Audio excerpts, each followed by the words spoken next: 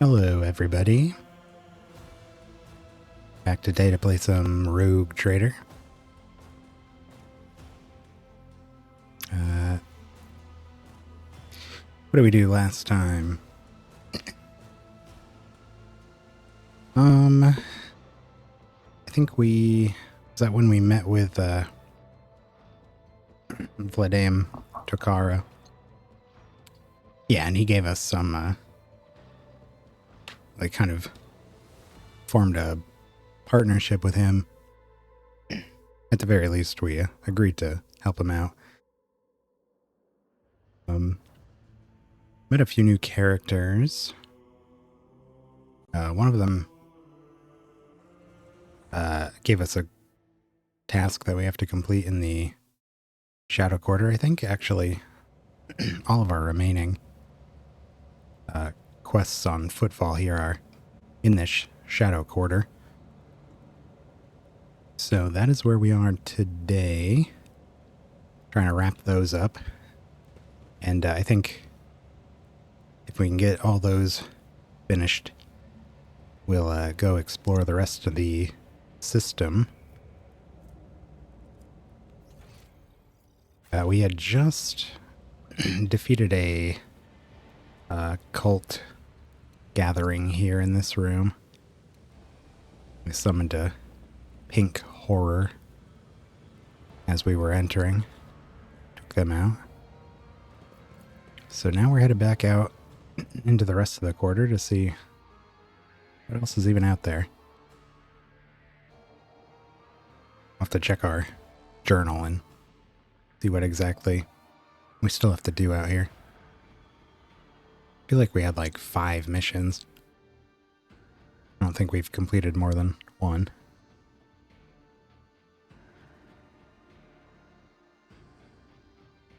Party is feeling very strong. I really have not been struggling with combat for a while now. I feel like they're just getting stronger and stronger. May even consider turning up the difficulty.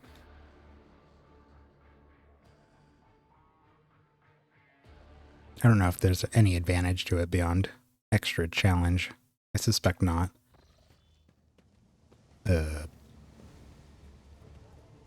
These guys are still doing their thing, huh?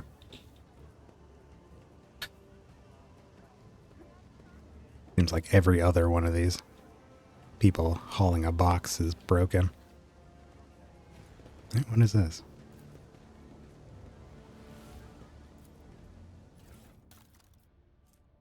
Note from the bridge cache. Oh, this is we were looking for this.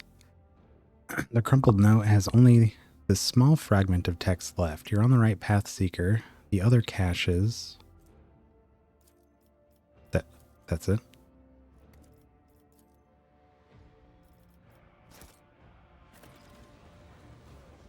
Well then. Well, I guess there's a good excuse to check our journal. Let's start with the rumors. So we have the cache in the old bridge. That's what we just found. We already went to the lantern.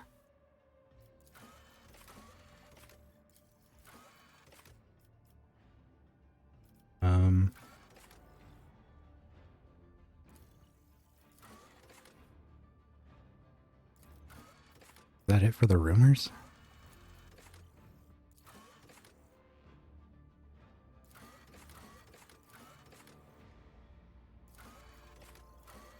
Seems like it is. I have to consult our notes.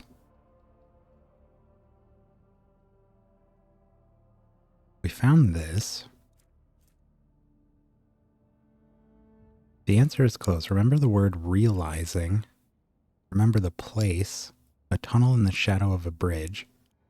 Bridge in the shadow of the great statue.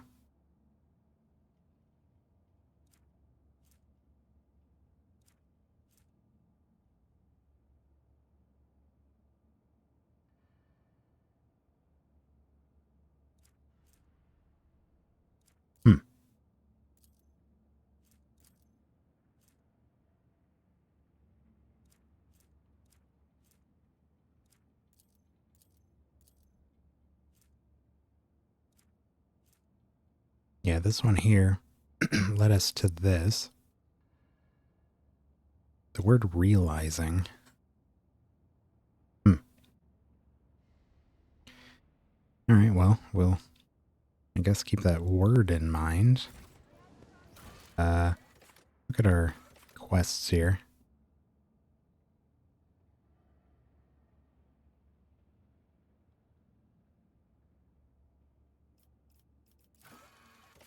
On the hunt for knowledge. We have to explore 10 planets. Rot. Is there a way to just see what is here? No.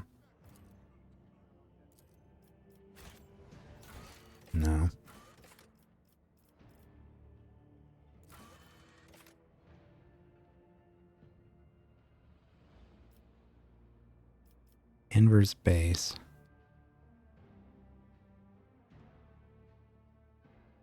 Okay. Oh, this is for, wait. Location of the base has been found. Its entrance is somewhere in Sector 2 of the Shadow Quarter. The turnoff to the entrance can be seen from the Adeptus Amesicus. Should be enough to find the place. Is that different than what we just did?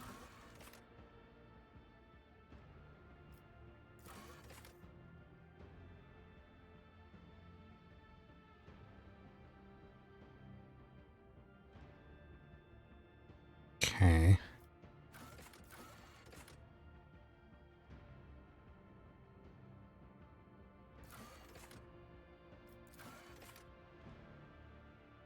Oh, here's the hint.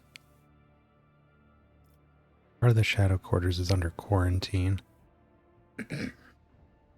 Okay, so we need to get into the quarantine zone. Where are we? Whoa. So we just came down from here, I think. Or no, we started here, and I think we ended up following a trail of clues out this way. This is the area we need to get into down here. Warehouse. None shall stand in my way. What is the warehouse?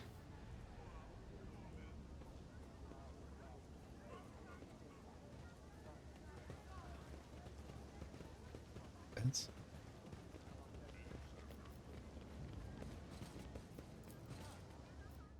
Check this place out. Yeah, I haven't been here yet. Maybe this is where we're supposed to meet up with...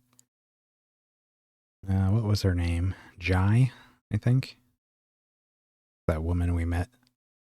Well, I guess we encountered her in the Liege's manor briefly, and then we talk to her at the bar about getting some of her stolen goods back. Oh yeah, there she is. Where are you guys going? Clicked over here.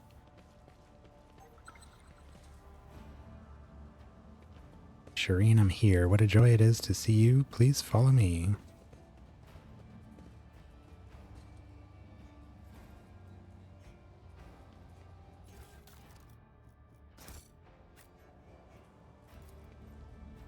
The container is sealed shut on all sides, but you notice remnants of metallic tags that have been cut.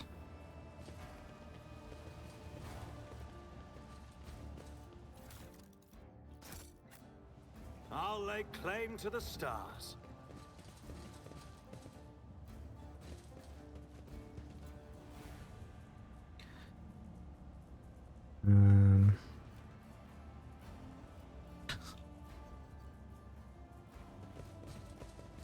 What are these two talking about here? Argenta said, is aiding a smuggler an endeavor worthy of a rogue trader? Idara said, you're just jealous. She swings Amasek and wears revealing clothes while your only outlet is praying. Okay. The container is filled with something heavy. It's so difficult to discern what it is exactly. The container is airtight. You get the feeling that it was originally a standard box for transporting non-fragile cargo that was then sealed manually.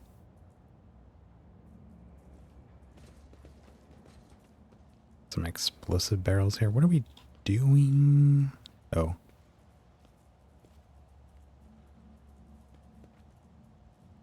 Yeah, Jai doesn't really want to speak.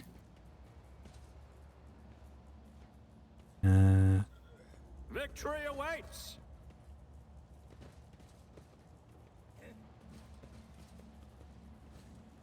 Submit and you'll die quickly. You will fall. Okay. Combat servitors. Is that a... You got there? Multi-melta? Seems like they usually do. Yeah.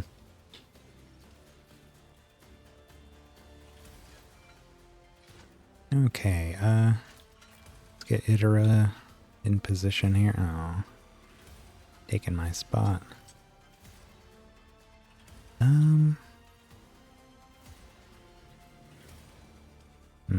Can't go there.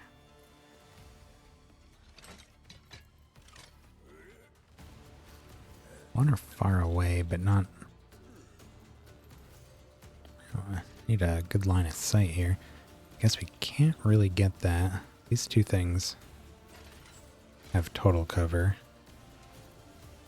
So our sight lines are mainly just going to be right down the middle. So I guess maybe we should just put her here and we should have a good view of this area.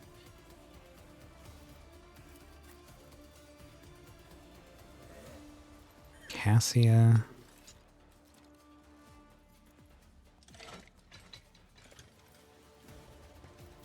Right there. Vaughn can hang out here.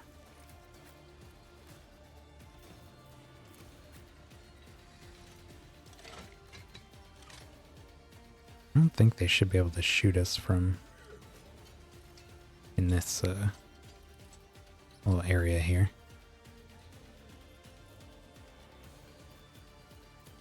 And then Argenta.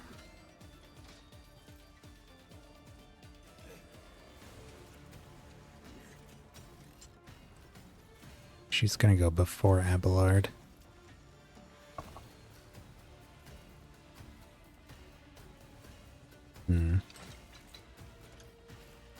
Well, let's just put her right in the middle.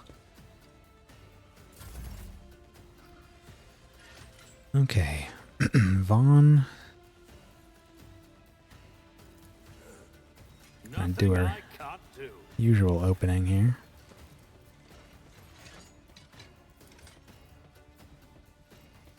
Look at all of those targets.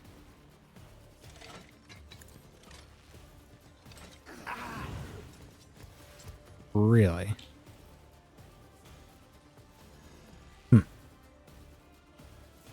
Almost seemed like it didn't affect most of those. Well, let's do a gaze, or a, what is it called? Lidless gaze? Stare. I am a navigator. Not help me, Lord Captain. Jesus. Oh, she blew up the barrel there. Curse of Rust. Minus 10% armor and minus 2 deflection. Oh, okay. Alright,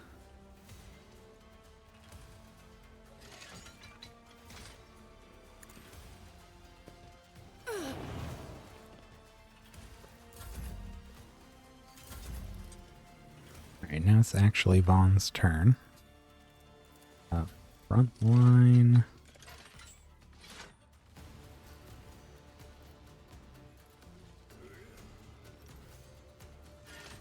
Maybe we'll start with our other two here.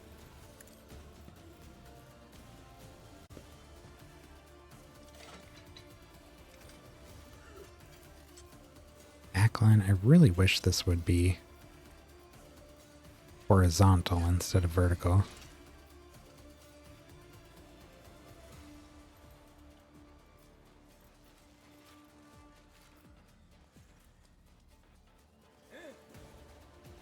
Suits my purposes.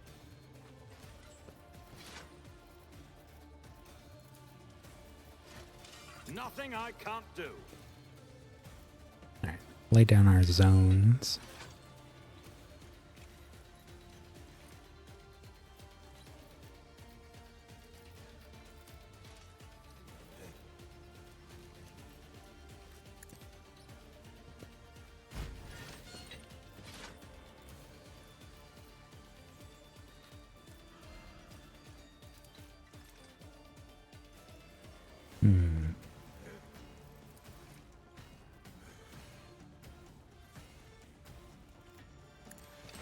Give Pascal a move.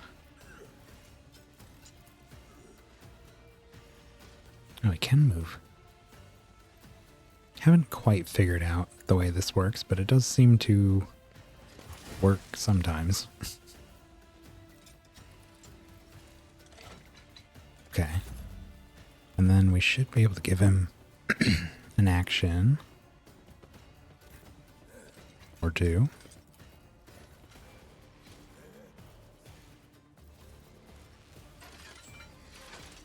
Thunder Slam. What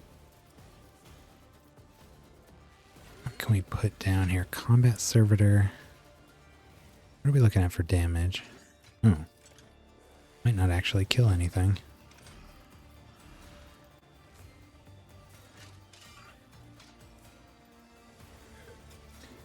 Well, let's do a analyze there to put exploits on him, do some more damage.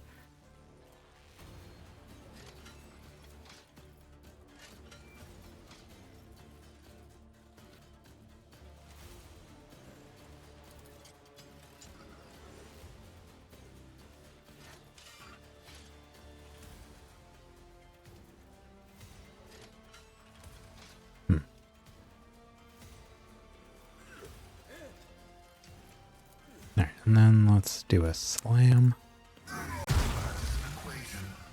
Your life is a negligible variable.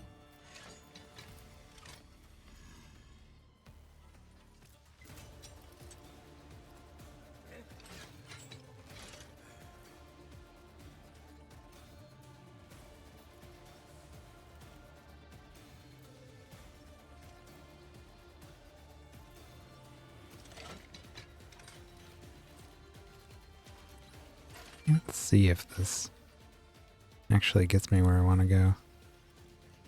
I don't think it does. No, it only goes there.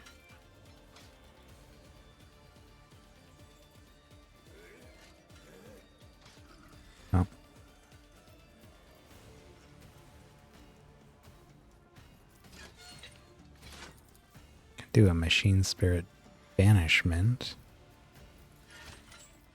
Maybe on... I can't get that one.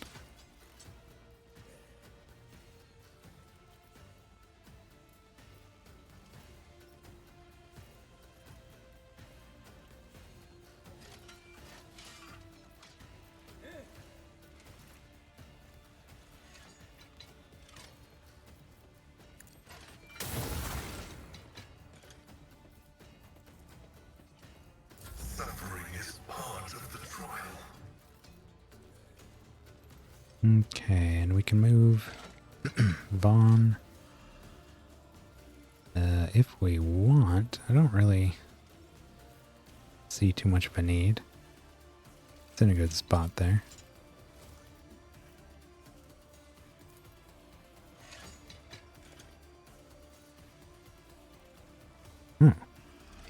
He could actually move into this. Yeah, I really have not worked out why some of these work and some don't.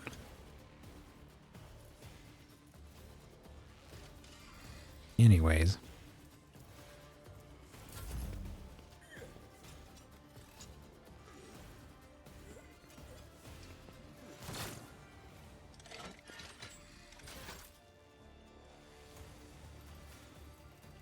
Magenta. Okay.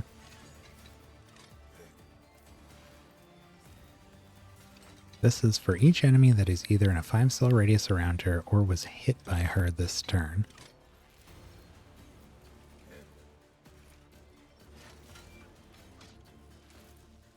Okay. So let's do a rapid fire. There's a good amount of enemies. All kind of switch her gun here. All in this central zone here.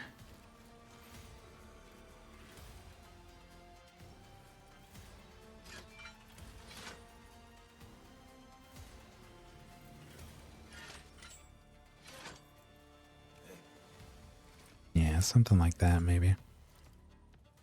Make sure we're not hitting anybody else. No. Okay.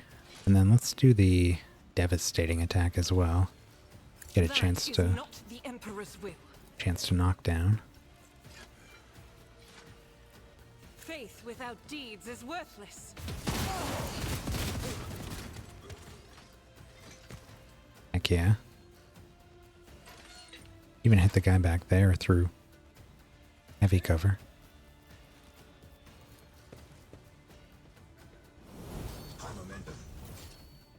Got our heroic act.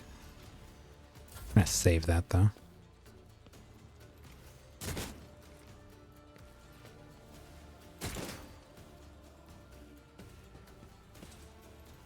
Time to redouble our effort. Are you kidding me? She just did way more damage to Pascal than anybody else. Lady. Take it easy. Poisoned him. Dude. Not cool. Move to any cell adjacent to him without revoking attack of opportunity.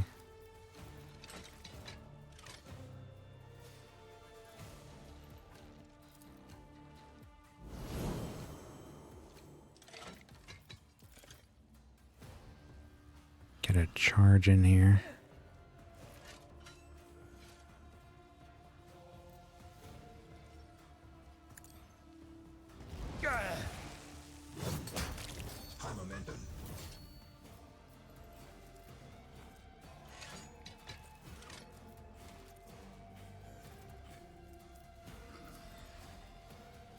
We can just free move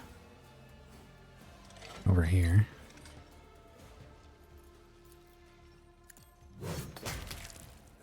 Dead.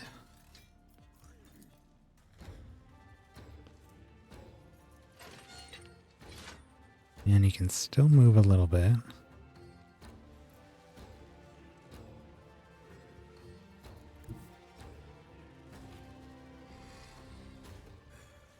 My place is at the fore.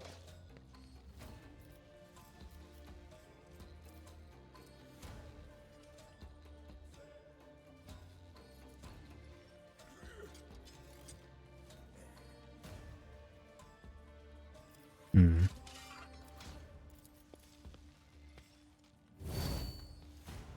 Give him some temporary HP.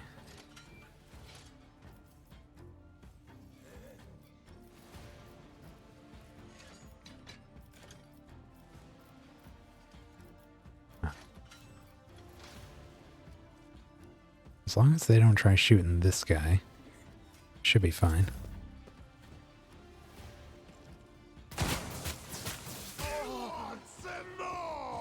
Good shot.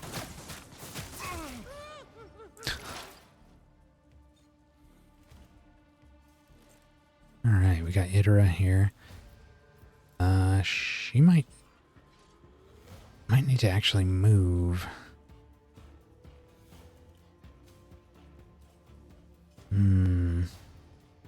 Not many good spots for her here. Can only see him from there.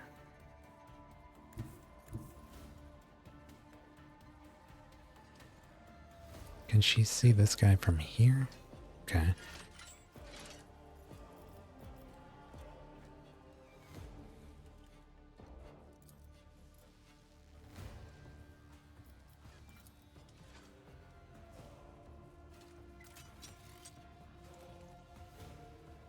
Yeah, she can't move into any of that.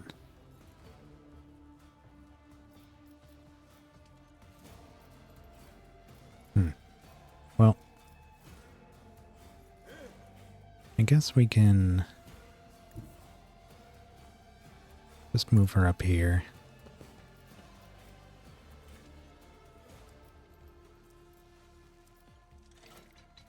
Ooh.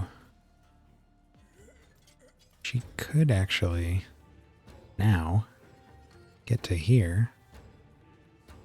It's really not where I want her. Prefer she be like right here or something. Anything else? Will do.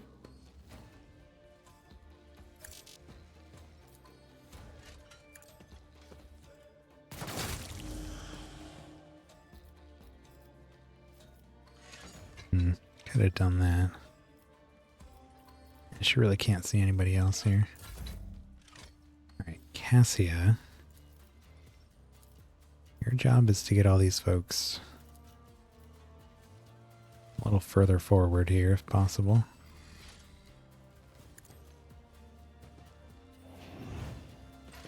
That did absolutely nothing.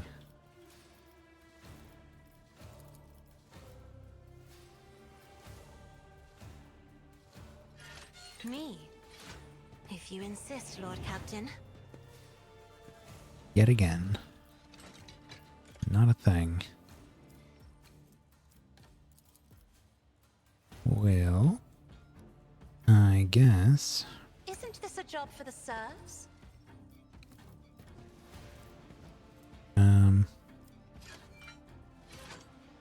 Target gains extra damage. Who's next? Pascal. Oh, you know what?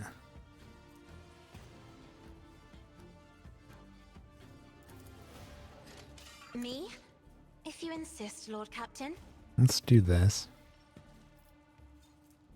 And, give Pascal a I'll free paint turn. your death in colors.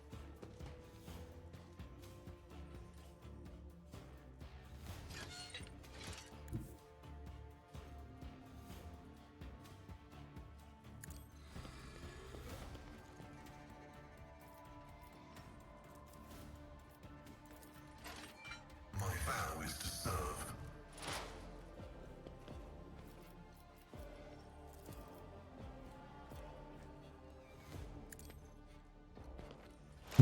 Not sure if this works, but we'll see.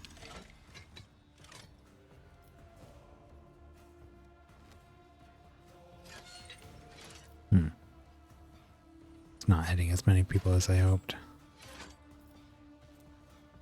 Well, As the tactical imperative dictates. go here instead.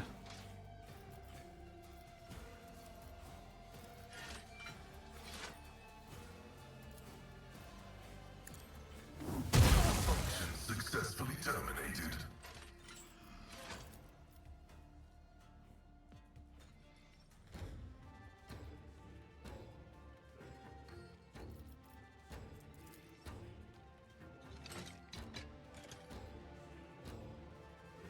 The Omniscient knows all, comprehends all.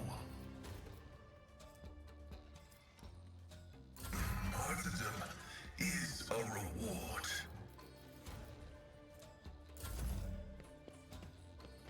Oh, I got more people coming in from over there. I don't know if those gas clouds are ever going to go away. Wow. Jesus. 2 stun grenades.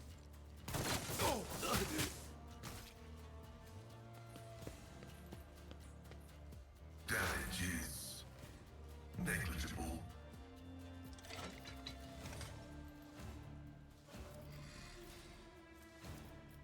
Hmm.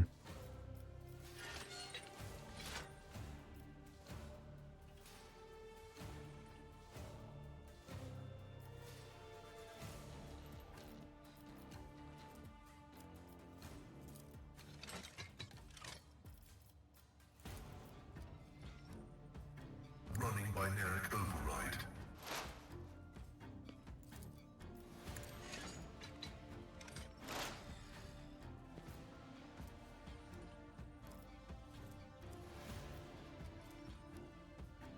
Wonder if this will do anything if we're knocking him into other stuff. Well, he died.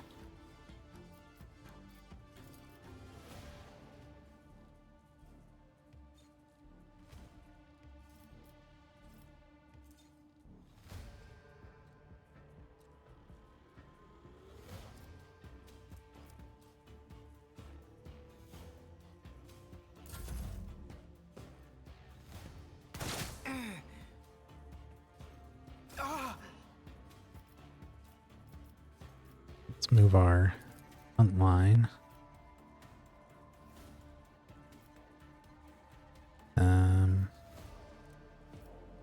If we can.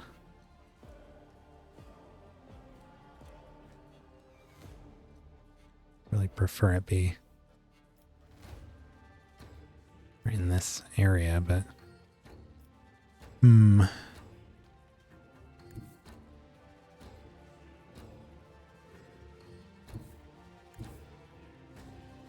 these aren't cover, huh?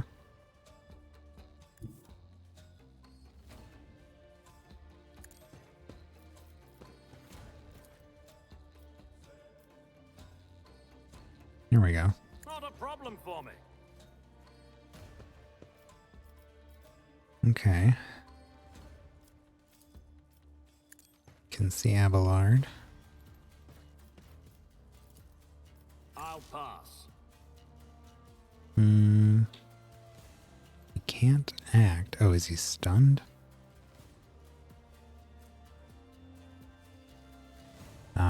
And perplexed. What does that do? Ooh, okay. Well, in that case, Let's see how they respond to this. actually go here.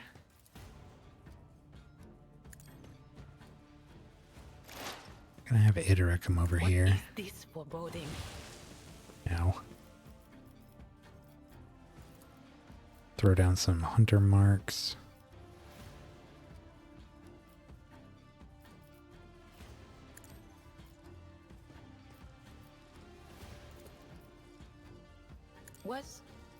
Was that you?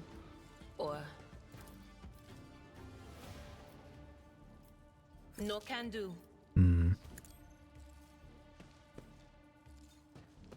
Okay. Wow. That's... Yet iron knows no pain.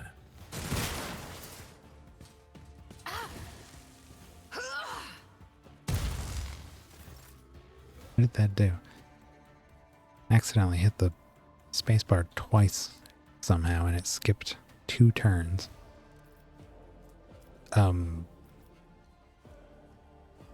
Did they freaking just kill Argenta?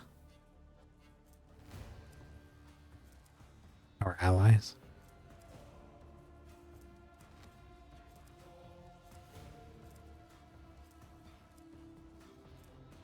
What happened to her?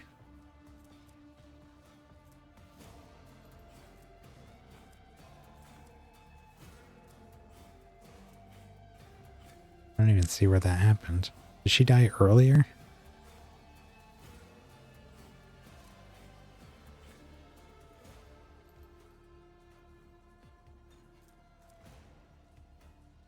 Don't even see her here.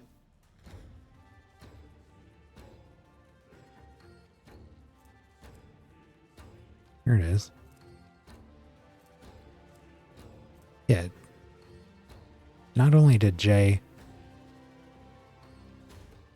severely wound Pascal, she just straight up took out Argenta. First turn. Well, that's very kind of her.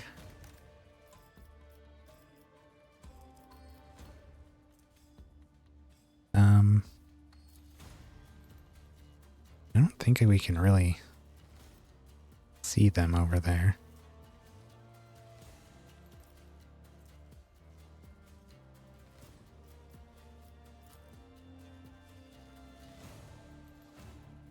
Can we not see anything? What is going on here?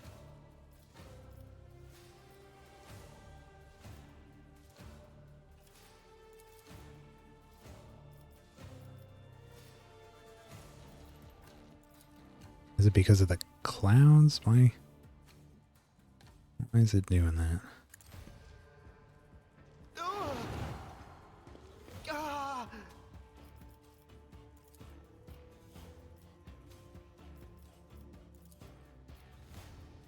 I'm not accustomed to being ordered around.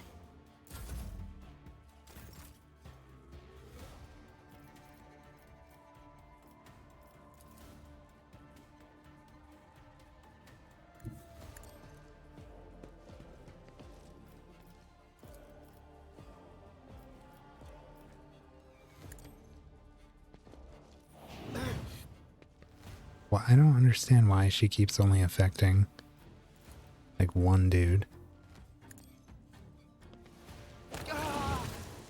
That's better.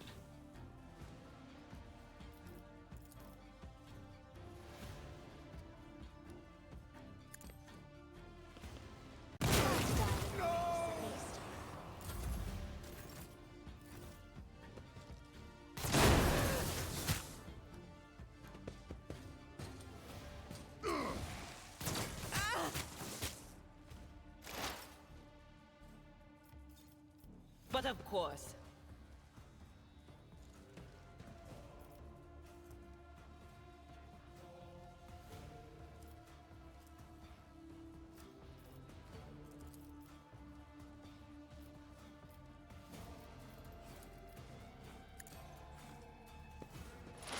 Not this scryer's job.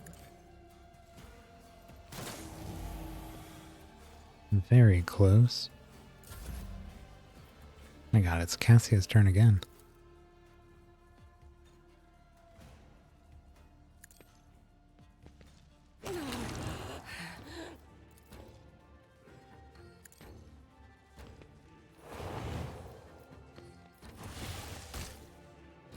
There it is.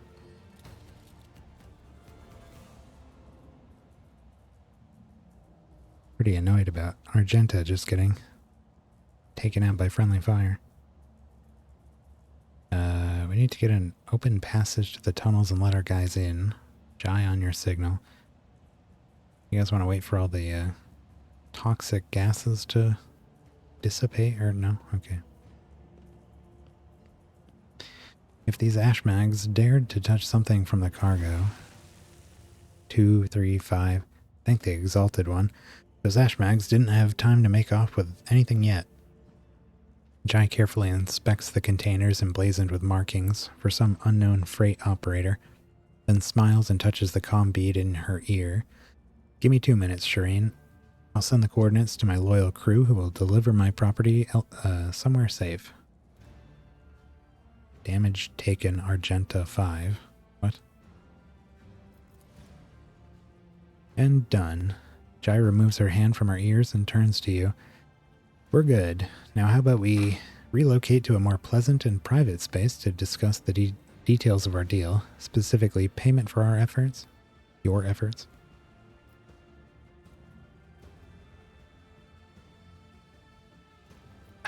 Your vaunted wisdom is worth all this trouble. Jai opens her mouth to reply when you hear the sound of many footsteps behind you. Oh god. Yes, come join us in the gas. Stop right there in the name of the liege. The gaunt, pale-skinned man in a grimy, clerical... in grimy... Oh my god. The gaunt, pale-skinned man in grimy, clerical robes glances at you and immediately falls to his knees obsequiously. Your Excellency, please forgive my vehemence. Most noble Von Valencius, I never expected to encounter such eminent persons in this corner of Footfall. I am Vladimir Tokar's personal agent. The man hesitates, choosing his words carefully. I came here to remove from criminal circulation a shipment, the distribution of which is banned in the lands of Footfall, horrendous xeno-heresy that has been fraudulently delivered to a bastion of the Holy Imperium. He looks at Jai. I have no doubt for a moment, most noble Von Valencius, that your presence here is merely a misunderstanding brought about by another's manipulations. It is too great a coincidence that the Liege's representatives should arrive in the Shadow Quarter just after Jai has recovered her rightful spoils. It seems that the guards reported the problem with the shipment over the Vox and did not to just anyone, but to the Liege's personal agent. Vladimir Tokar knew about the shipment from the start and planned to take it for himself and get rid of Jai if he could. Behold the grubby, underhanded struggle between cold traders. And had not been for your impromptu deal struck in the bar, Vladimir might have succeeded. You're absolutely right. I have nothing to do with the shipment or the woman standing next to it. Jai Hadari, the owner of this cargo, is presently under my protection, under a rogue trader's protection. Tell your master that he should think twice before crossing her from now on. This cargo belongs to the Von Valencius dynasty. Is Lord Takara trying to encroach upon the property of a rogue trader? Let's say that one. No, your lordship. I beg you to forgive this wretched serf. A terrible misunderstanding. 1,000 apologies. I won't disturb you further. And never mind all the dead people and toxic gases about. Jai watches him hurry away, then looks at you. I wish I could see Vladimir's face when he finds out he almost stepped on the toes of one of the most powerful people in the Expanse. Listen, Von Valencius, I'm genuinely sorry about this confusion. Vladimir and I have had our difficulties, but I never thought he'd want to clean me out and do away with me in some dark corner. At least not so soon. If you hadn't agreed to our deal, Shireen, my gang and I would already be floating in orbit around one of Footfall's asteroids. Tell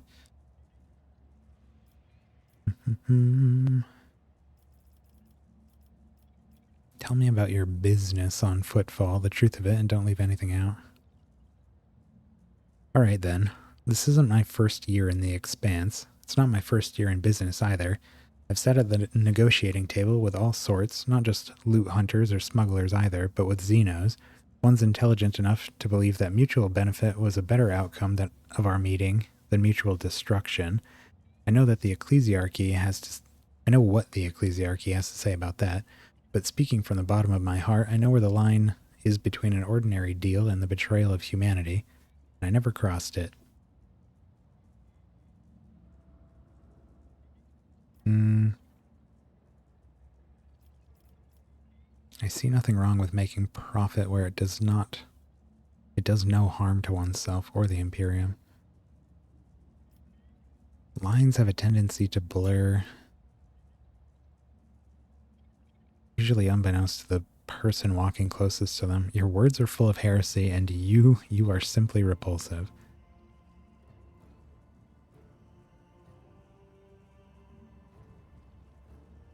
I don't know that Vaughn knew that Jai was directly sort of working with Xenos face to face. I don't think it was clear from anything she mentioned before.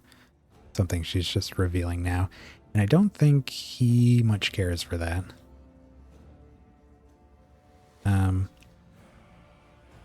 I have thought a bit about Vaughn's alignment. Usually after stream, I'll think about some of the choices I made. And I feel like I talked before about potentially making him like mostly iconoclastic, but also clinging to dogma. But I think I should reverse that and do mostly dogmatic, but he kind of dabbles in iconoclasm. I think that just makes more sense for a former commissar. If we'd done something like a crime lord or even a Navy officer, I could buy him being more forgiving when it came to things like Xenos. But I think if we had to pick one of the big three so-called threats to the Imperium, the Xenos, heretics, or mutants, I think Vaughn is probably most sympathetic to mutants. But not Xenos or heretics. I think I'd said before, he's not like completely opposed to using Xenos weapons against their enemies. But not by striking trade deals with them. Mostly just by taking their stuff after they're destroyed. So all that is to say, I don't think he much cares for this. I don't know why they had to add this part of it, because I would say this. Don't need to insult her. He probably means mind, body, and soul here. I don't like this. This is not hard enough.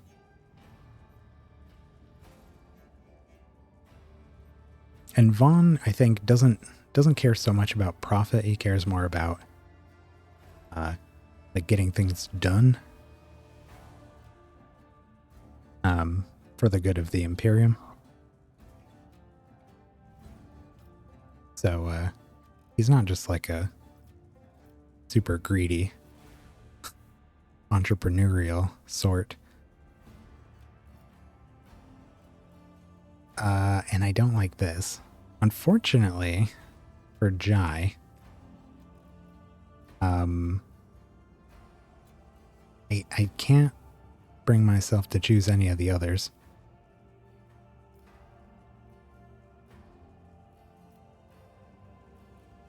I know it's going to be a bit of a flip for Vaughn here. Jai is probably going to be surprised. But like I said, he kind of draws the line at actually dealing with Xenos. Like if she was just pillaging ships or you know, conducting raids on other Xenos and stealing their tech or something, or even just stealing it from other gold traders or salvagers. That would be one thing. You could tolerate that. But not befriending the enemies of humanity. Well, what can I say, Shireen? This isn't the first time someone said that about me. Don't think it'll be the last time either. But it doesn't matter what we think of each other. What matters is, can we come to an agreement? Jai? It may well be the last time someone says that to you. Rogue Trader could use it. No. I'll be merciful and give you a choice, heretic. You can atone for your deplorable crimes against the Imperium through your service to House von Valencius, or you can die where you stand. I'll take what we agreed to, but I never want to see you again.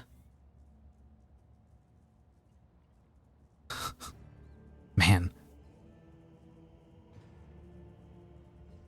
Role-playing characters like this can be difficult. Morally. I normally would not ever do stuff like this. Usually I'll look past companion characters' sort of darker sides and recruit them almost every time, even if they're not as compatible with the rest of the group. I just like having companions around. So in a typical game, I wouldn't care at all. I would say, yeah, join right up. But this is 40k.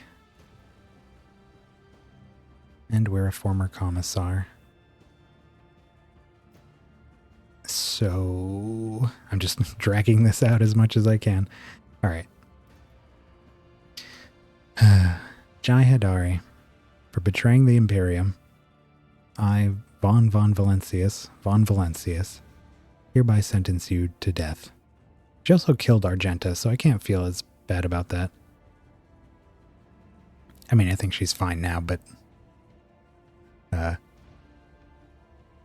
still a little miffed about that. Just a minor setback. Okay. I guess they didn't want us to see that happen. I'm not going to complain. 2 ranged weaponry.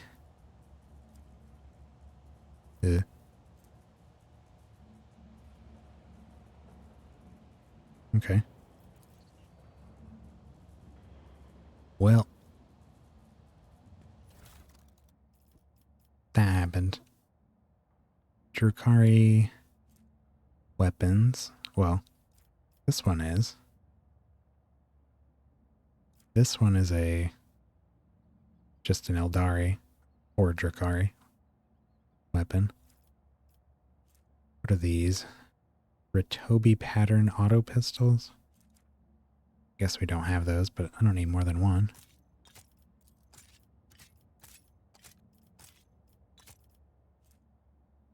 Radical mesh vests. I feel like we find these everywhere.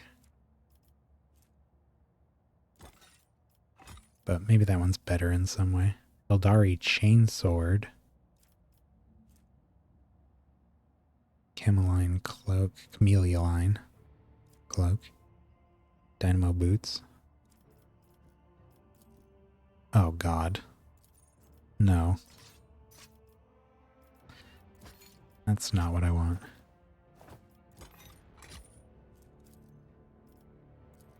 Why does it do this sometimes?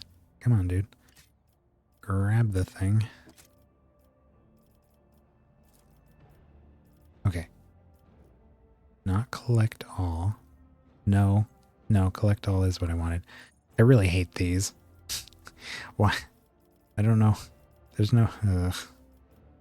One more time. Nope, not that one. Wait, just put it straight into my inventory. I don't know why we have to separate it like that at all.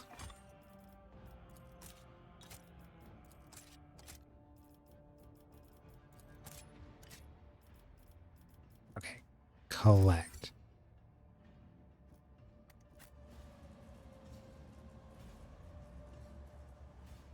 I won't tolerate weakness.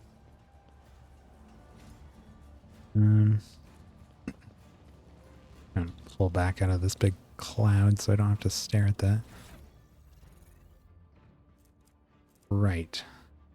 So these are new. We're not going to have anybody that can equip these yet.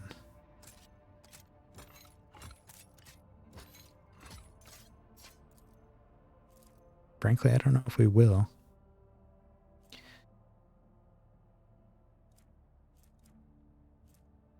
Vaughn does not have boots.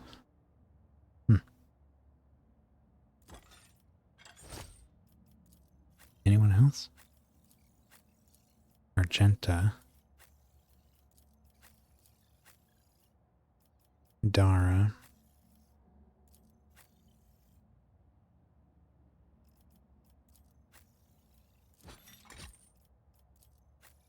I'll give those to Argenta.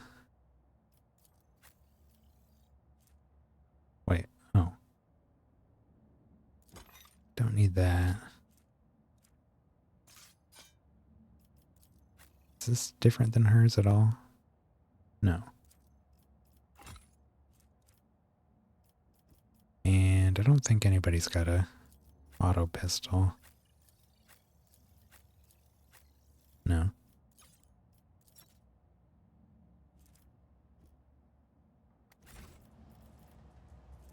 Genta's got broken ribs, crippled arm, and a crippled leg. Delightful.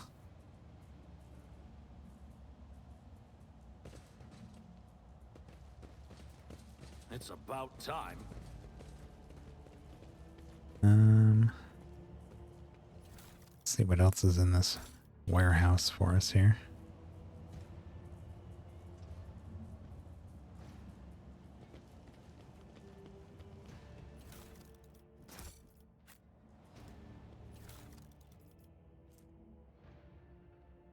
Hair holster. Once per turn, when the wearer scores a critical hit with a pistol, the next attack with a pistol costs 0 AP.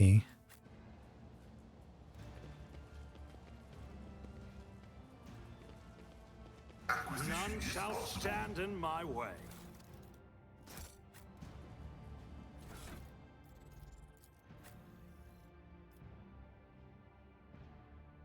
Where'd that go? Here. Critical hit with a pistol.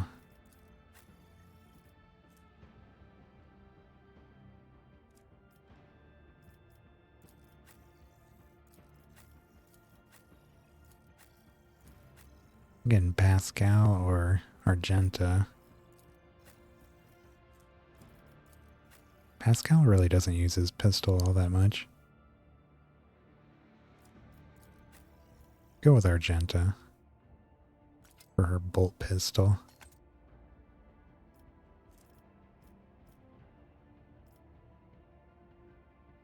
Camellia line cloak. It's a 10% to dodge.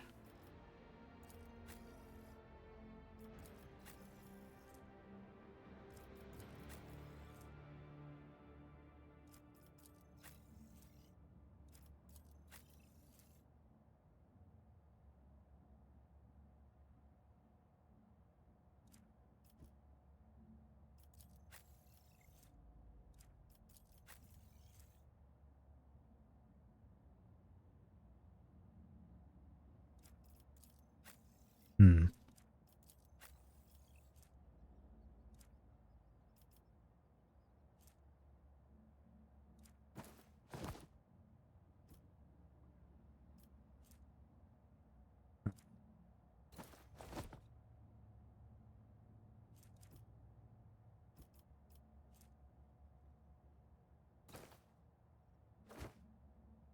Eight. 56. Actually, only went up 8%, it looks like. Still, I'll take that.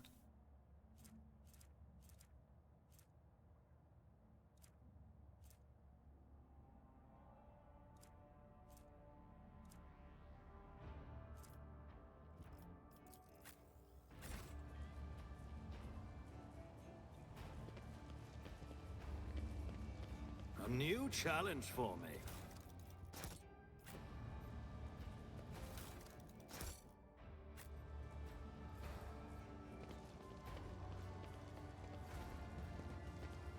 Alright, looks like that was Follow my all. lead.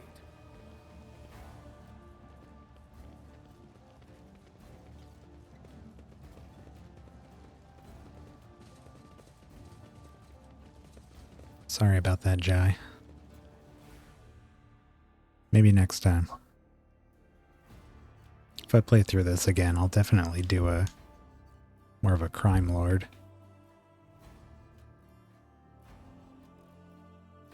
Do the maybe a mix of heretical and iconoclast.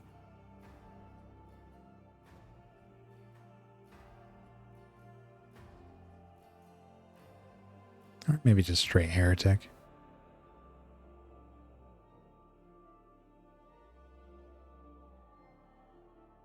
Trying to see all the stuff we missed with this more straight-laced playthrough.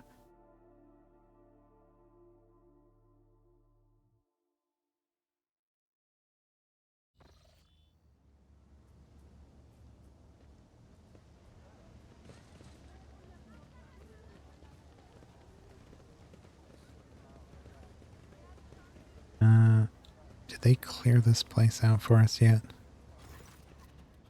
Oh, your lordship, please don't be angry, but we haven't cleared the passage for you yet. Soon, though. Not that many mines left.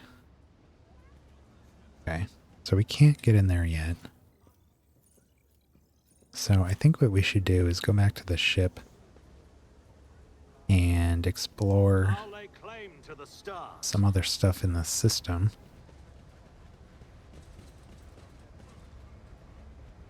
And then maybe when we come back, they'll have that finished for us.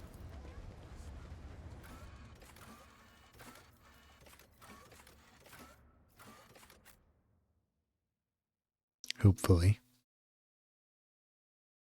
I'd like to take care of that before we depart for another system. We have to go to our protectorate worlds and solve the various problems plaguing them at the moment. Get them all back, connected back up after the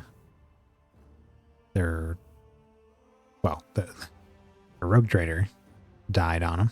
They don't even know about us.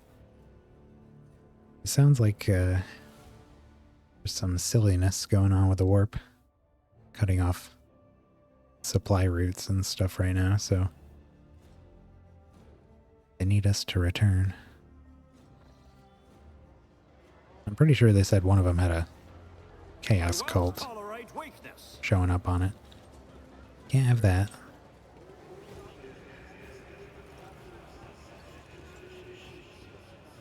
Kiava Gamma refugees. Oh, these were those guys I was talking about wanting to find here. The refugees from Kiava Gamma are looking at you, some with apprehensive frowns, some with unconcealed gratitude. Your lordship, comes a discordant chorus of voices.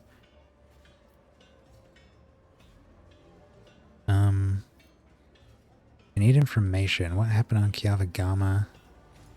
And what, how did you end up here? We told you everything back in the square. Things are rough on Kiava Gamma. Maybe there isn't even a Kiava Gamma anymore.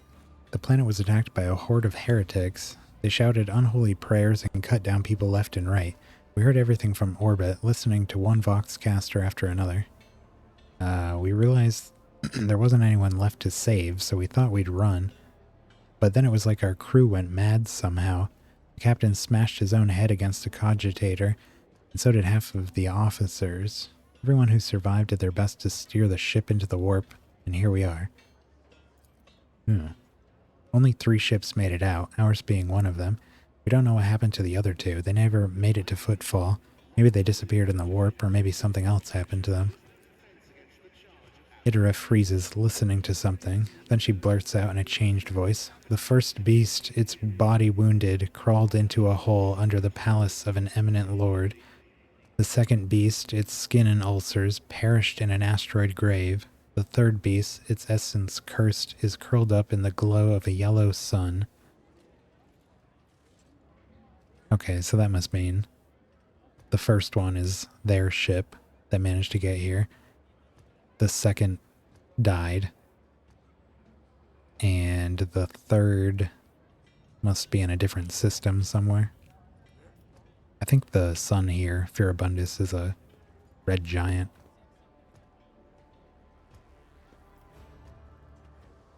What became of the ship that you used to get here? It's property of the Von Valancius dynasty. Apologies, we couldn't save it. The ship was damaged during the escape. We're lucky it got us all the way to Footfall. It's at the far docks, but there isn't much use for it anymore. It doesn't look like it's going to fly anywhere. And the local recollegers have already removed some of the valuable parts. You can send your people to take away whatever's left, scavenge some components. The map of the Expanse is was revealed to me before the Sea of Souls roiled and tangled with... Oh my god, what is going on? The map of the Expanse was revealed to me before the Sea of Souls roiled and tangled the paths. How did you, desperate ones, reach Footfall all the way from the Krenak system without a navigator? Frightened by Cassia's appearance, the refugee covers his face with his hands, trembling violently. Please forgive my worthless words. We were feeling our way in the dark, you could say. All we had is some old maps. We prayed to the God Emperor day and night while our helmsman plotted the course. A miracle. It must have been, your lordship. You are hurling accusations at your masters. That's a sign of treason and must be punished accordingly. For insulting the rulers whose reign has been blessed by the Holy Throne, I sentence you to death. No, we don't need to do any of that. I would like those maps.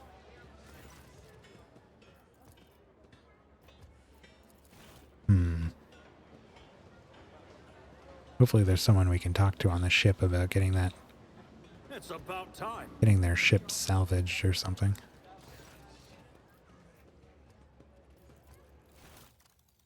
Making sure there's nothing else we can buy here.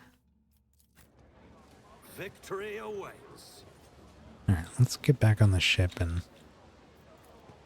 get some medical attention to Argenta. Thankfully that was our last battle here. Before heading back to the ship.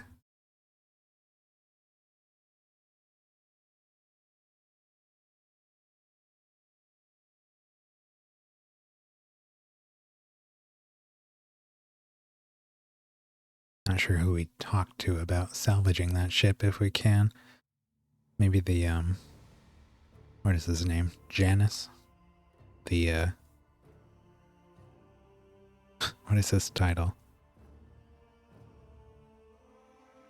I wanna say he's like our seneschal.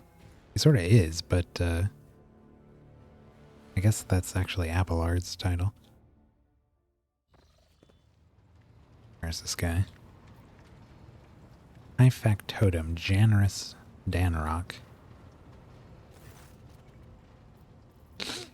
No.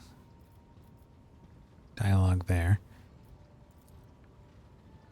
Let's just take one quick run around and see if we have any new dialogue with anyone. I don't think we should, but find out. Stop.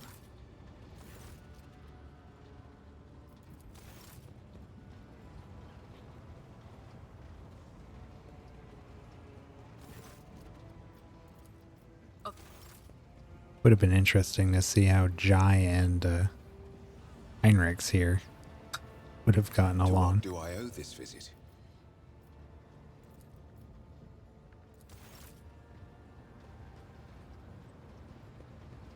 The most heretical Vaughn is going to get is to permit Itera to remain, well, alive and on the ship, part of the crew. And that's only because she was handpicked and favorite of the former rogue traders crew.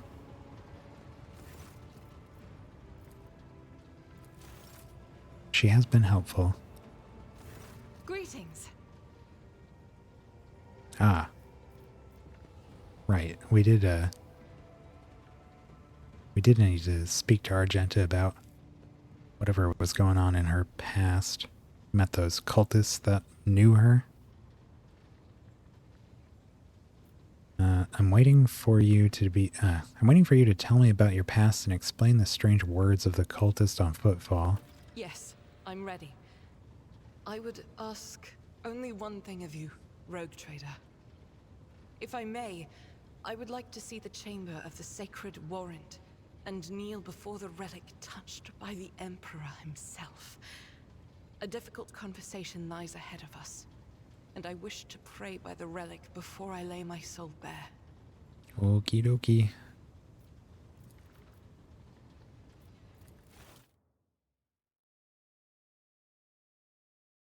Go kneel before my great scroll. Takes up a whole wall.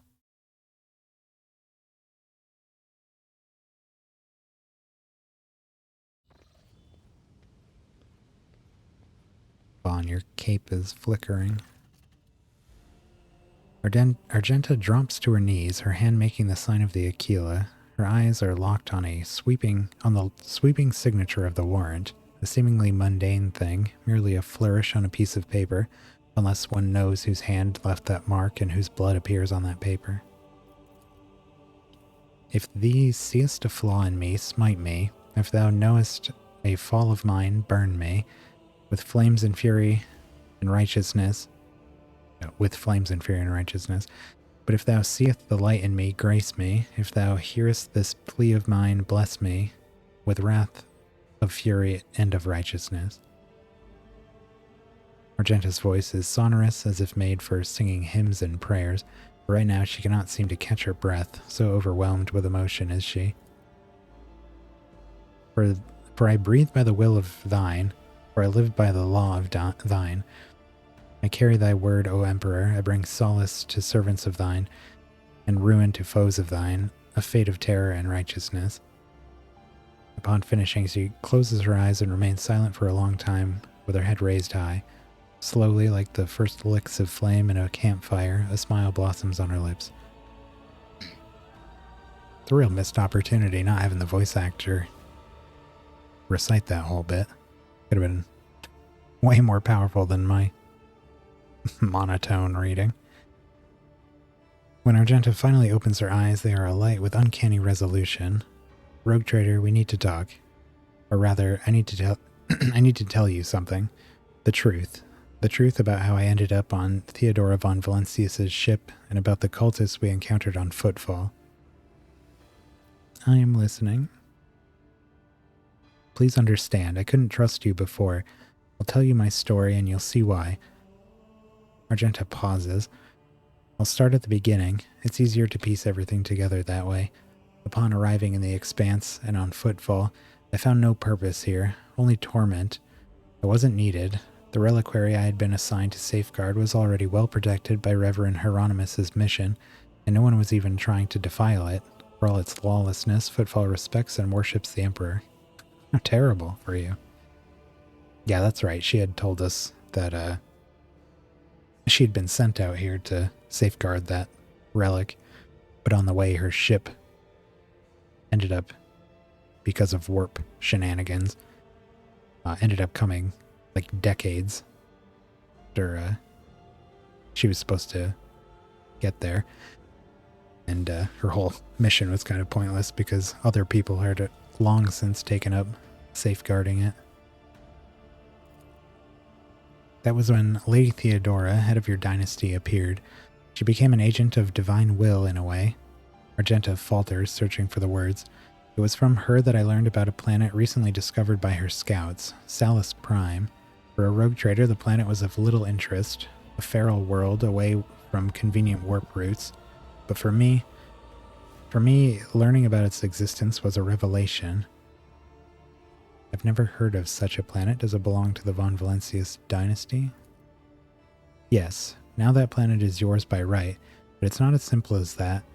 The warp route leading to it was lost. I will explain in due time. May I continue? Please.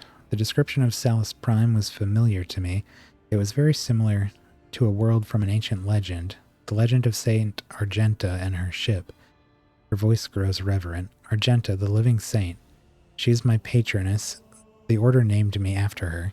She died millennia ago when heretics caused her ship to fall from the skies. But even those blasphemers could not touch Argenta's ashes or her holy relic, the one star. The fallen ship, which now served as the resting place for the saint's remains, would only allow the truly righteous to enter. All others would meet their death. Imagine what I felt when this flash of insight came to me. The world where Saint Argenta's ship fell was merely a vague legend. No one knew its actual whereabouts. Then suddenly, I, myself named after the saint, come across this information. I realized at that moment that it was a portent, that I must journey to the planet and find the ship. And so I asked Reverend Hieronymus to let me go for a time on a personal pilgrimage. I boarded Theodora's ship and demanded passage to the newly discovered Salus Prime. Yeah, I mean, I don't blame her. She probably thought that her whole, the whole reason she showed up so late was because her true mission wasn't to safeguard the relic, but to find this, the resting place of this saint that she was named after. Why did you keep your supposition from Reverend Hieronymus? Surely he would have helped you with your search for the ship and the saint's remains. I imagine Theodora was thrilled with the prospect. Well, let's ask about this. I couldn't just come out and tell him. It was important, revealed to me personally, can't you see? I told Reverend Hieronymus the honest truth, that I was going on a personal pilgrimage to embolden my spirit. It really was a pilgrimage. It was as if Saint Argenta herself had shown me the way, commanding me to undertake this trial. If I had found the ship and set foot on its decks, if I had laid my hands on her remains and the relic, it would have been a sign that I had been truly blessed with the saint's favor. Your actions were driven by hubris, Argenta. It's as if you wanted to keep your discovery all to yourself. That's understandable. Searching for your destiny, for your place in the world. It's a special matter, a personal one. You either succeed at it or you don't. It was irresponsible of you. If you'd gotten yourself killed on the planet, no one would have learned about its existence and the holy relic would have been lost. If you were the only one who realized what you were dealing with once the planet had been described to you, then this secret was yours and no one else's. As if the decision of what to do about it. As is the decision of what to do about it.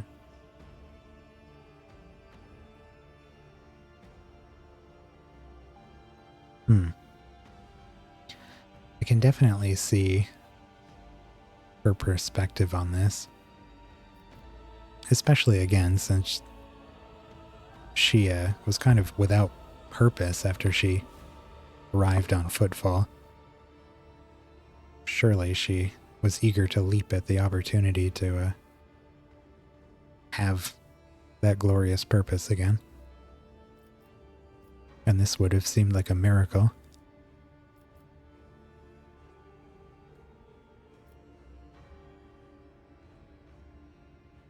However, I do agree with this idea of, like, if she failed, or just if something went wrong, and she wasn't able to communicate with anyone else,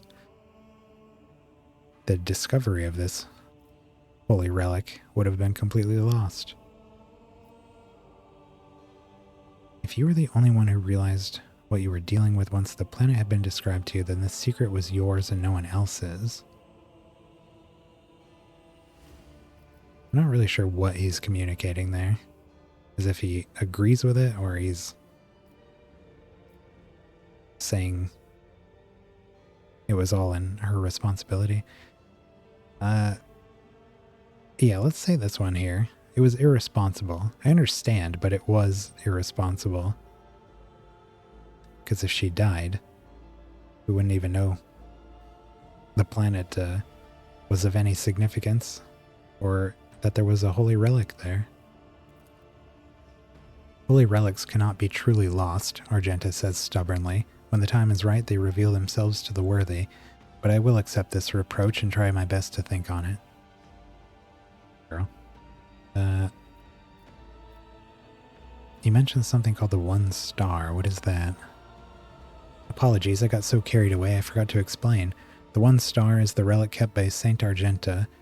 It belonged to the Order Pronitus, and we attach particular significance to holy relics. The One Star the One Star is one of the lost relics of the past, so mysterious that no one even knows what exactly it is.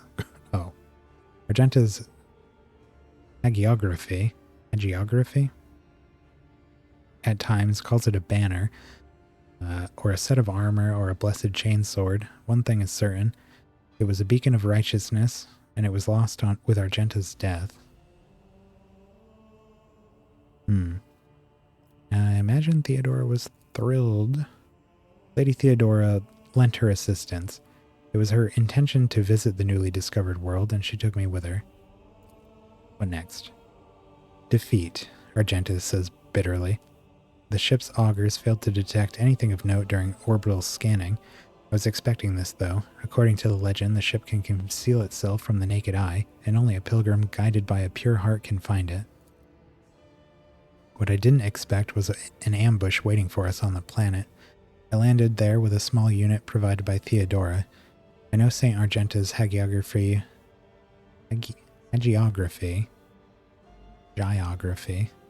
Never seen this word before.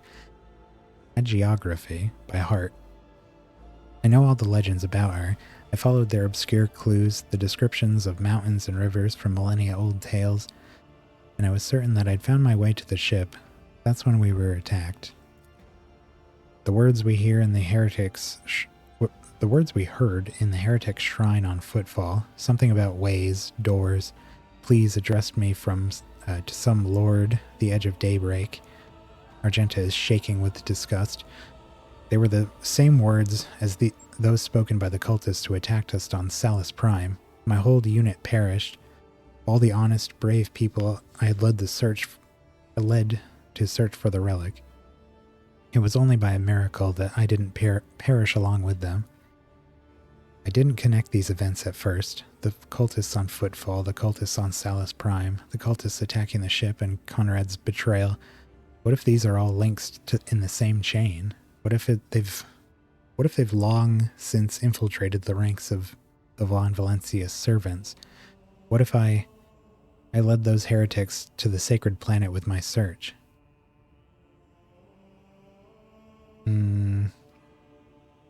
Sadly, the one who might have all the answers, Conrad, escaped. No need to blame yourself, as if heretics really wormed their way into the Von Valencia's ranks by then, they would have found the planet even without you going there. So how did you manage to escape? That's why you didn't trust me.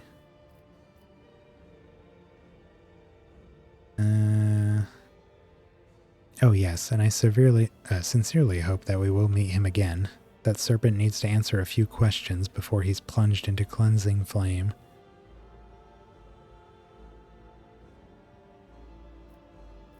How did you manage to escape?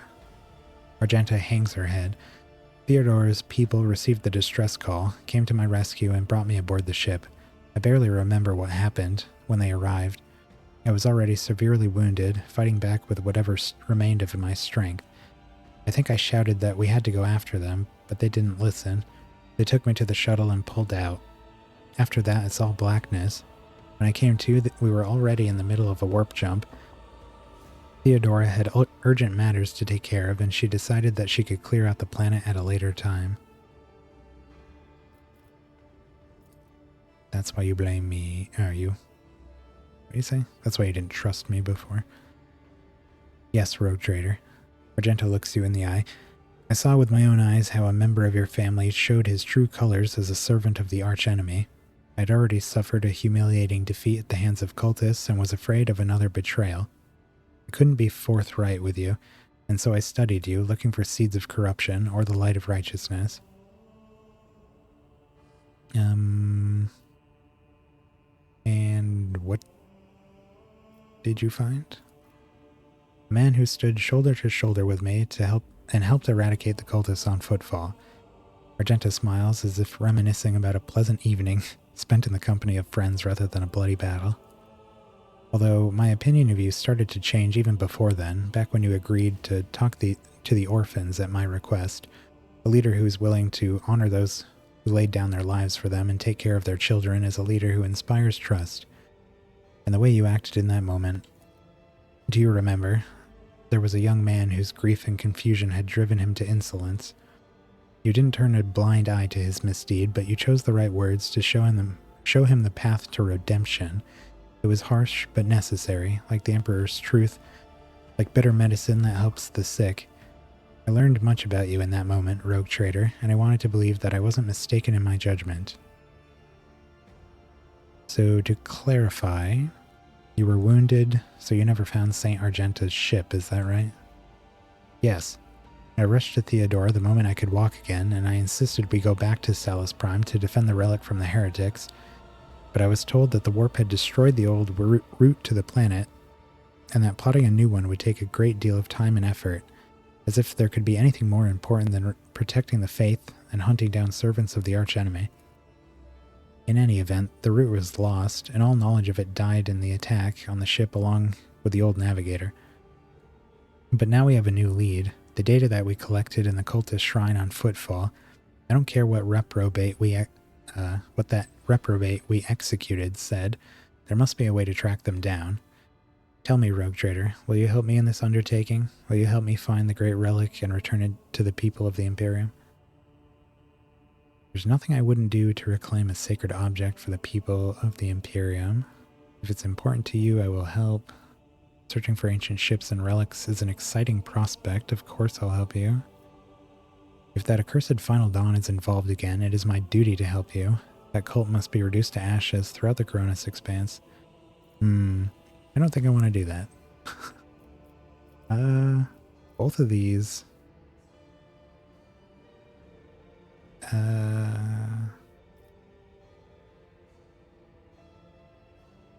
I think this is more Vaughn's style. This cult has been a real issue for us through the entirety of our new career. So Vaughn is pretty insistent that we take them out. Argento walks up and places her hand on your shoulder. So be it, Rogue Trader. As I stand here before the warrant, the embodiment of the Emperor's will marked by his own hand, I vow that I will not relent until the holy relic has been returned and the heretics punished. May the light be with both of us on this path. She's got long arms to put her hands on my shoulders from up there.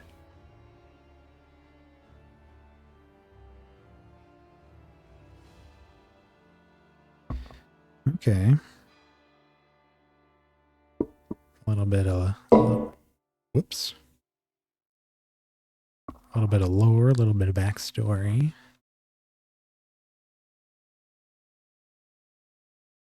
Probably a new mission. Now, I don't know if... Did we get the location of the planet? Is that what she said? I don't remember receiving data from those cultists.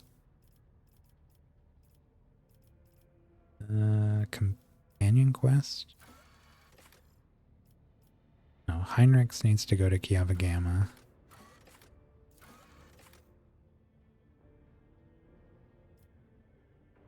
What is this?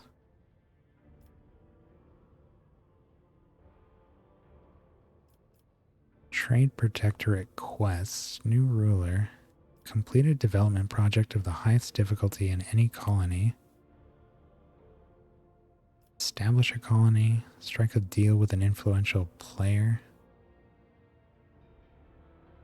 I guess we do those in reverse order.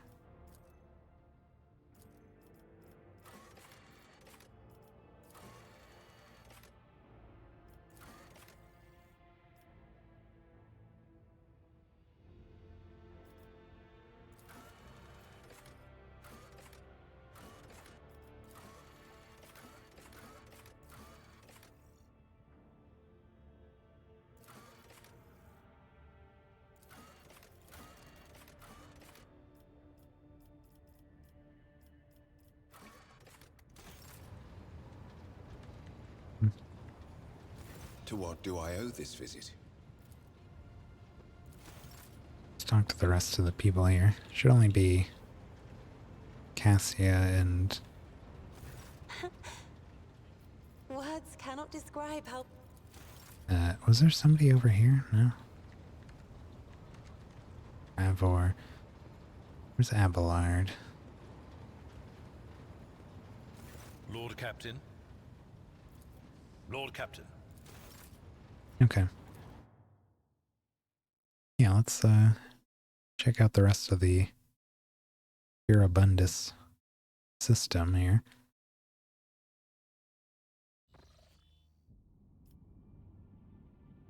Drusus's Blessing. Must be a pilgrim ship here. Dead World. Oh. Lord Captain, we have a flagship. We have the flagship Drusus's Blessing with a small escort dead ahead. They're requesting a direct Vox channel, patching you through. Chartist Captain Austerius Thorfast. The Vox channel clicks, and after a brief pause, a dry, low voice hails you. Greetings, Lord Captain. I'm honored to speak with the rogue trader of House von Valencius. May your name be known through the ages.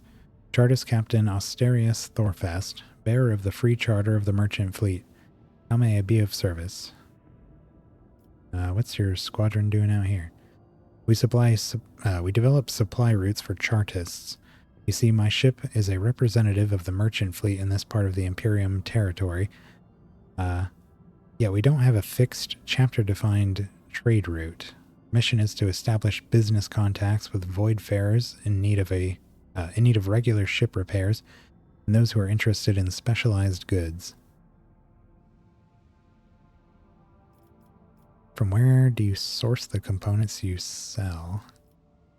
Are you asking me to disclose our suppliers to you? Thorfast laughs airily. Well, frankly, they come from both everywhere and nowhere. We get our wares either from lucky voidmen who stumble upon an abandoned or dilapidated ship somewhere in a neighboring system, or from unlucky ones whose sorry tub arrives on footfall in such a state that it's easier to take her apart than restore her. Tell me about the fleet's operations in the Expanse. For the most part, all the Expanse has is fleets of different organizations and small flotillas of merchant ships. Uninterrupted communication between worlds is a matter of life and death for many outposts of humanity, so even in this dark corner of the Imperium there are Chartists and ships assigned to the various Adeptus. Alas, the Expanse has next to no stable trade routes, so the job can be precarious at times. Then again, no one is more intimately familiar with the hardships of local commerce than a rogue trader. Show me your goods.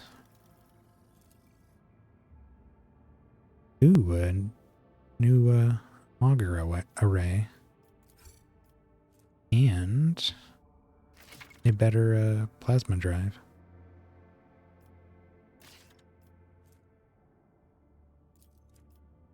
Don't mind if I do. For our first ship upgrades.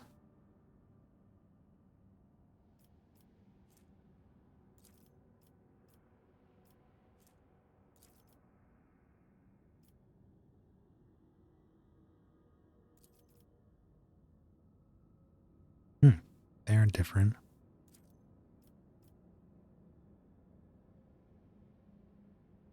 Unfortunately, the gold one is the old one. Auger array. I don't know if that has a... Doesn't seem to change appearance.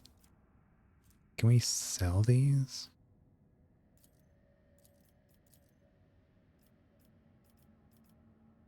Oh. Hmm.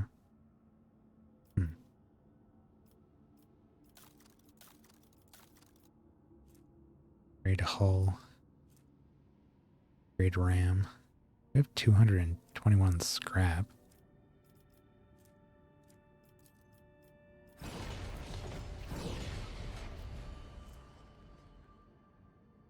$65 for another one.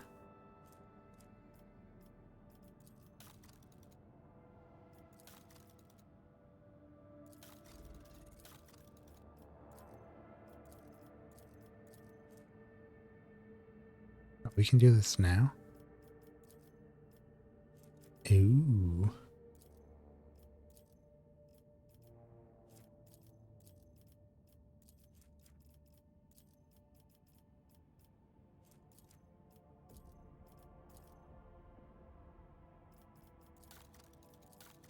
There we go.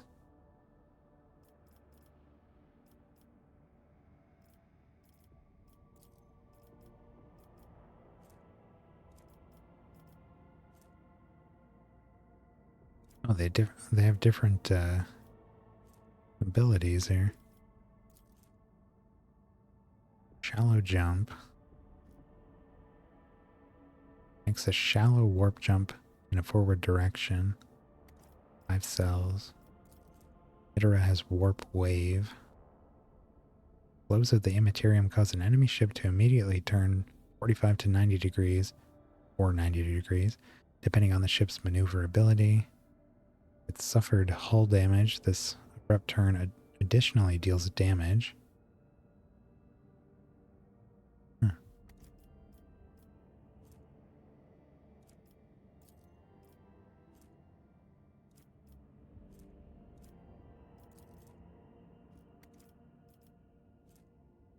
Spin around while moving the flag.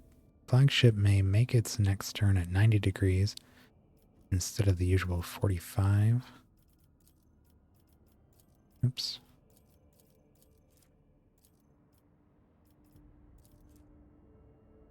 Shield pulse overloads the shields to disrupt the enemy's defenses.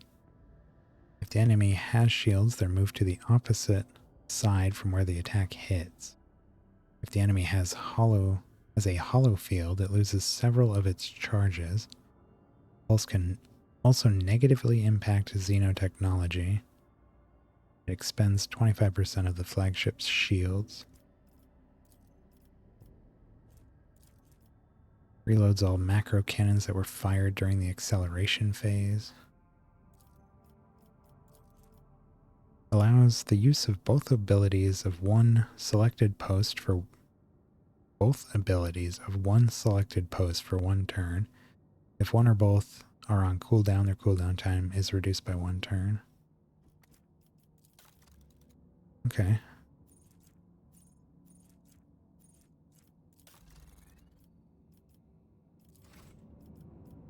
And that was it there, it looks like. Go scan the dead world, I guess.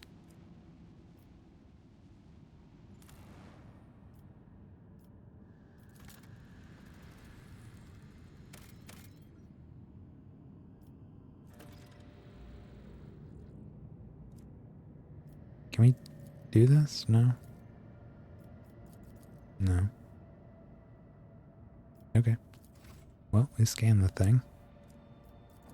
What about the Mechanicus outpost here?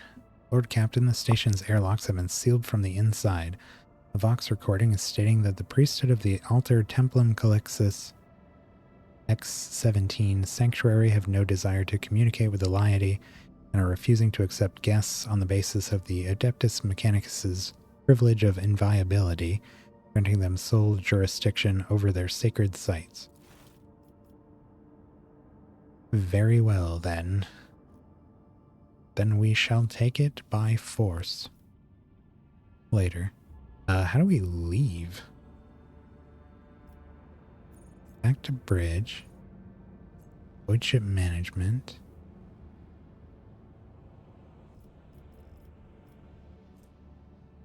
Profit factor. I don't have any of these. How do we make a warp jump? Maybe if we go out to the... oh, no.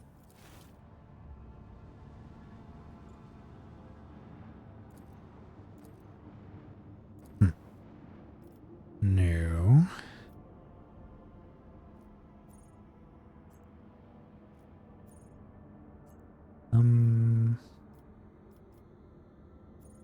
Oh, there's the map.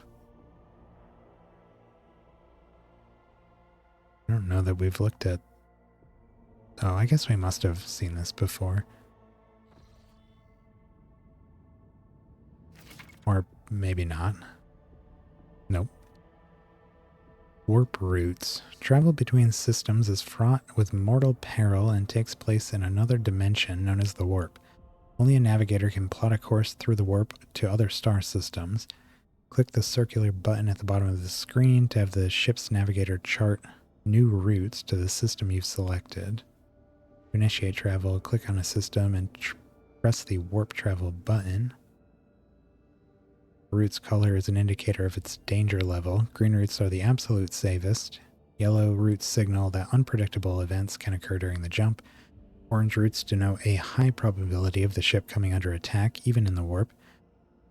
Red routes are a sure sign that the ship will be assaulted by hostile forces during travel.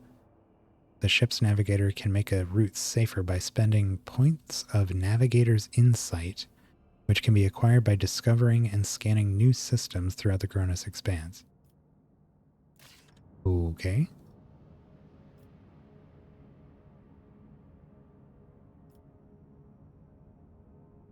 Here's Winterscale's realm. This is where we started, somewhere in this vicinity.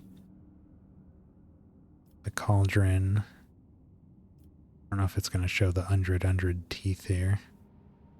Probably not. God Emperor's Scourge. Founding Worlds. The Unbeholden Reaches. The Halo Stars, I think, are up here. Oh, Heathen Stars. The Halo Stars are out this way. Cursed Demzen. These are scary places. On the outskirts here. An orc skull. I believe Cernus Malfictum. I believe there's a pretty big orc presence somewhere in this area, from what I remember of the tabletop. We didn't get around to too much of this, but I think our party had ended up on the outskirts of Winterscale's realm in this area here. We actually had quite a bit of it take place between the warp storms here. Here's the... I guess it doesn't show either of them, but you can see the flames from... this is the Dancer's Royal.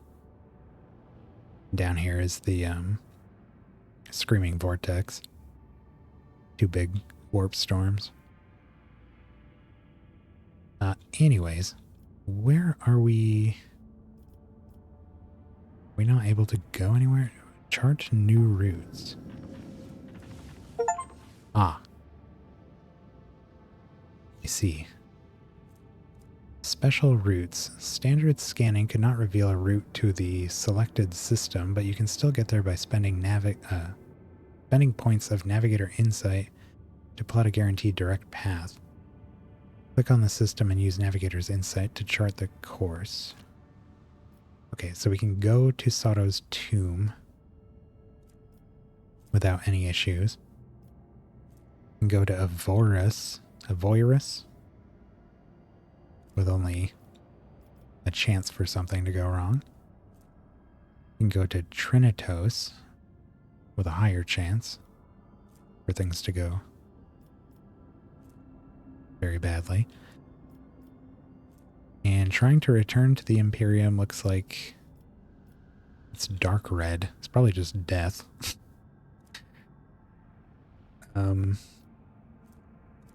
What else do we have out here? Aletium Stellos, Cradle of Capri, Omicron, and System Speculo.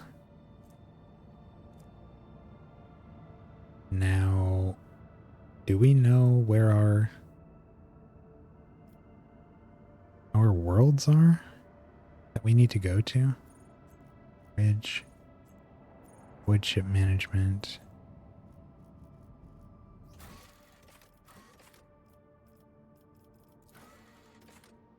Like, what system is our, where is Kiava Gamma? And Janus.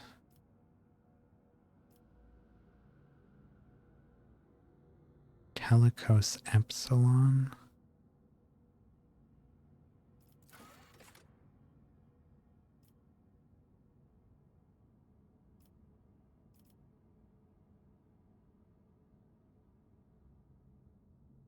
I don't recognize any of these names.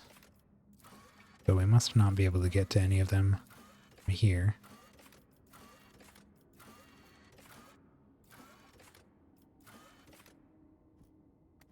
Okay, well, why don't we just start with the closest, easiest route and see how that goes. Uncharted system.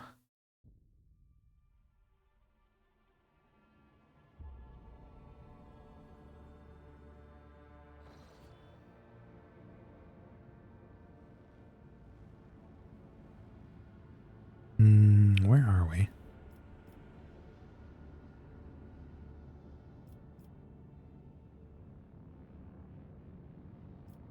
I don't see where we are.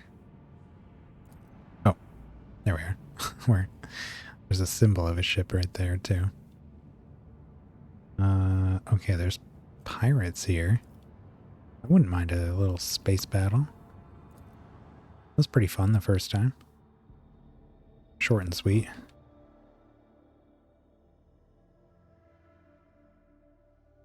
See how this one goes.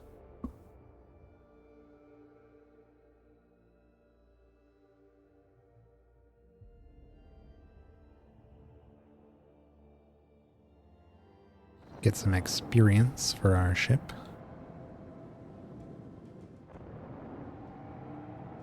We got 3 Cobra class destroyers this time around. Fought 2 the first time. Whack!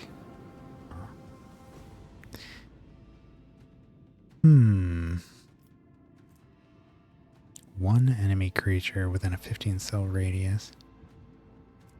Kind of hoping we could hit multiple. I think we immediately launch some torpedoes.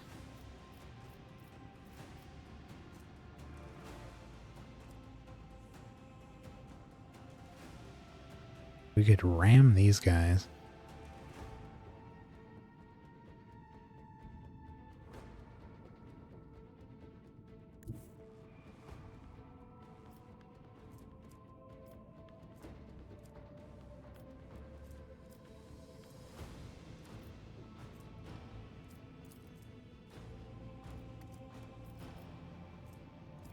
Looks like we don't have any...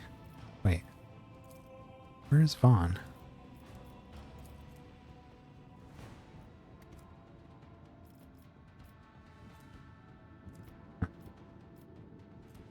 Don't know.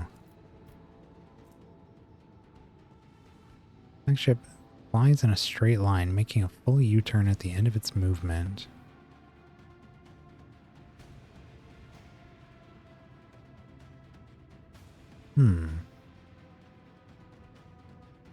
Interesting.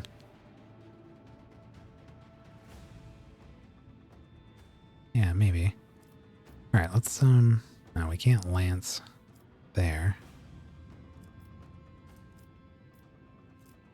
just out of range of that too.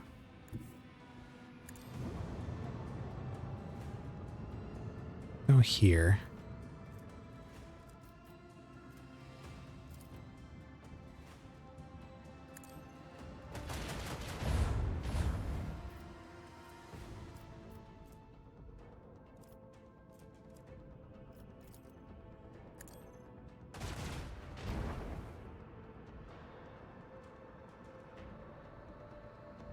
Trying to flee.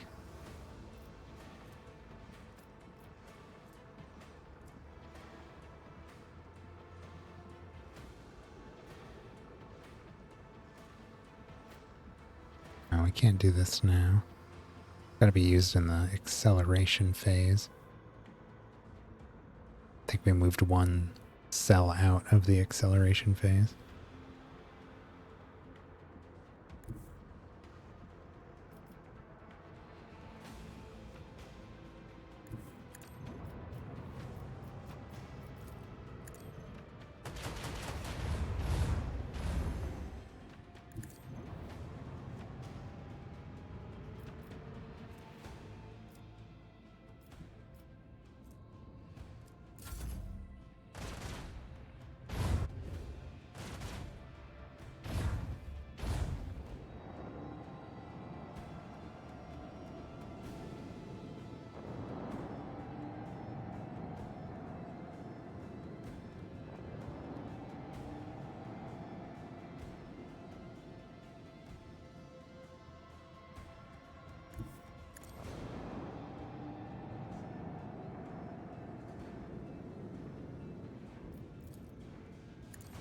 Torpedoes.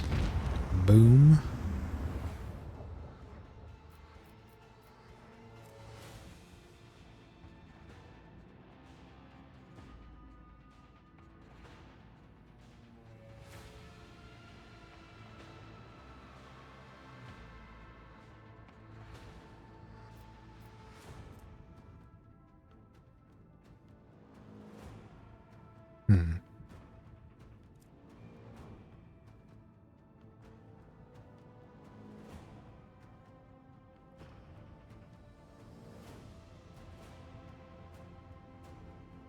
Can probably...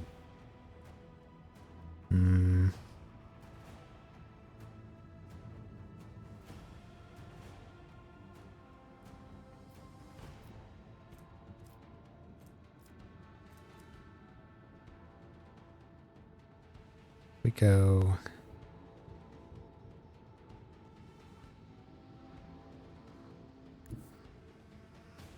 here.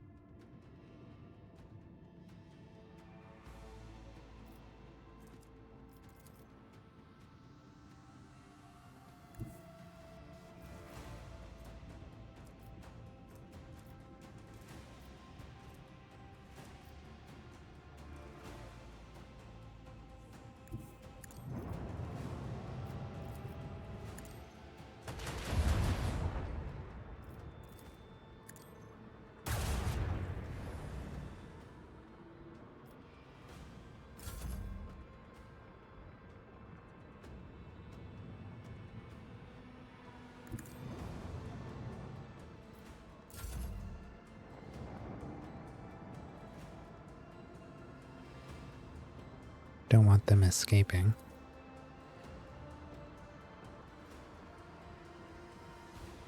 Torpedoes locked!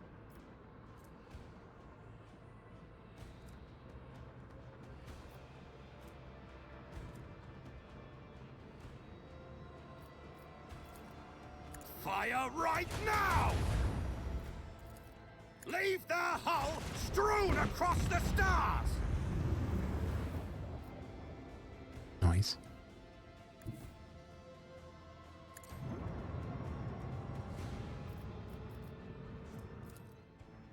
Oh. Just out of my range.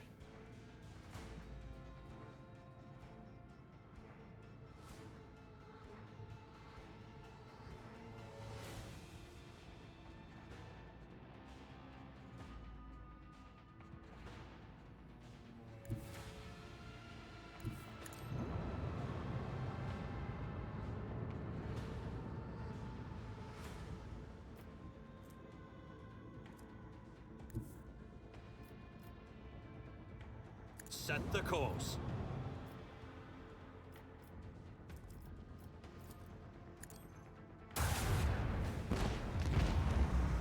Sweet. Blessed are the faithful.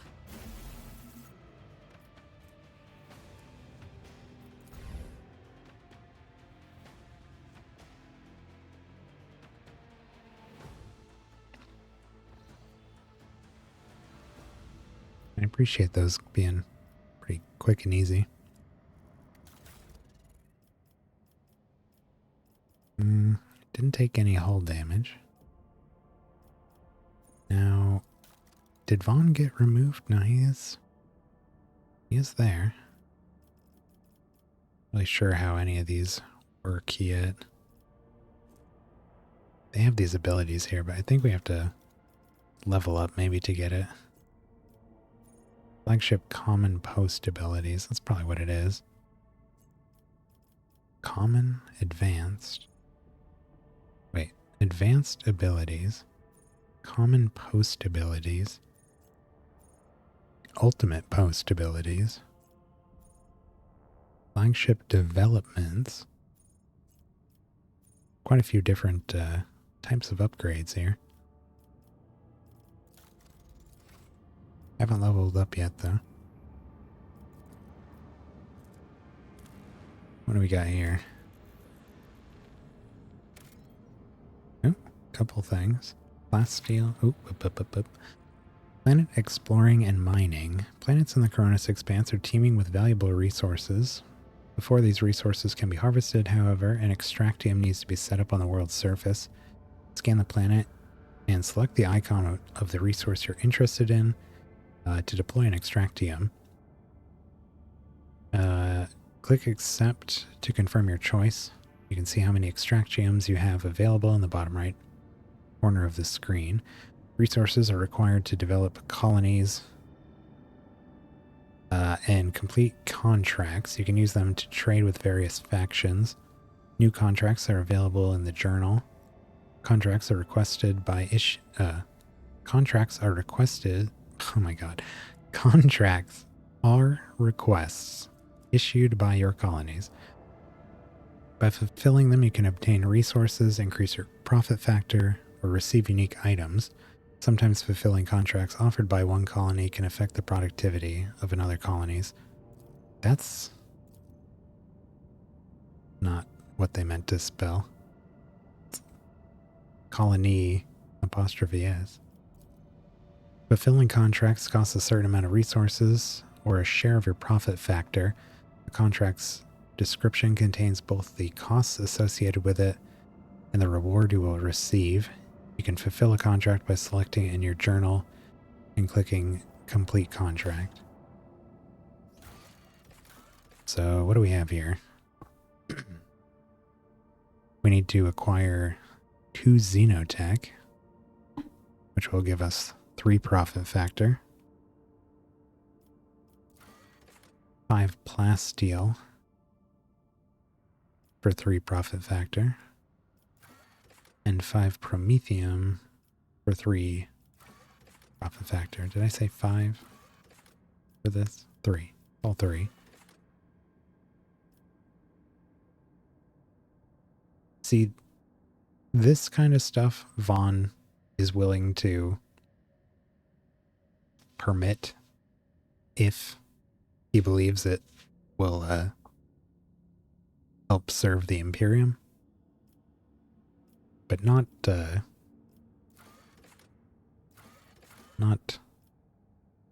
communicating with Xenos. Well, plasteel, that was one here, right? Yeah. Oops, hold on. We have 5. Soto's tomb. Unexplored.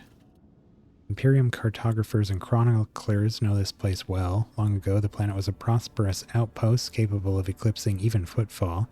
There used to be a Cyclopean tomb station on its orbit, the final resting place of Cornelius Soto, one of the discoverers of the Coronis Expanse.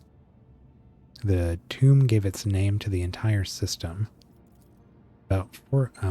However, about 400 years ago, an unknown cosmic body rammed into the station, causing it to collapse onto the planet. Not only did the catastrophe kill the settlers, it also made the world uninhabitable for centuries. The crater formed by the station's impact can still be observed from orbit. Soto's tomb became a sepulchre for the entire planet. This sordid place has neither life nor loot, but knowing the nasty tricks that life can pull in this, is a treasure in its own right. The treasure was the friends we made along the way.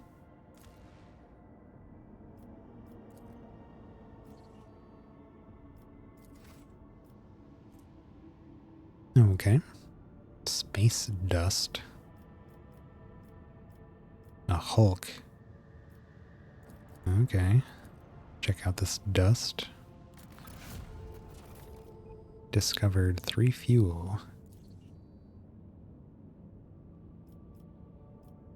Where does that go? Is that in our cargo?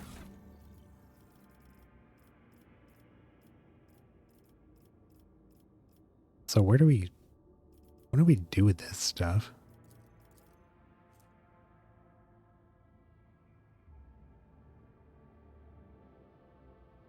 Selling cargo to merchants improves your reputation with their faction. Have we ever been able to sell things?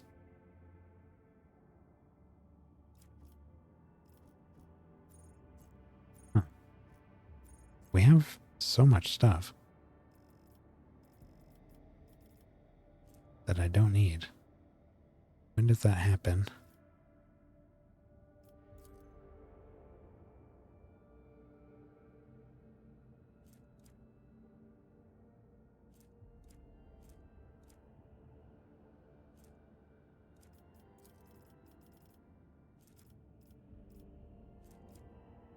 Not in any particular order either. And there's no way to filter it. Oh, I guess. There we go. You can only do it on the list. Oh, it does it here now too. It's weird that this bar doesn't exist on this one. Okay.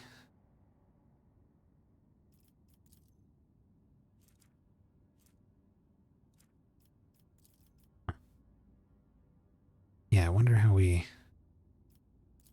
sell this stuff.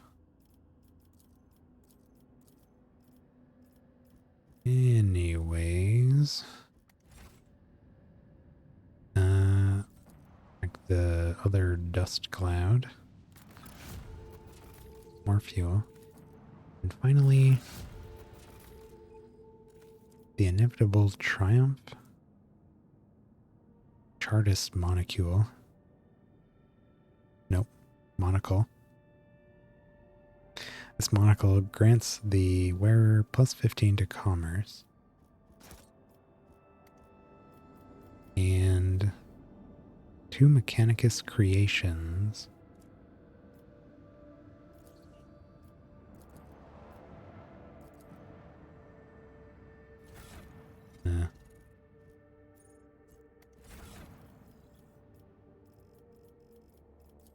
They're not in order.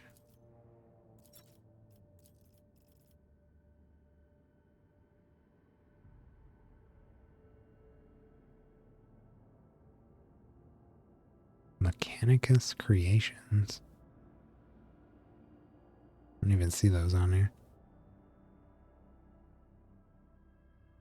Wait. Name. Oh, we have a lot of those. Okay. I guess we're done here. A very small sun.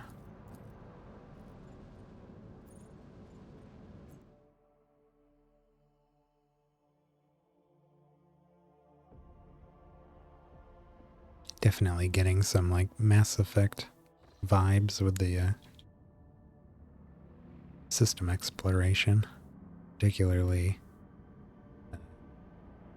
2 and 3.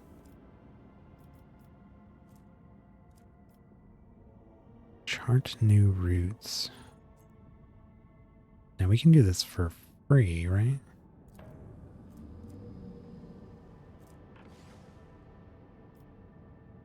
Okay. So we didn't... Oh. There's Teklulos Epsilon. Okay, so we want to start working our way over there.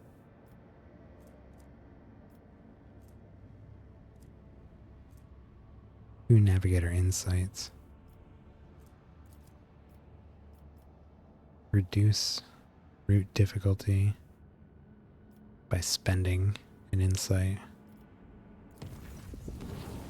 Wish to inform you that the sacred rituals addressed to the machine spirit of the ship have been performed. The techno liturgy and the rite of the machine blessing ended with a data meditation in order to comprehend the nature of the miracle sent down by the Omnissiah. Acquisition of sacred knowledge has not been recorded. How the spirit of the void ship was able to call upon the power of the machine god and activate the warp drive remains unknown. Yet during my meditative ritual, the Omnissiah gave me an equally valuable revelation. The sacred spirit that lives in the bowels of the ship's mechanisms differs from other analogous forms. The spirit holds a unique power that cannot be called anything less than a blessing of the machine god. What does this mean? Hypothesis in extremis. The ship's spirit is capable of making unpredictable calculations and actions. It is impossible to predict how it will behave in any given situation, but I believe the spirit is currently showing obedience, at least for now. I recommend that we continue monitoring the ship and be prepared for new manifestations. Remind me what you wanted to find out? When the ship's warp engine was filled with the motive force despite the massive computational errors, a true technological miracle was achieved. Oh, they're talking about when we jumped out of the Rycad system. I told that computer to get us out of here. By my blood. And it did the thing. No doubt it was the grace of the Omnissiah, but no such occurrences have been described in the catalog before. Hoping to gain sacred knowledge of the nature of what happened, I embarked on a blessed ritual, research and prayer. Report is received. The Omnissiah knows all and comprehends all. So, yeah, thank you. Waiting for all that noise to go away. We have arrived in the Avoria system without an issue.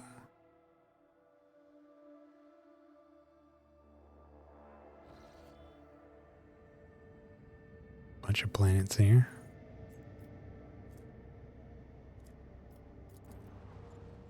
Start here.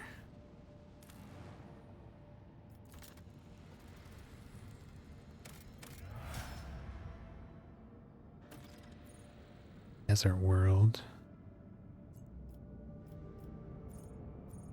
Oh, it's the Hermitage. Adamantine.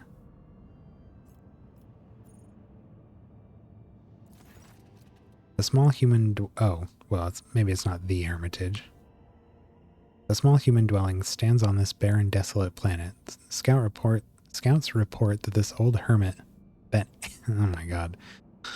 Scouts report that an old hermit lives here, who spends his days in prayer to the Emperor.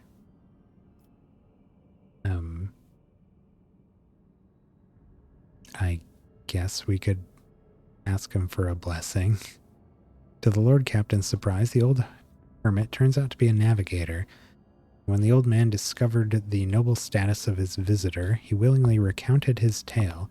He had retreated to this planet long ago, back when he was still in his youth, after he realized that his mind would not withstand frequent forays into the immaterium, the realm of the archenemy.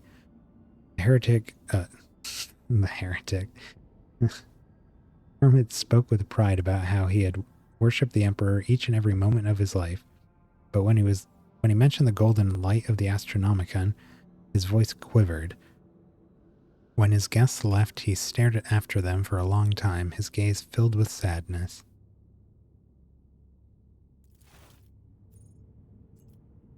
Ominous. So we can fulfill this now, right? This one? Boom. Did it. So there's adamantine here. We only have 4 extractiums. I'm not going to put that down yet. Kind of don't really want to put them down unless we need them for something. I don't know how often we can acquire those. There are sects in the Imperial cult whose adherents believe transgressors will be punished after death on burning planets. This world could serve as one such purgatory.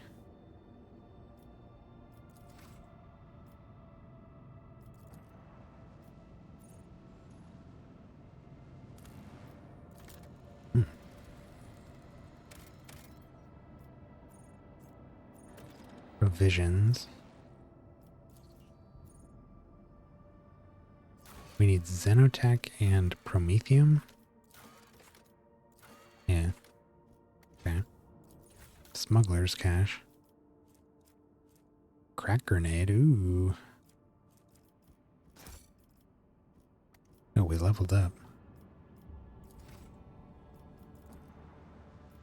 Profit factor's up to 20 now. Some kind of gas world.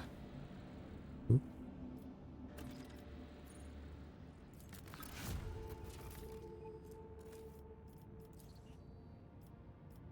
Okay. And we completed a mission. Collected reconnaissance data must be delivered to the Adeptus Mechanicus representative based on footfall. Okay.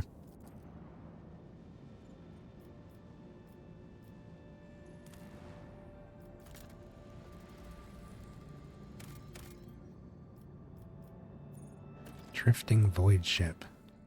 Oh.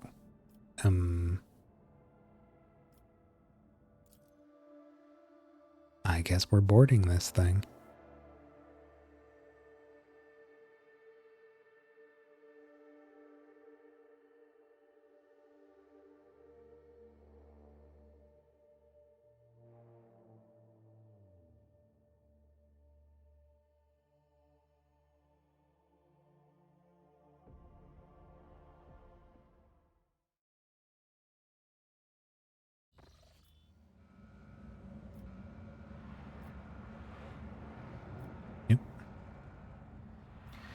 We're moving around here. Alright, let's take a moment and level up.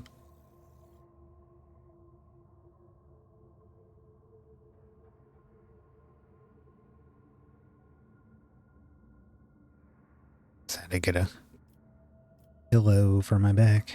Alright, we are getting our 3rd level of our new archetypes here.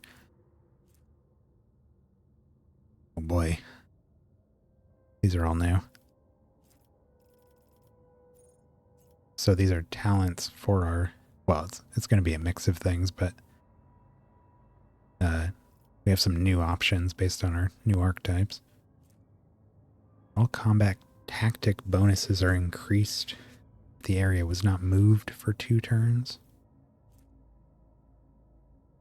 Using a stratagem on a rear area also makes the allies in that area the enemy's lowest priority targets for 1 round. Using a stratagem on a frontline area grants allies in the area increased dodge against all other allies' attacks. Using a stratagem on a combat tactics area grants all allies in the area plus 3 deflection against the next melee hit they suffer.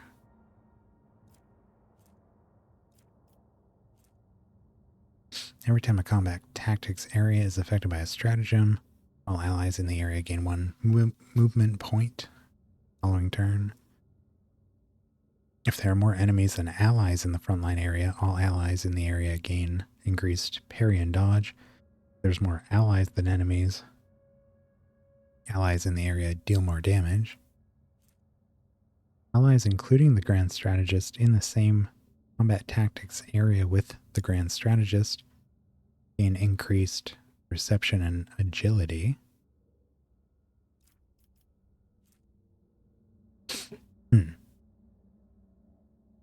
Using a stratagem on a combat tactics area for a second time in a turn refunds 1 AP. Allies gain the ability to reposition the combat tactics area they're currently in at the cost of 1 AP. Huh. Interesting. Like that one. Using a stratagem on a backline area grants allies in the area increased crit chance against enemies protected by they are protected by cover from. Using a stratagem on a combat tactics area grants all allies in the area the ability to move one cell without provoking attacks of opportunity.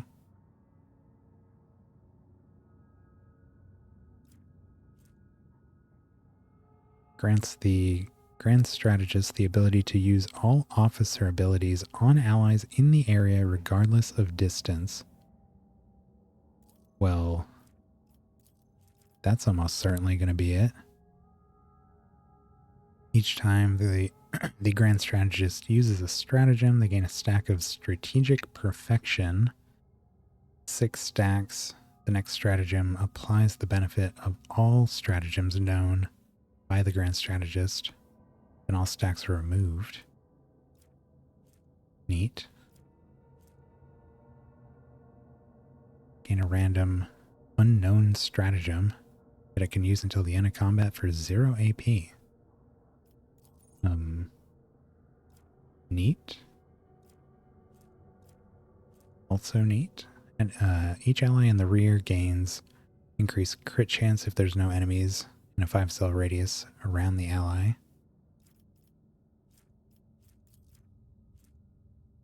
There's no enemies in the backline area. The first attack during the turn is made by every ally in the area, costs 1 AP less.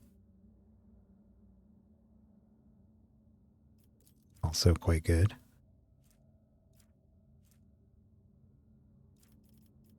Enemies in the area with the Grand Strategist suffer a penalty to dodge and parry. Each enemy killed in the frontline area increases all bonuses of combat tactics areas by +1 till the end of combat. Maybe. Allies in the rear are healed by med kits for more and gain the same amount of temporary wounds. Med kits used by allies in the rear area cost 1 less AP.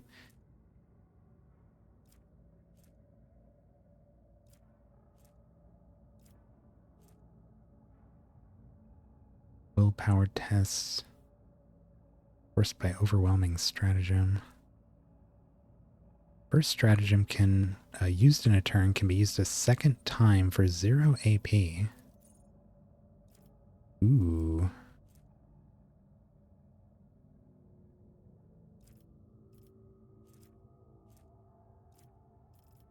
Okay, and then we hit all of his other stuff.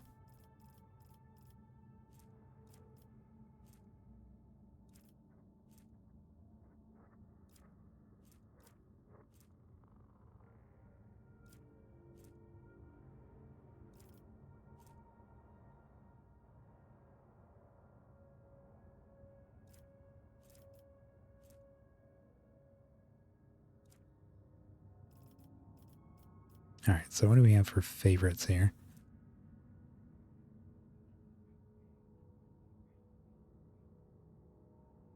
Let's do this one.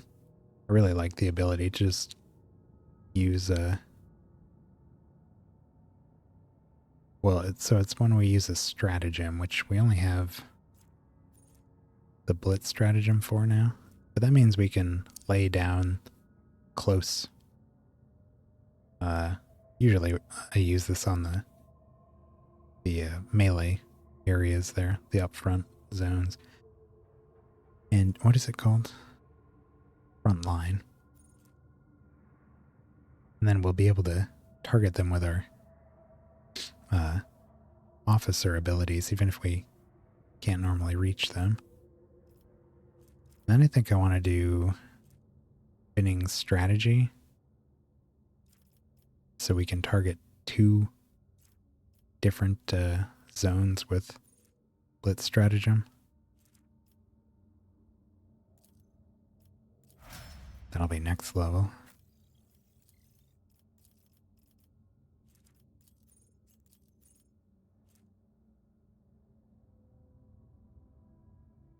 If an enemy suffers a crit from one of the assassin's allies at the start of the assassin's turn, a new opening is created on that enemy, whichever side is closest.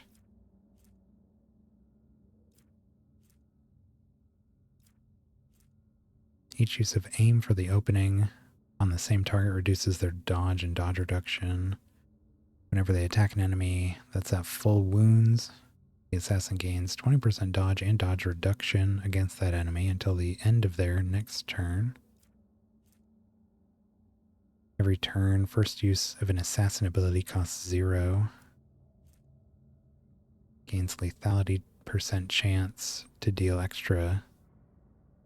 Oh, to deal 5% of the target's max wounds more damage to an opening. There attacks an enemy with a single target attack. This attack reduces the target's armor and dodge by 10% until the end of their turn.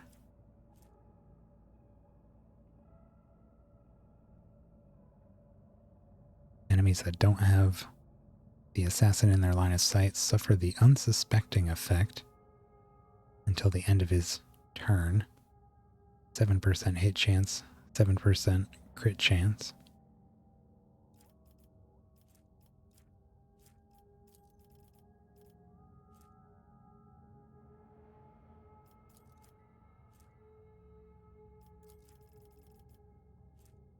For every 10 damage dealt by an assassin's attack, they also deal +1 direct damage to the same target. Ooh. That'll be nice since we deal so much. Whenever he deals direct damage to an enemy, that enemy suffers a stack of vulnerable, which causes them to suffer more damage from the assassin's attacks. Whenever the assassin hits an opening, the assassin's damage is increased until the end of combat. Enemy last damaged by the assassin suffers the witness effect. If the witness does not have line of sight, the assassin in their line of sight at the end of the assassin's turn, the witness suffers lethality divided by 3% of the maximum damage of the assassin's current weapon.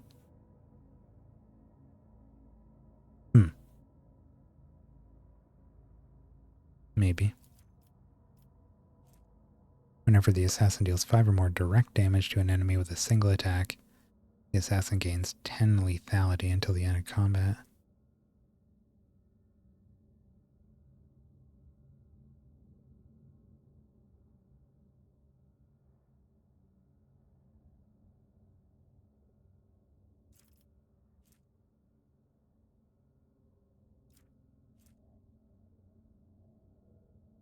While the assassin has no allies within a 5-cell radius around them, they gain 10% dodge and dodge reduction. It's an enemy with an attack that has 100 lethality or greater the first time in a round. They immediately regain the AP spent. Where do we get lethality from? 100 lethality.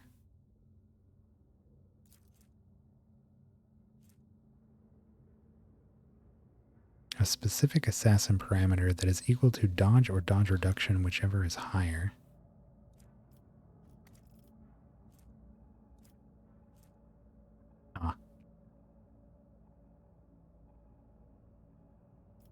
Interesting. Gains 15 lethality against enemies that have the following effects: slowed, immobilized, or hemorrhage. Bonus gained. Bonus is gained for each of these effects, but can't exceed 45.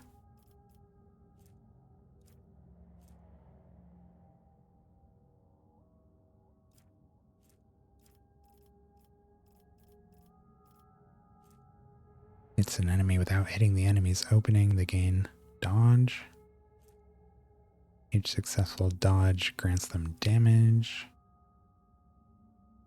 Whenever the assassin has no more than one adjacent enemy, any enemy that moves into a cell adjacent to him must pass a resistance test or fall prone, if possible, and they become immobilized till the start of the enemy's next turn.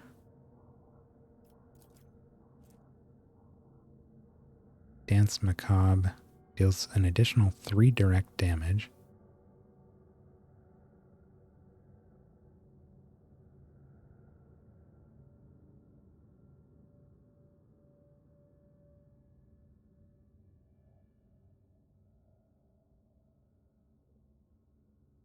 This deals damage. Dashes in a straight line for 2 cells, suffering less damage from attacks of opportunity and gaining dodge against enemies they dash through.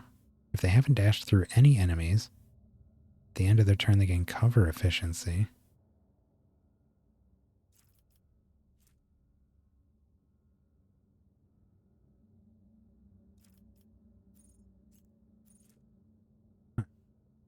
Doesn't say it deals damage. Maybe this makes it deal damage? That's what it's saying? I don't know. We should also favorite whatever other stuff down here we might want for him. No, looks like I already have most of that.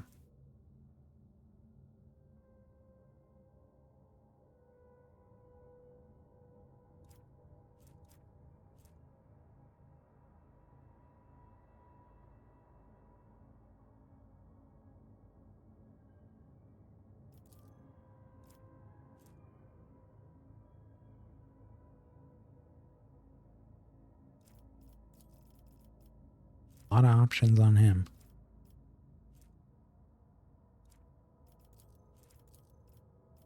Don't need them favorited once we have them. Okay. First use of an assassin ability costs 0.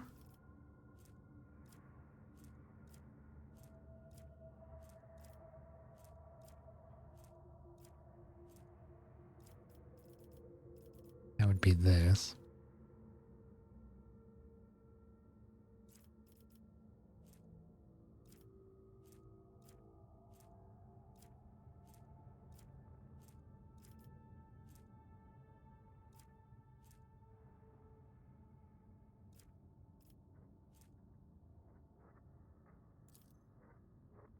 Making it cost 0 every turn would be pretty sweet.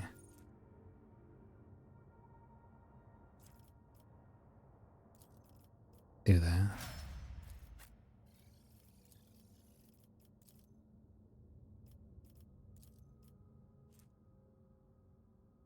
Whenever the Vanguard hits an enemy with an attack of opportunity, that enemy must take a willpower test. If failed, the Vanguard becomes the enemy's priority target. Gains parry against enemies that consider the Vanguard a priority target.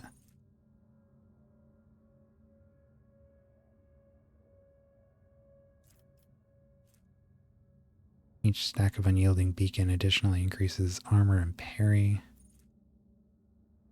Each attack against him grants a stack of Unyielding Beacon. Each stack increases resolve by 1.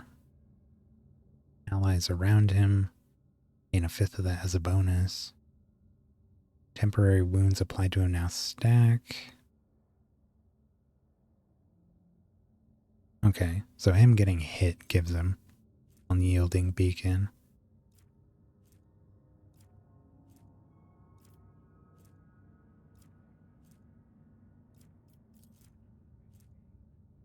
Enemies in a 2-cell radius around him Suffer penalties to dodge against all attacks except his. If any of these enemies consider the Vanguard a priority target, it's a bigger penalty to dodge instead.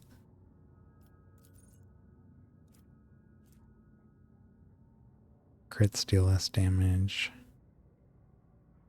While he has at least one temporary wounds, he gains parry and armor.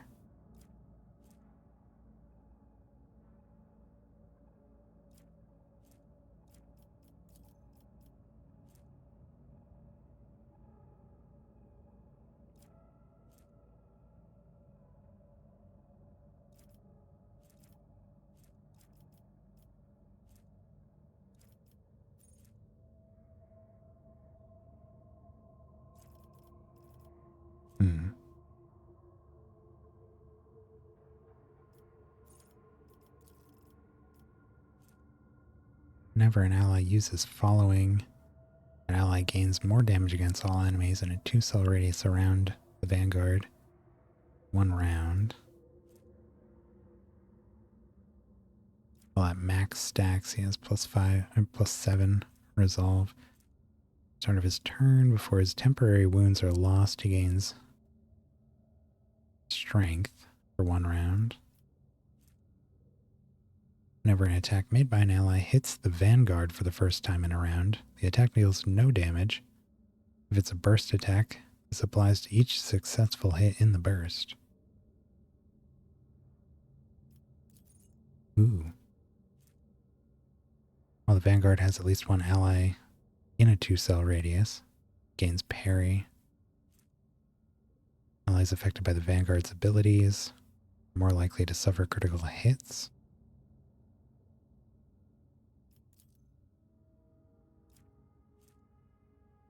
Each enemy that considers him a priority target, his armor is increased. I don't really have a way to get priority targets right now. Probably a good idea to get this.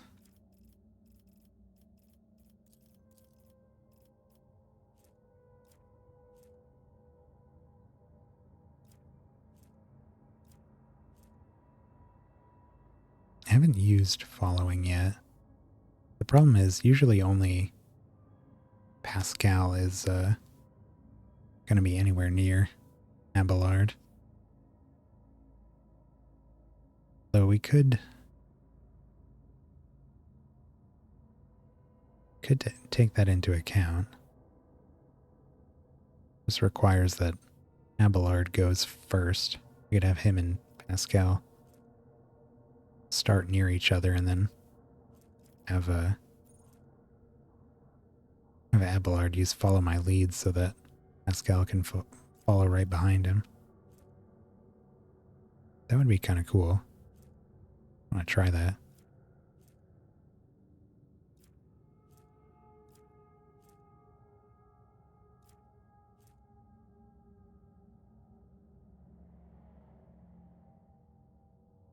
It gains more damage against all enemies in a 2-cell radius around the Vanguard.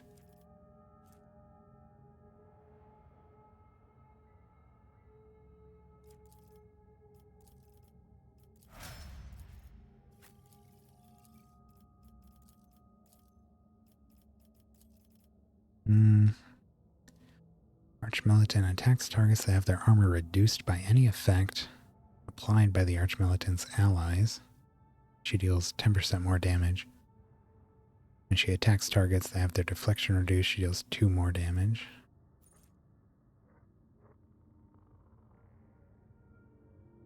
Whenever she uses an attack that is of a different type from their previous attack, she gains a stack of versatility. She gains 5 weapon skill and ballistic skill for every stack. If she has 4 more stacks, she deals additional damage.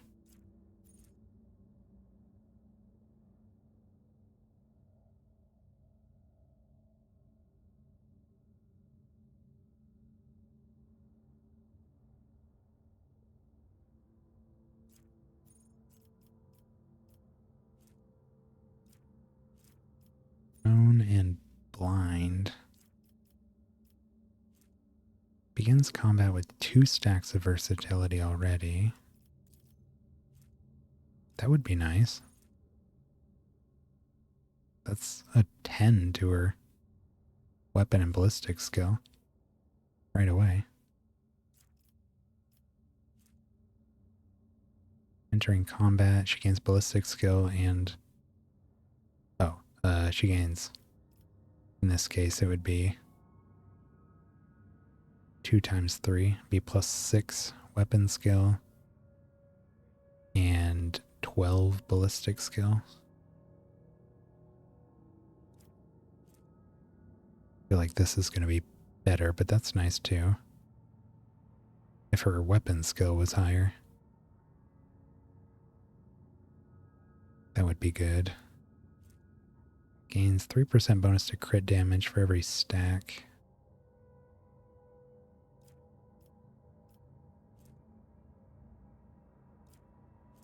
Crit damage. She does have an ability where she can automatically crit for a heroic action there. I think it gives her something like a number of shots equal to her fire rate. And then they don't consume action points. And I think the first one always hits and crits or something. Gain a bonus to armor for every stack.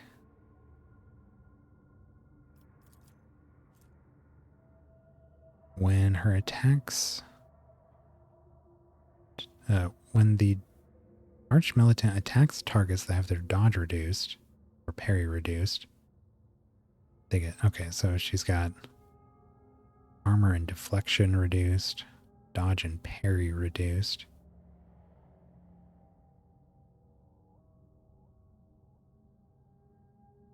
I'm gonna have to see what we have for other abilities before I decide if these are useful.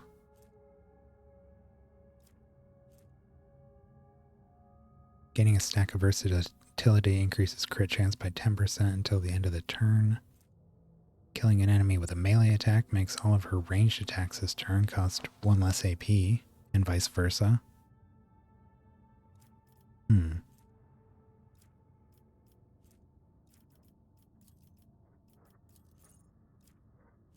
As long as she's killed at least one enemy with a melee attack this round, she gains bonus to dodge. Enemies that were forced to make resistance tests by her will suffer a penalty to resistance test until the end of combat. Is this a resistance? Cause all targets to make a toughness resistance test with a minus 12 penalty. If they fail, they suffer a negative effect.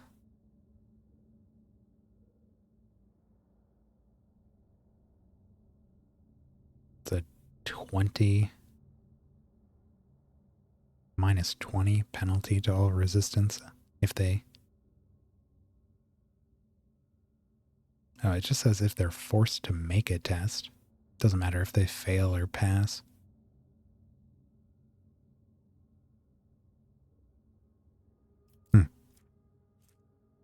Can use two-handed range weapons within melee, but with a minus 10 penalty to ballistic skill.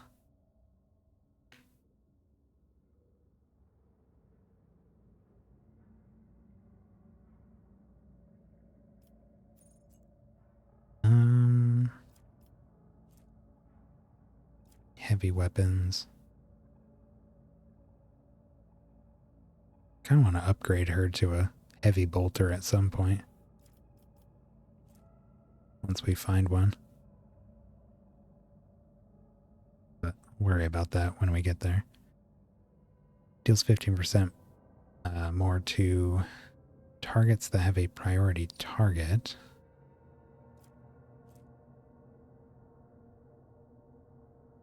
Every round, first single target ability used by an ally on the Arch Militant grants that ally +1 action point.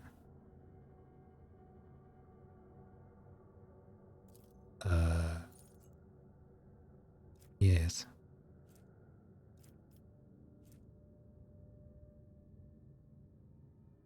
Deals 20% critical damage against targets that are stunned, prone, or blinded. So that one's nice with this, since we can knock targets prone and blind. The bolter's only knock prone, but her power maul can blind as well as knock prone.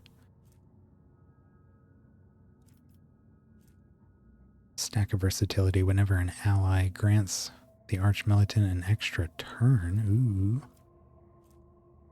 Any ranged weapon and burst attacks of the Archmilitant reduce the weapon skill of all enemies hit by 10 until the end of combat. Anything that deals with burst fire. Area effects. Burst attacks and area melee attacks reduce dodge by 8% till the end of combat. Whenever she or her allies use a heroic act or desperate measure, she gains +2 damage for all attacks until the end of combat. Devastating attack also reduces armor and toughness.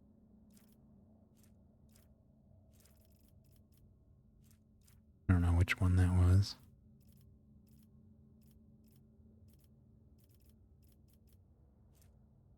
Devastating attack. Oh, this. Okay.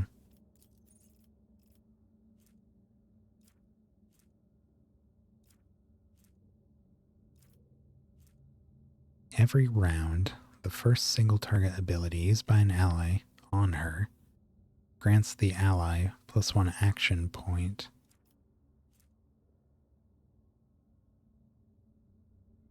She gains a stack of versatility whenever she's granted an extra turn.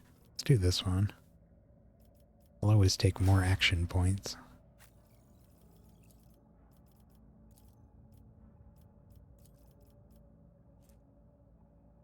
Master Tactician abilities work as if she has 4 more stacks. She gains a stack for every 5 momentum gained by her or her allies. Begins combat with an amount equal to her fellowship bonus, which is 4. She can empower her attacks by spending them. She can empower enemy attacks. Enemy attacks, target attacks. And we get a big boost to momentum if that target uses a heroic act. Okay. For every enemy hit by her attack, she gains a stack. I don't know if that works on her powers.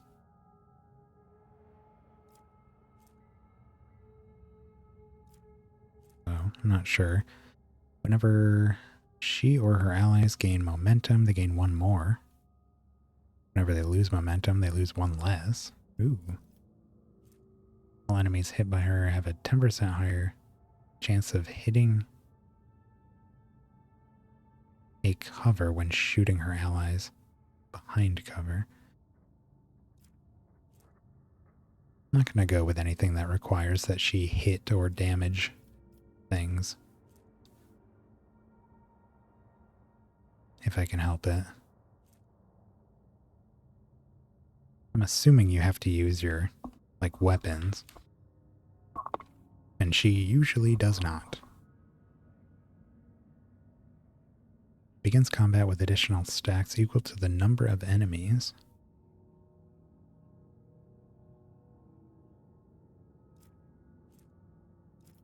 Okay.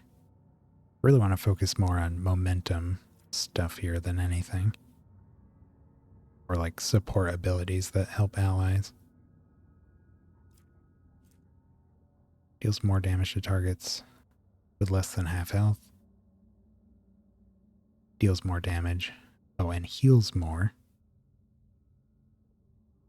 Heals 20% more wounds. Targets with less than half health. I don't think she can really heal.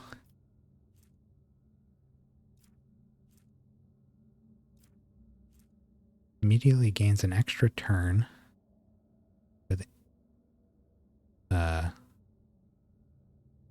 1 AP and full movement points. For the first time any of her allies make a heroic act, this extra turn takes place after their ally finishes their turn. Well, that sounds fun. Every enemy killed by her increases the tactician's resolve by +1. Well, see, now that just says killed by her. Doesn't mention attacks, so that might be really nice for our navigator powers. Whenever she reloads a weapon,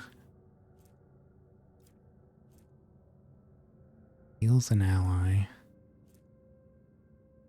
Start of her turn, if her momentum is higher than 125, the first burst fire or area attack used costs 1 less.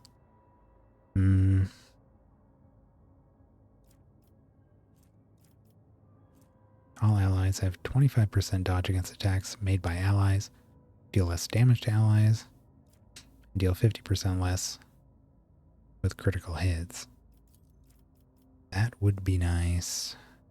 Press the advantage ignores cover and dodge.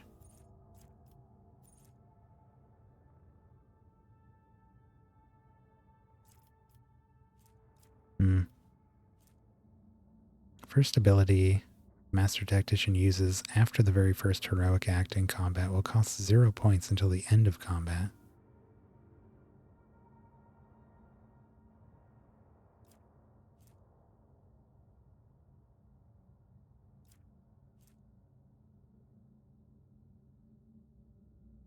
Whenever an ally grants her a stack, they also heal 1 wound for every stack granted.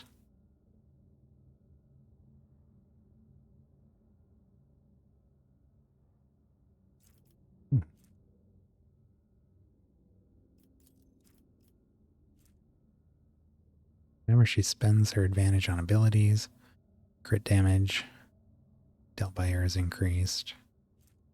Every crit scored by her grants momentum.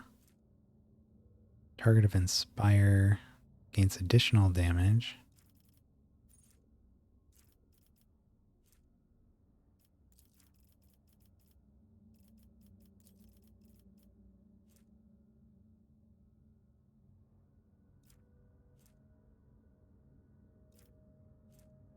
Immediately gains an extra turn. For the first time, any of her allies use a heroic act.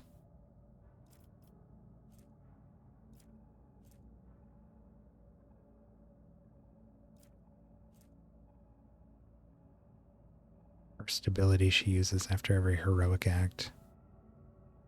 First one used. Cost 0. I'd like to get both of those.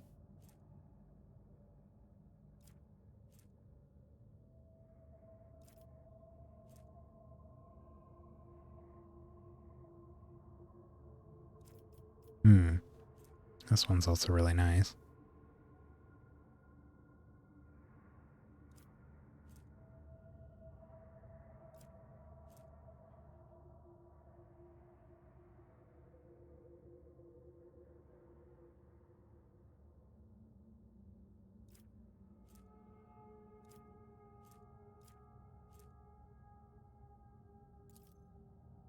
I'm going to do that one first.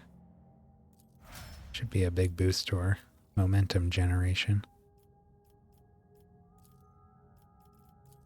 And finally, Nidara. Whenever an ally kills prey, Bounty Hunter gains half the bonuses granted by hunt down prey.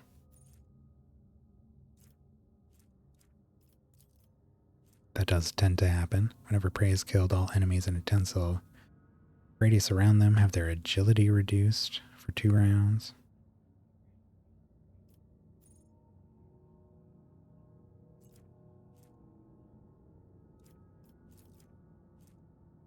scores a crit, she gains armor pen. Whenever she scores a crit, the target's armor is reduced.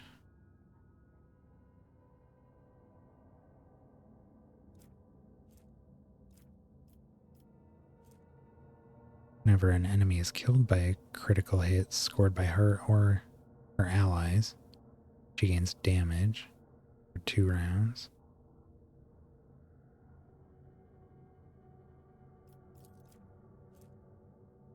Whenever she's attacked in melee for the first time, she can move.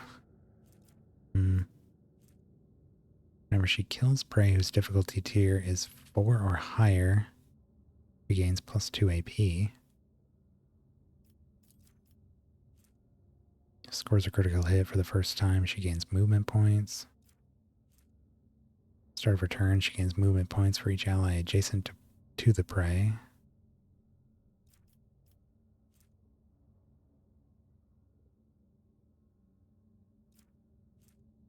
First critical hit in a round grants allies a bonus to armor pen.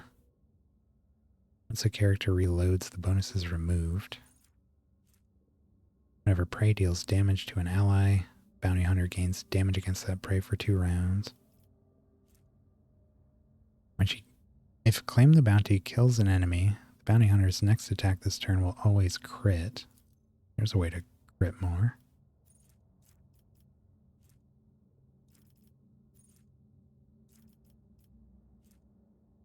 Allies gain crit chance against enemies affected by 1 or more of the following effects: prey, trailed, or immobilized.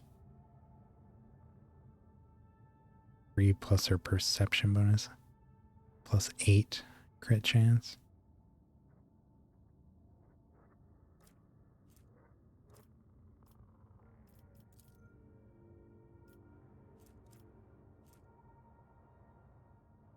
Where does it say what crit chance is?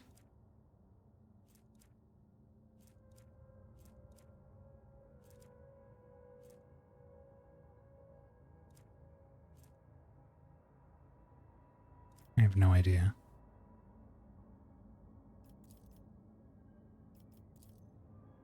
Yeah, I don't even know where you see that.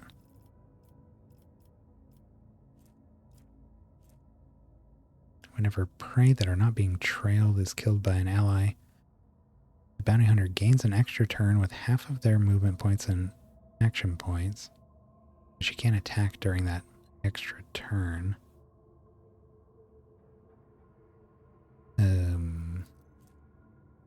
Trailed. I don't even think we have the ability to do that yet. Whenever she hits an enemy with an attack, they inflict a catch on the enemy. At the start of her turn, target suffers a penalty to armor and dodge. Once the catch moves or suffers damage, the effects are removed. Whenever she kills an enemy with a critical hit, all allies in a 7-cell radius around them gain crit chance. Whenever she performs a single shot attack on an immobilized or stunned target, this attack refunds the cost and doesn't count towards the limit once per round. Immobilized or stunned. I don't know if we have good ways of doing that right now. Kills an enemy whose difficulty tier is 5 or higher, she immediately reloads and attacks the closest enemy in line of sight. The attack gains 50% overpen, but deals less damage.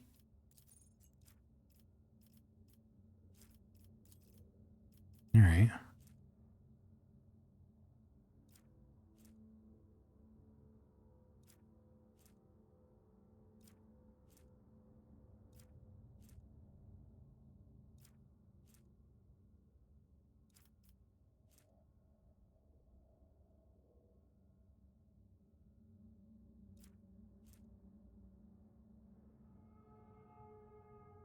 Gains an extra turn with half of their MP and AP.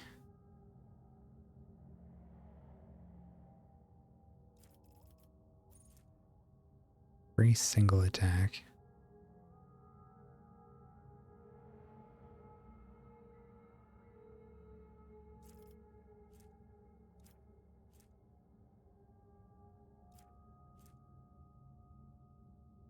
Cannot attack during this turn.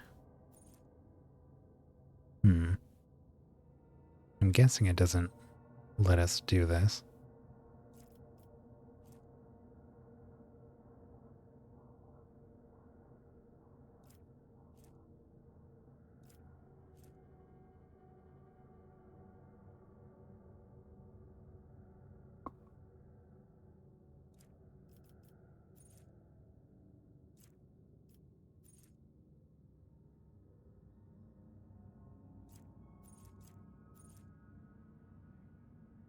Receives 2 AP.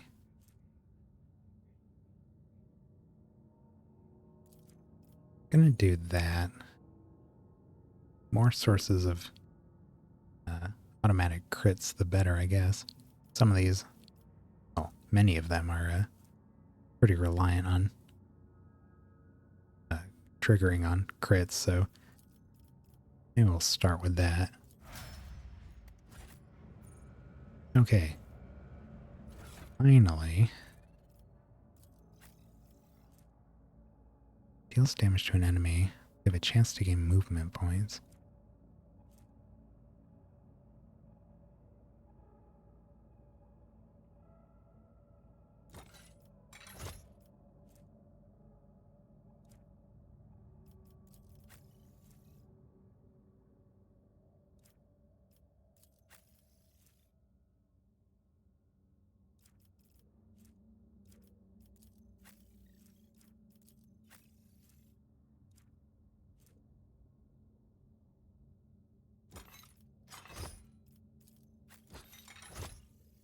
Let's do that.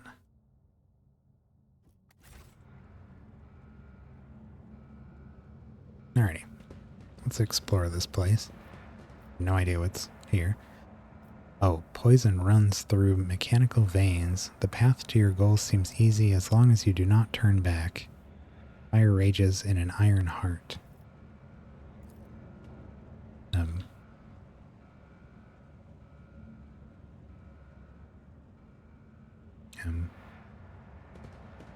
How do we get up there?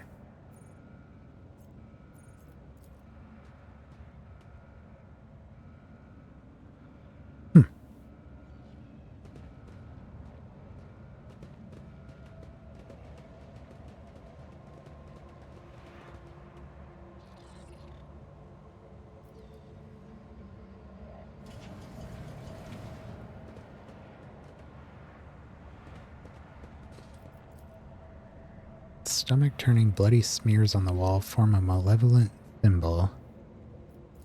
The blood seems to have penetrated deep into the metal. Let us see what I found. Here we go.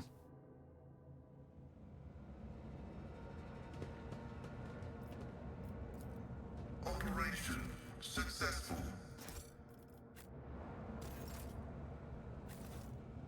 A new challenge for me?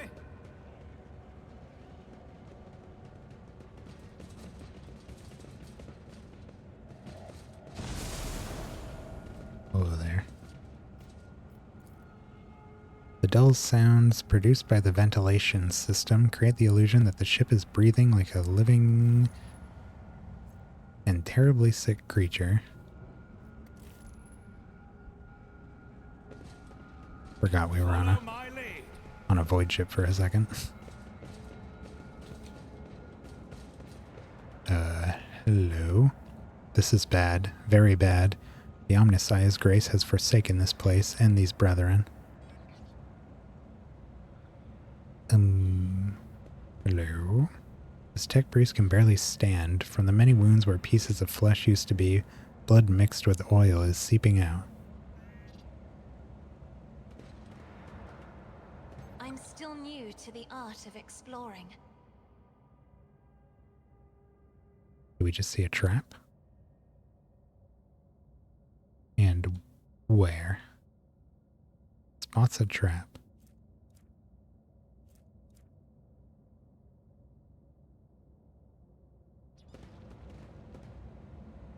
Do not know. When the faithful are idle, Right here? heresy grows.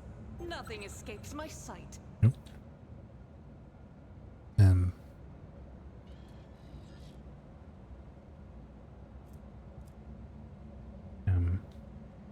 I don't see a trap.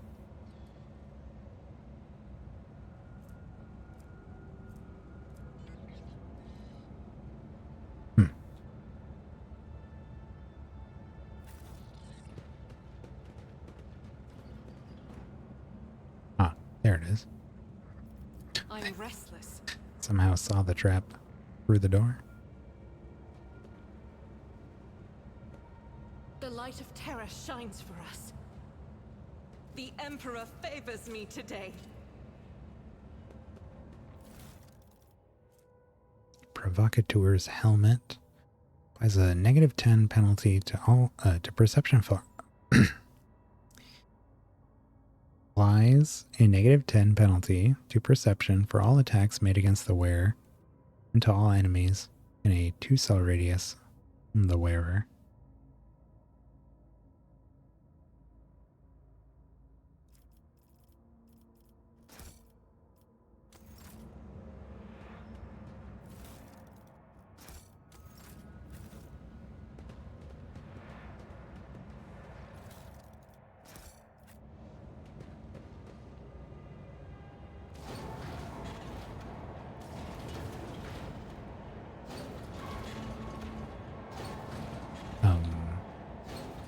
I won't tolerate weakness.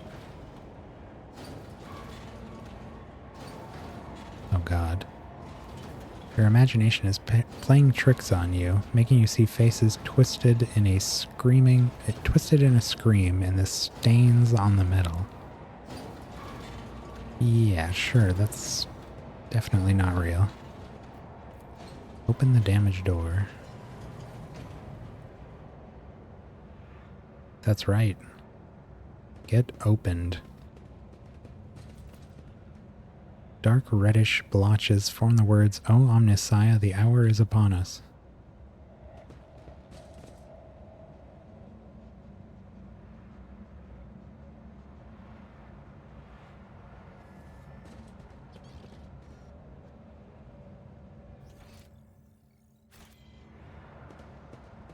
I want to run back and check this door. Claim to the stars.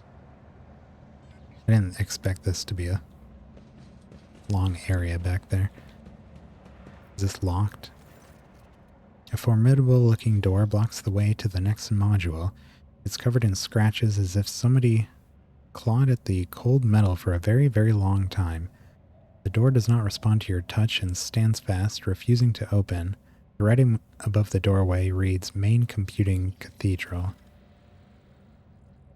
The tech priest blesses himself with a protective symbol, his hand visibly shaking. "Shield us, O machine god, from the evil that has taken hold of your temple. Save us, preserve us from the corruption, show us the way. The sacred metal that bars our path is weakened. Let us appeal to the machine spirit of one of its generators so the metal may drink from its blessed energies. There should be one hidden somewhere in this module." Are you alright? My true flesh resonates with the machines in this abode.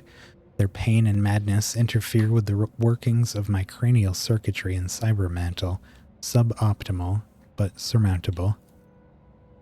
Further conversing is unproductive. The will of the Omnissiah has brought us to these doors, thus our task is clear. Search for a way to proceed beyond, so we can discover a means of cleansing these halls. Tech use... -20. The door and the entire adjacent section of the bay have no power. There must be a backup generator somewhere nearby. Once you turn it on, you should be able to proceed. The main thing that catches your eye about this place is the state of the wall panels by the door. They bear numerous scratches, 5 in a row, resembling claw marks. Some of the panels look like they could fall off at any moment.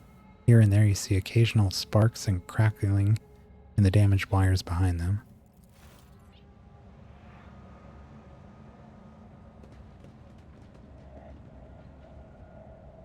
None shall Okay, stand. now we can proceed. There's chaos afoot.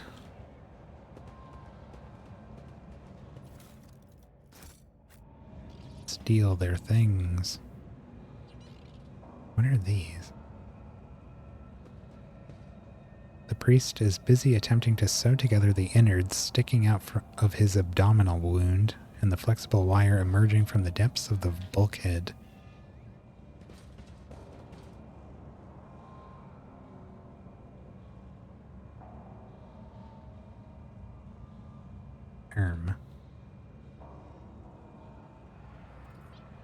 Emperor, protect us. This is a house of darkness and corruption. It's about time. Let's just have... Did I mention that my whispers tell me jokes? Jokes that once said aloud make your eyes bleed and blood curdle. Talk about black comedy. a lot of dialogue from you. Just for selecting. Does something trouble you? Oops, oops, oops, oops, oops. No, no, no, don't do that.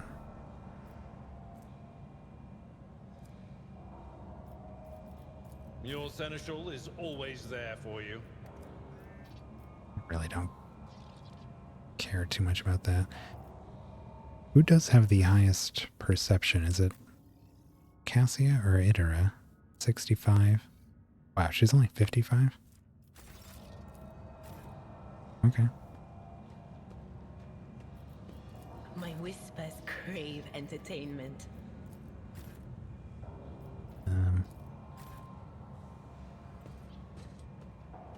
Oop.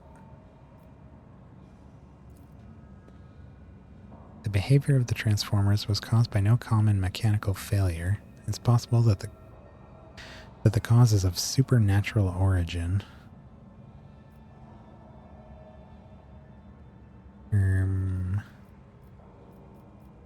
You are in the presence of House Orselio.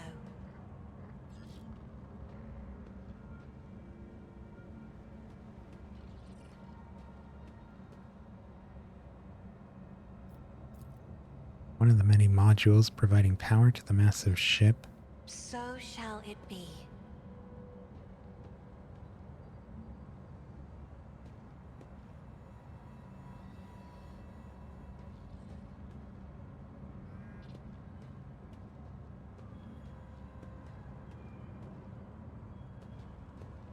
It is my destiny to traverse the unknown. Not the power.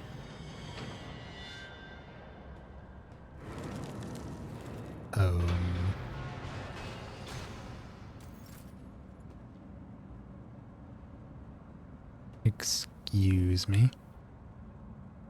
Forge Fiend? Boilers. Why? Haven't I studied hard enough?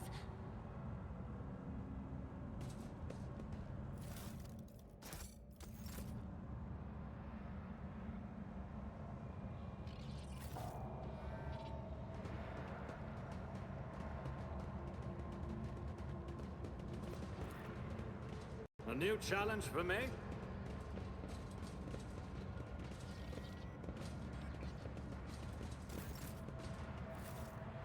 Who's there? Who's talking to me? Oh, machine spirits, is it you I'm hearing? Ugh.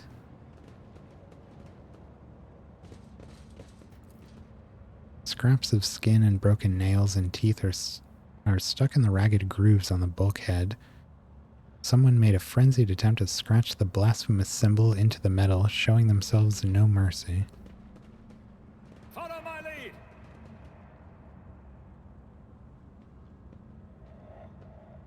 Good evening. Accursed flesh, you betray me. I am drowning in the mire of flesh and sinew, but my spirit longs for the perfection of the machine.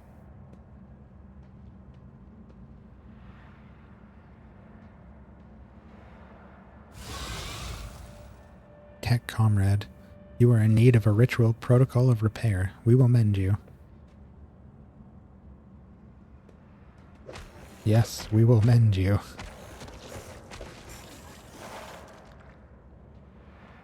That's some serious percussive maintenance. I won't won't tolerate weakness. Oop, oop, oop. Stop looking at the rogue trader like that, Heinrichs. What? Nothing will happen to her while we are here. What? What you say? There's so many things wrong with what she just said. Heinrichs is not here. And they said nothing will happen to her. What?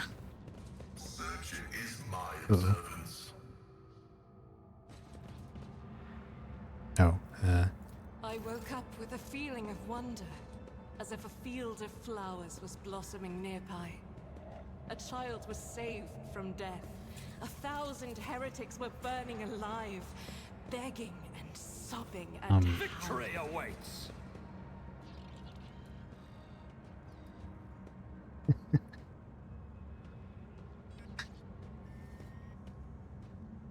I was about to comment on how long the characters will talk for when you click on them.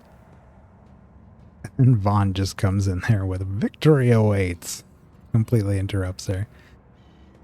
Short and sweet. None shall stand in my way. What is this? Augmented gloves. Grants the wearer 10 weapon skill and 5 strength. Are we on gloves? Where did those go? Is that one of the... Oh. Persuasion. Tech use. Only a 3.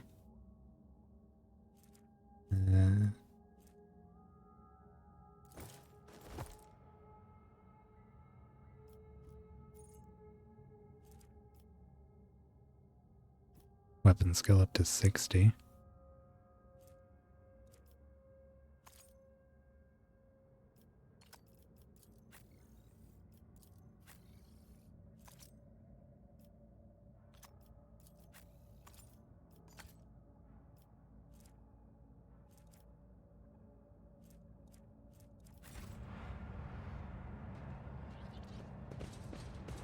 sins hidden in the heart turn all to decay. I confess my wrongs. I renounce the weakness of the flesh. I offer my prayer to the machine so that I may stand boldly before your image, O Omnissiah. The priest is mumbling an incoherent series of terms and designations. The priest's eyes are completely empty. They are looking through you without seeing you. The metal feels a little warm and somewhat moist to the touch, remarkably similar to living flesh.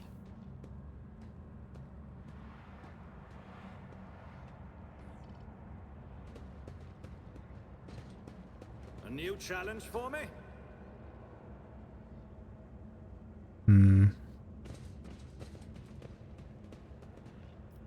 Compressor Hall main cogitator. Warning, invalid system pressure parameters. Expected value 10. Can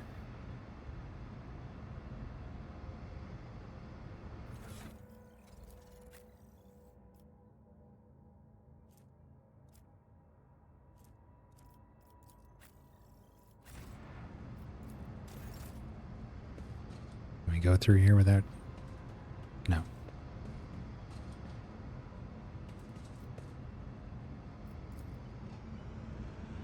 Pressure change value 7. Value 9. 10. Oh, wait, what? 5. 7.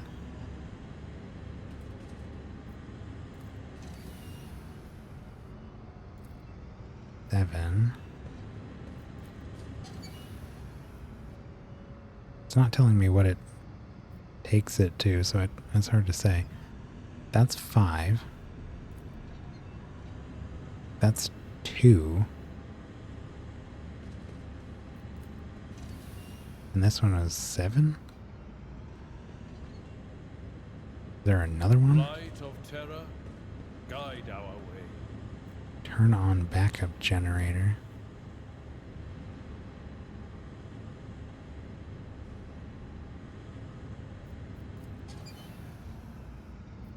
Oops.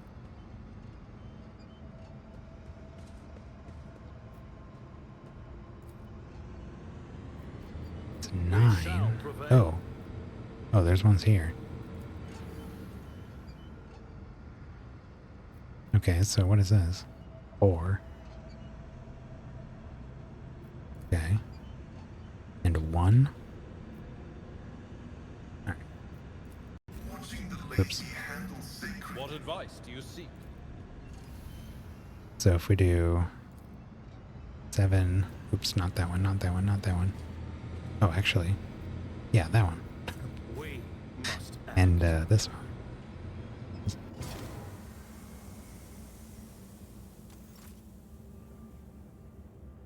Right, the gas is gone. I already had to run through it to do that. Turn on the backup generator, 95%. Oh god.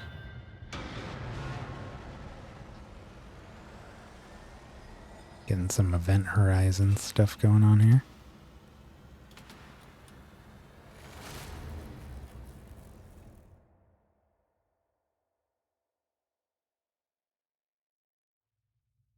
Hello?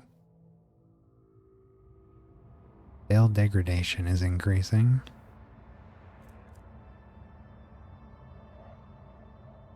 Man, they really spoil stuff in here, huh?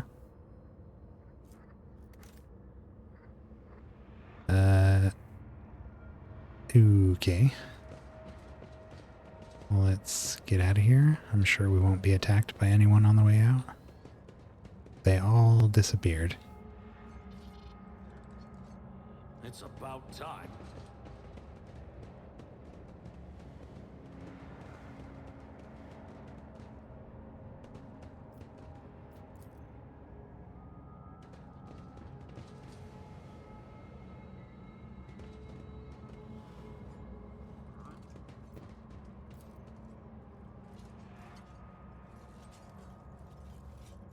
Hmm.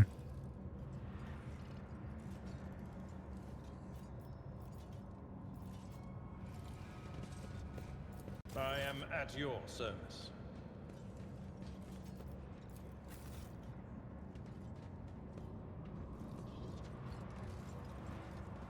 Take a knee and bow before me.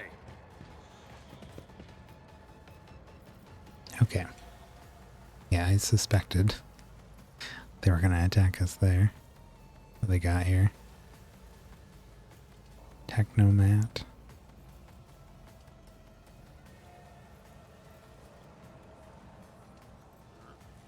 Plasma pistol. Sniper. Couple las snipers in the back. Servitors, some more las snipers.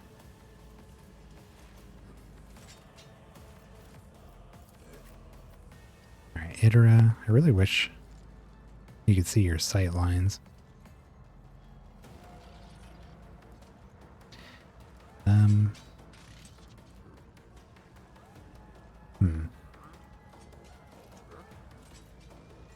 Put her there.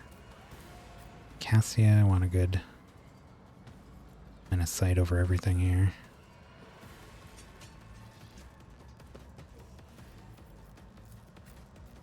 On.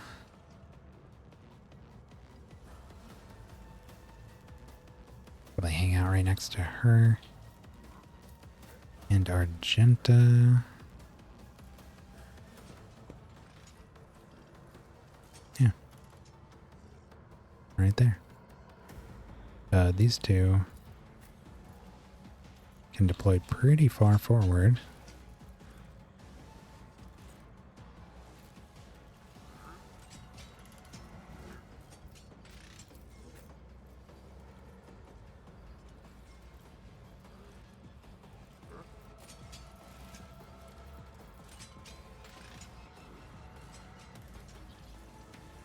Just go there. Bon. Suits my purposes.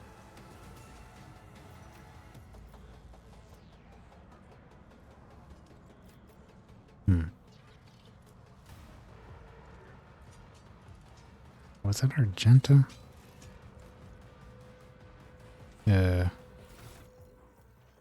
Thought we gave Argenta that ability that gives an ally a action point when they use an ability on her, but I think that was Argenta.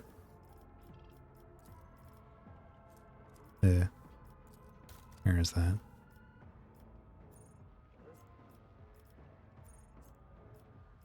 What? Why? Why is it on Bounty Hunter? Yeah. Do we have a free ability? No. Well, we can do this.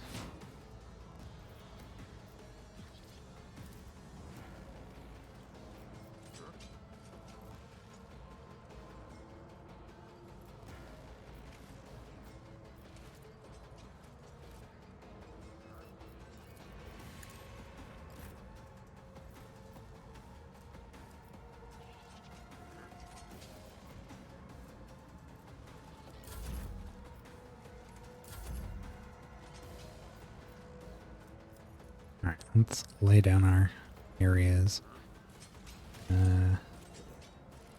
Just start there. Why does it do this? Why am I not allowed?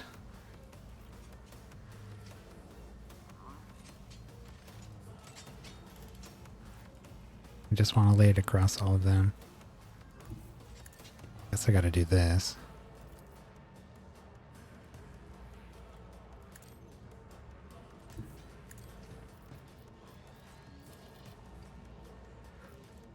Already done.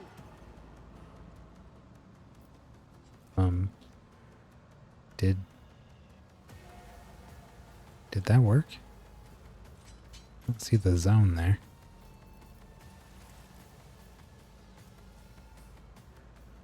We can blitz stratagem. This one.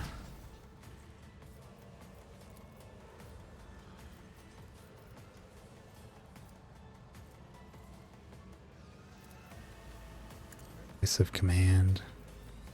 And then give Cassia her turn that we didn't get.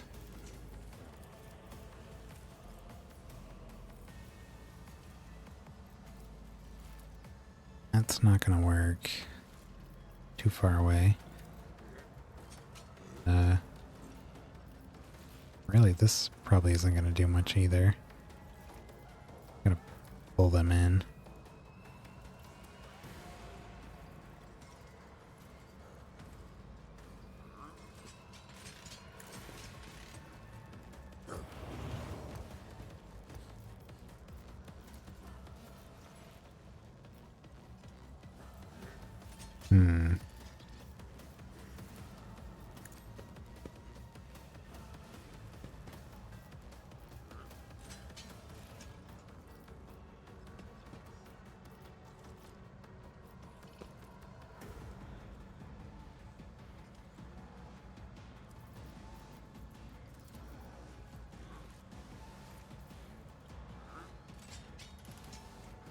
Be careful not to cross my gaze.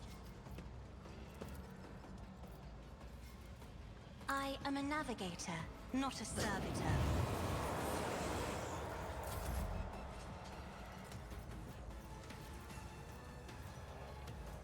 Oh, there it is. Wait, what?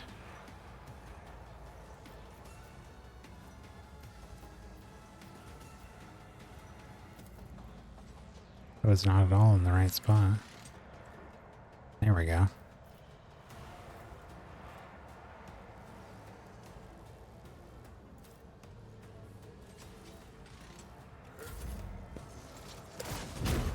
Goof.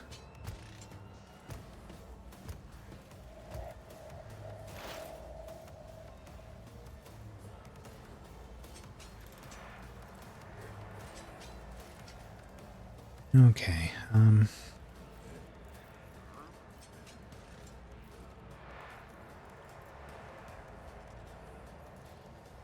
well, right, his first assassin power is free. Can't see over there. I think that's why we can't move there.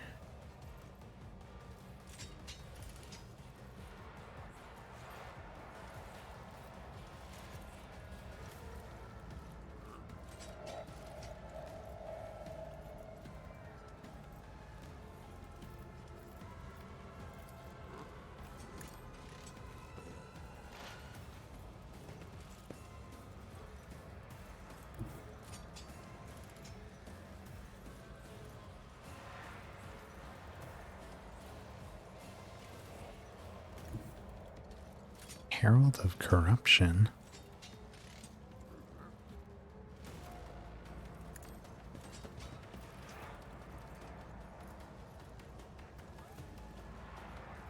Marks an additional opening.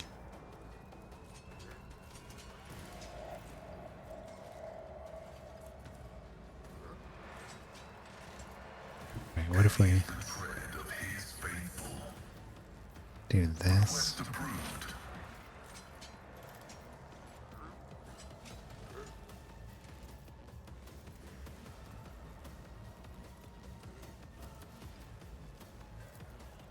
Running binary code.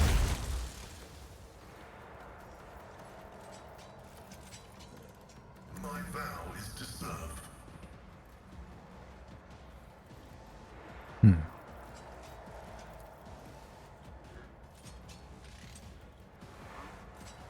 Request approved.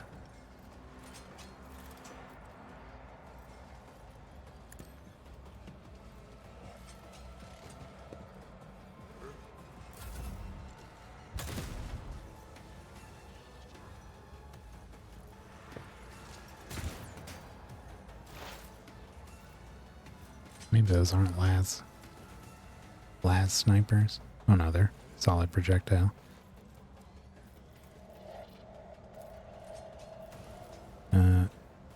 Do we have good line of sight here? Kind of. Be better if we could get up here. Oh, we're gonna have to deal with this servitor.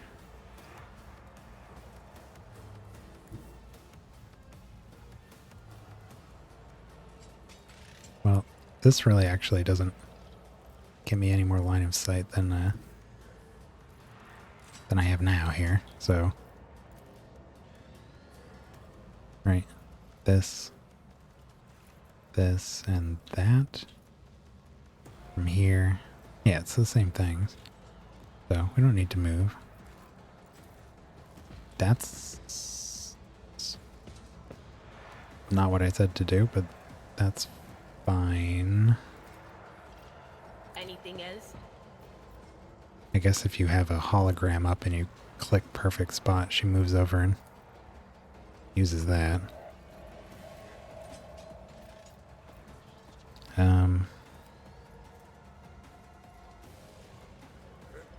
Well, we could do a claim the bounty and see if it's not enough.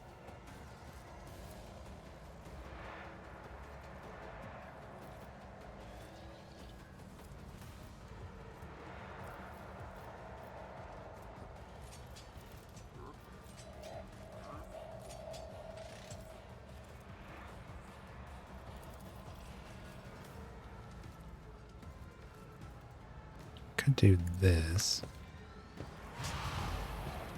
Oof. And then finish it with this. Farewell. Boom. And because she claimed the bounty, got 2 AP from that.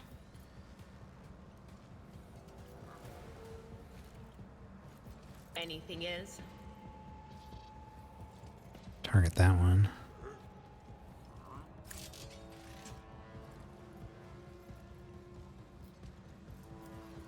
Oh, but we can't attack attack.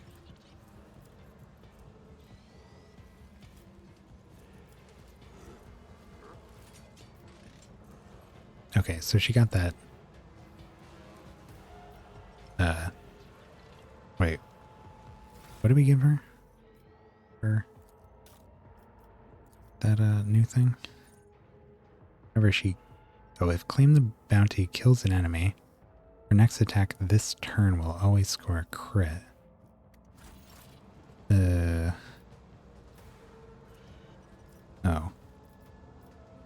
And why can't we attack? Cannot be used again.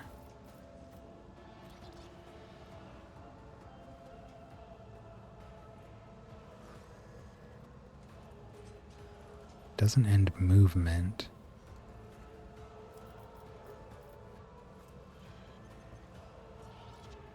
Okay, well, we could do dismantling attack. So this always hits. And then we should always crit because of the new ability there. I don't know if it shows it here.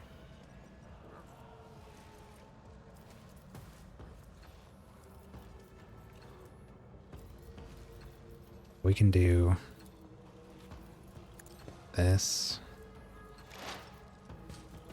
and no, we don't need to do that.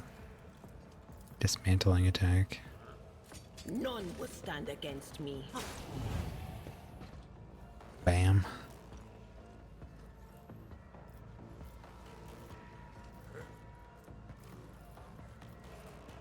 Next attack against the target affected by an exploit. Cover efficiency is reduced and has more hit chance. Was that you?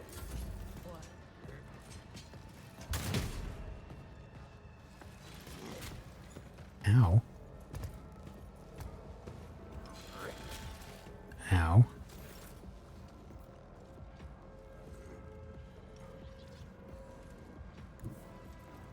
Alright, Argenta. Guided by faith.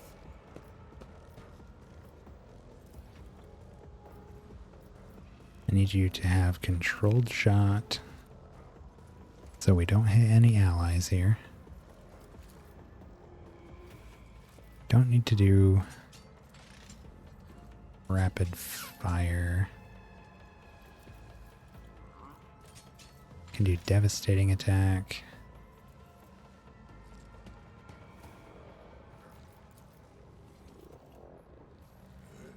And then fire away.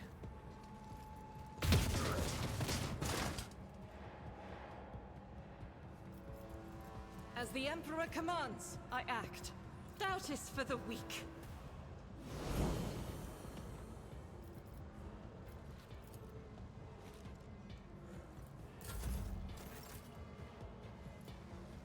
Abelard.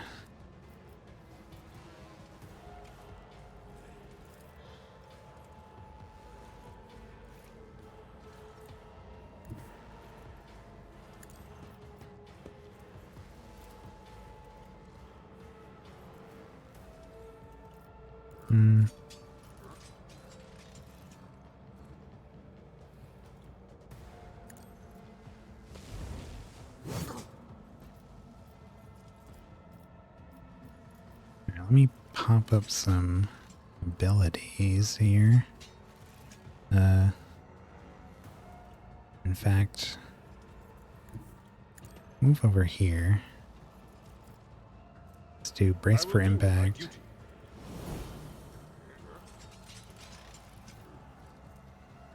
Follow my lead. Do sworn enemy on this guy. And then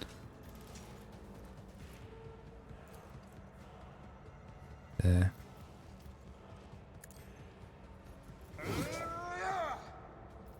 whack.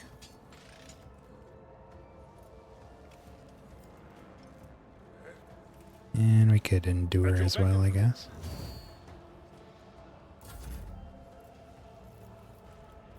Cassia.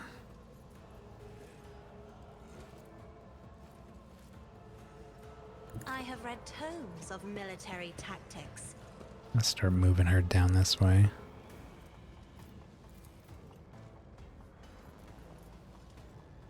Really can't get anyone with that. Let's try to... Can we pull both of these? Well, this guy's not going to move, right? What about... Oh, maybe we can pull this guy out of cover.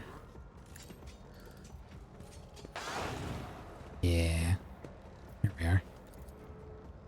And then this one over here. Probably not going to move far enough. It's up to 4.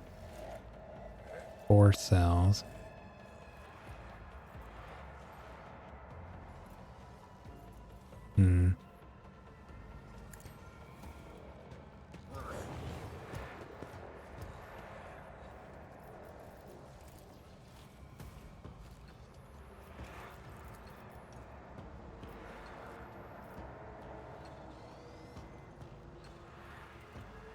Give Urgenta another turn.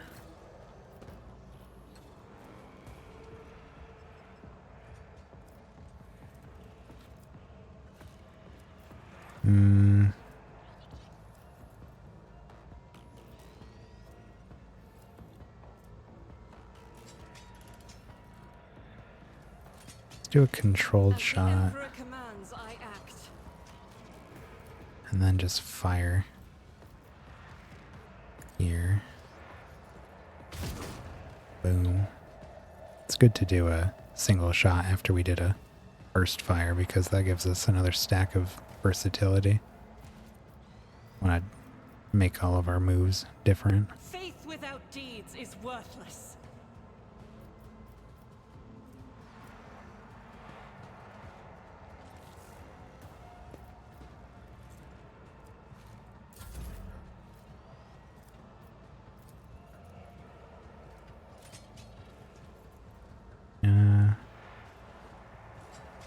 We can move quite a bit more.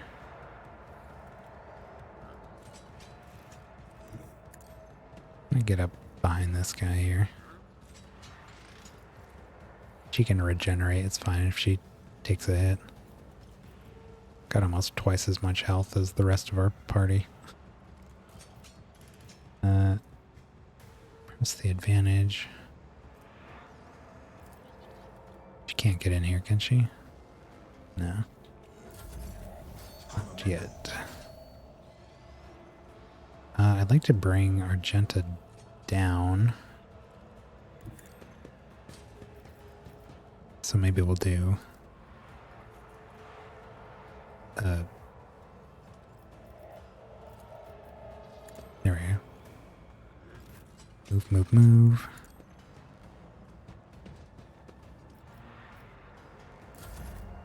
Let's relocate our back line.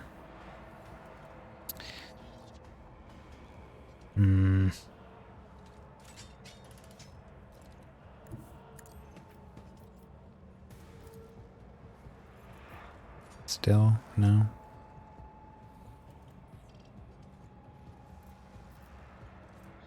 Well.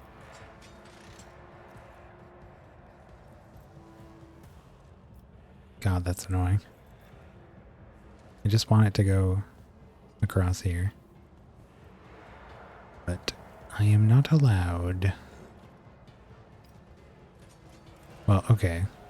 Instead of moving the back line, let's move the... Or not the back line, but the... yeah, the back line. Move the rear over here.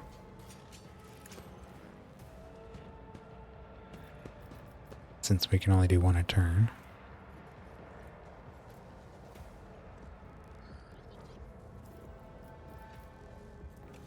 And let's give Idra a free turn.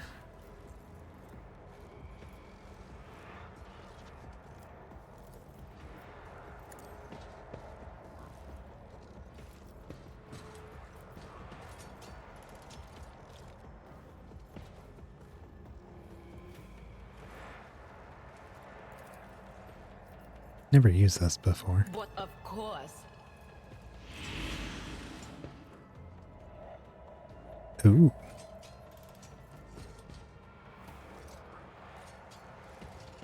Oh. Well, I guess that actually works. They use as our attack actions, but we can still use Claim the Bounty.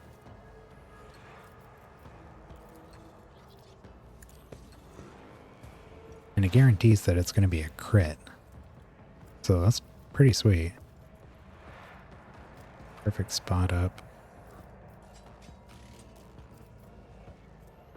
Okay. On it.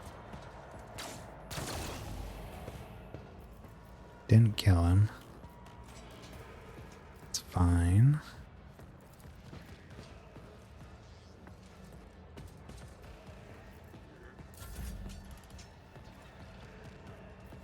Back to Vaughn.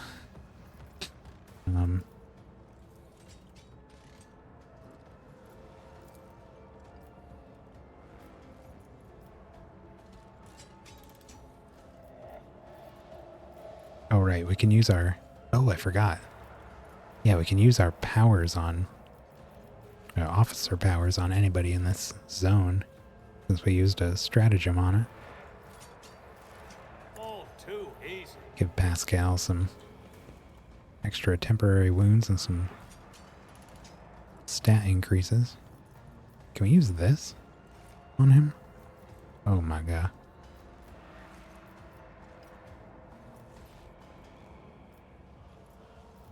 Ooh.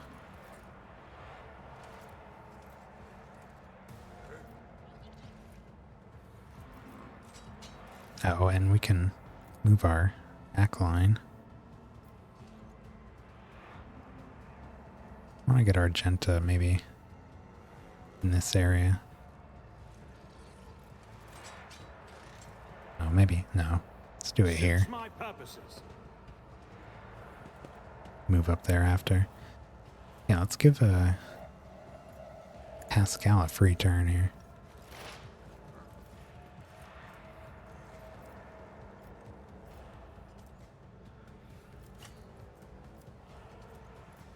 Following. Move to any cell adjacent to the vanguard without it provoking attacks of opportunity.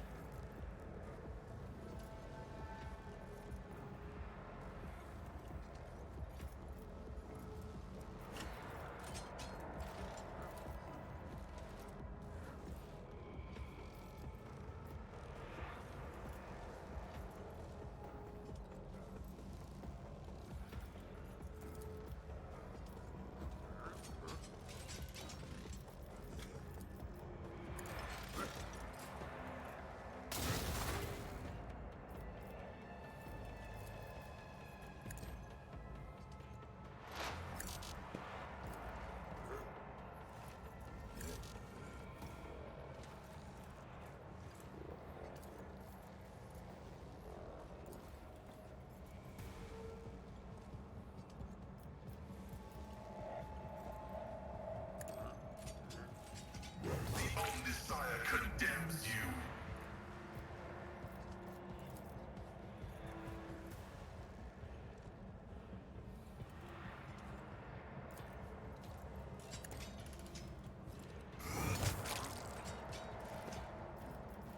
Dead man.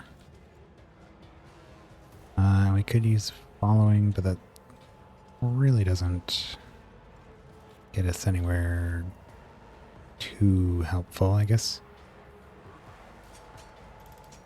No. No, not really.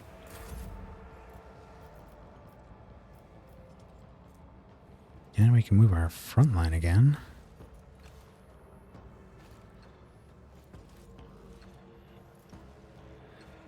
Don't really think we need to, though. I mean, yeah, I can't even see. I would move it up here somewhere, but need line of sight.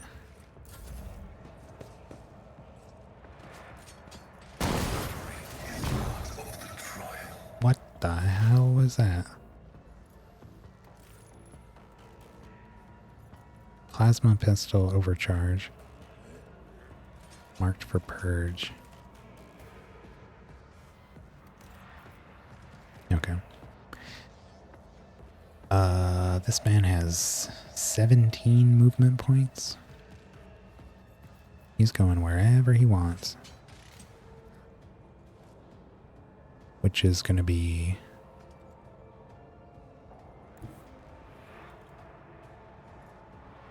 right here.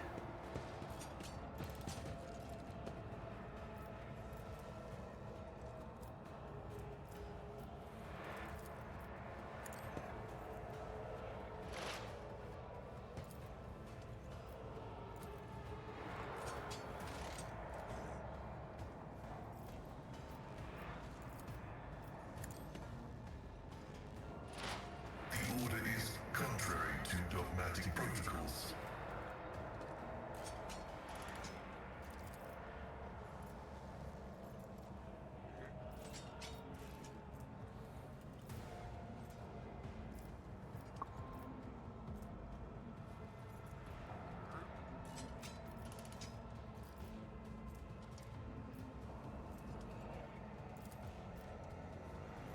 $30 to $38. $65 to $77.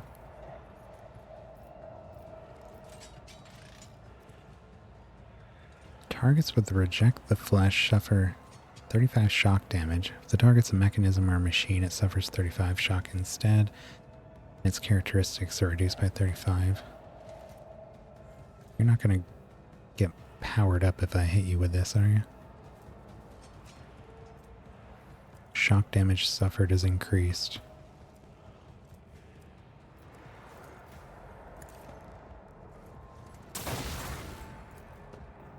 The Omnissiah comprehends all.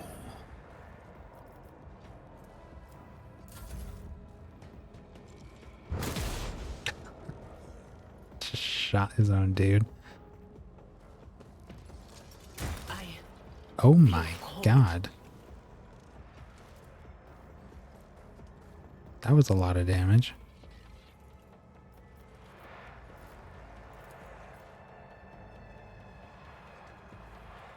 Back to not being able to see him.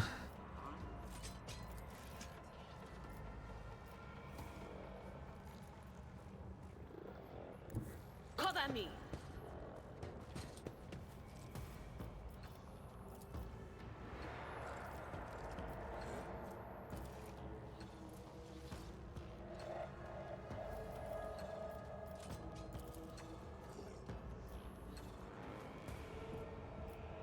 Oh, hello.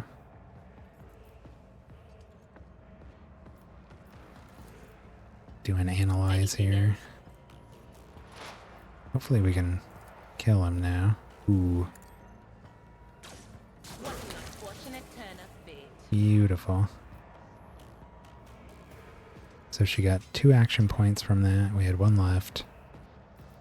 And we haven't used our attack.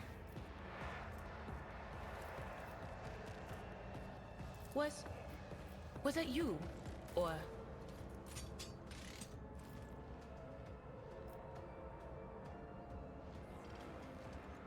Can't hit him, huh? No, okay. But of course. Anyone see that? So close to death.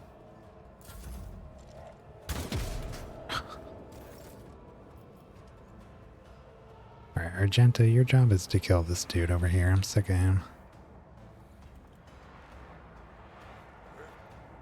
Find a way.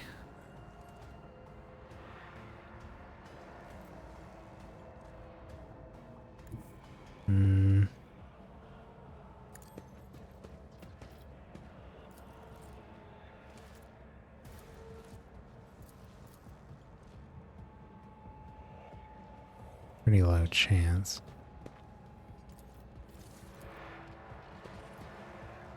Well, okay.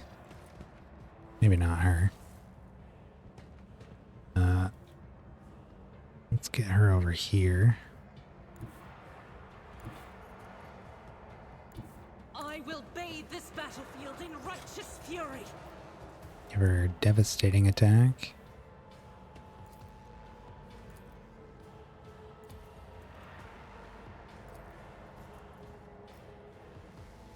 And whack this guy.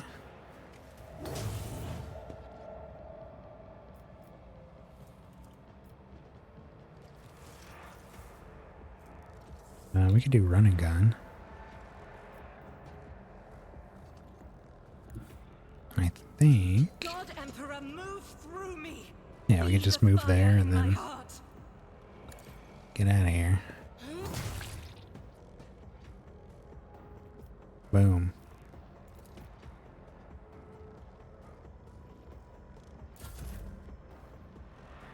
Abelard. Really need this guy dead.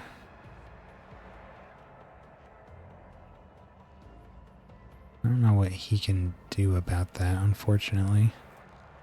Probably just come up here and assist Pascal.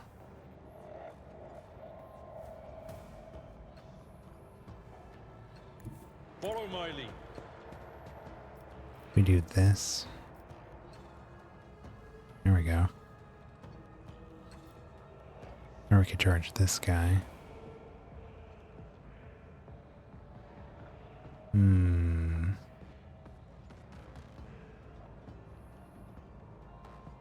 Or have a shotgun. Yeah. Let's do like sworn enemy. Charge. Oh, that might not work. Yeah, it's 2 action points to use the shotgun. Victory is imminent.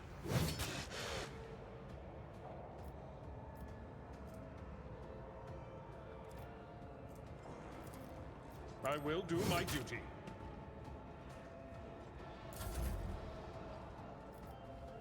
Cassia, you're gonna need to be the one taking this guy out here. See if I can pull him back out again. Atta girl. And then, can we get both of them? Isn't this a job for the serfs, as duty demands? Gone. We got one more pull here.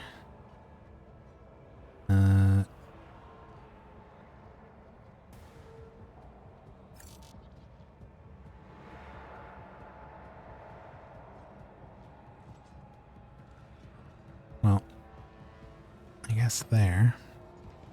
Another foe painted black.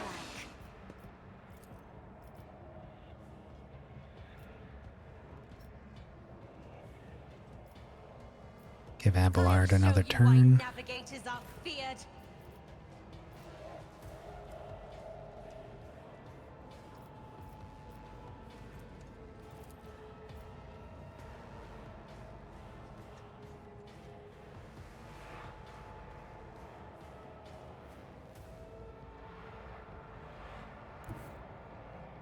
I've seen worse battles than this in my time.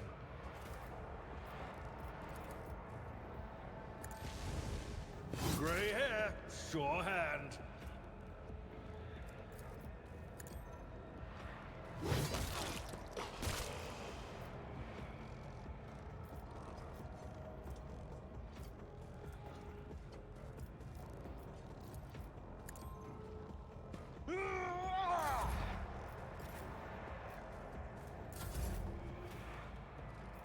Alright, Bone. We can get line of sight on Pascal. Can make this happen. Question is, how do we do that? This thing is in our way. Maybe.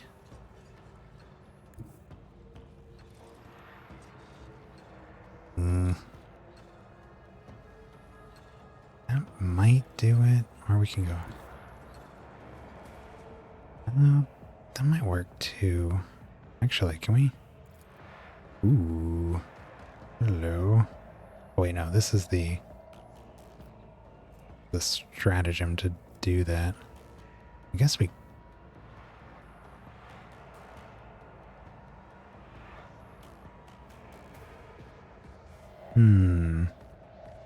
Need to have 2 points left.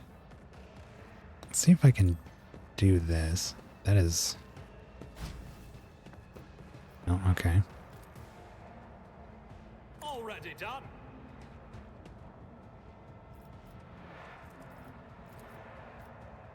There we go. Not my specialty. Boom.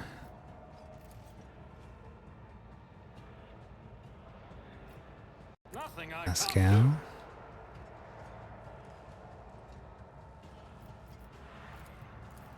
Nope. Nope. Nope.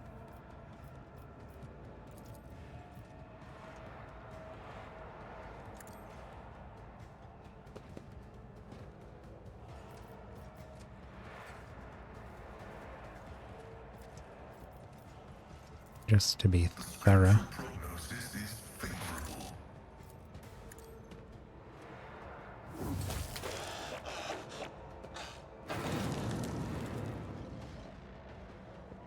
Bam. do. I won't tolerate weakness. Ooh. The veil is thin indeed here. Can hear echoes. Marksman rifle. Different than the sniper rifle we usually use, I think. Rebels sniper rifle.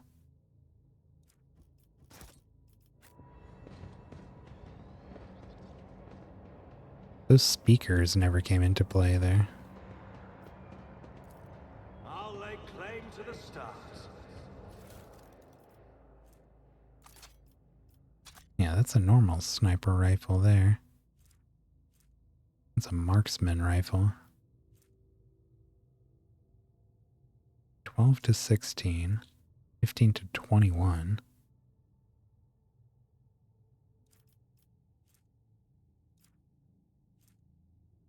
Yeah. Plasma pistol, frag grenade.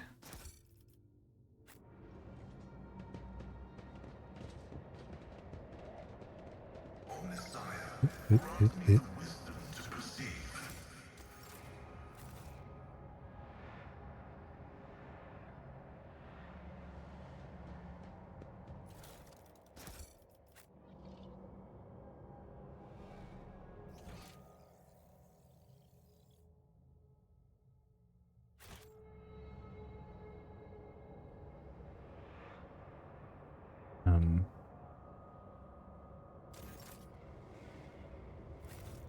Where do we go? This ocular Oh, implant is a worthwhile don't. investment. Don't move. Oof.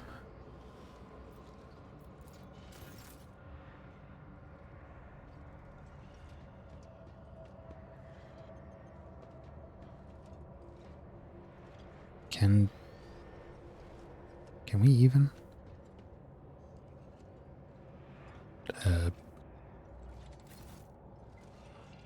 I guess so.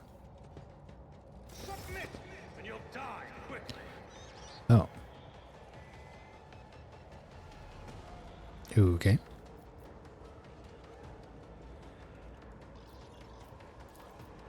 Another one. This is a weird place to be set up here.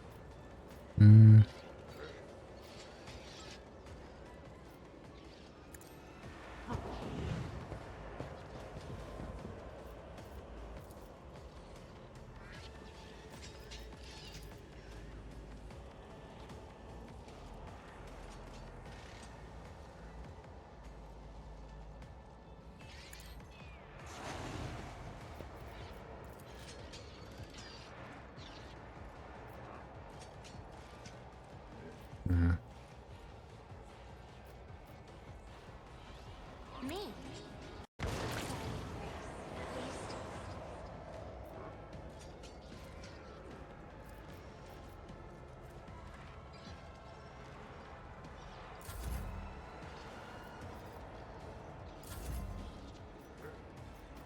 Alright, Vaughn.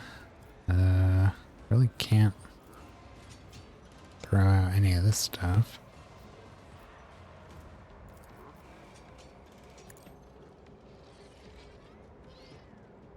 Give Argenta voice of command, which refunds a point.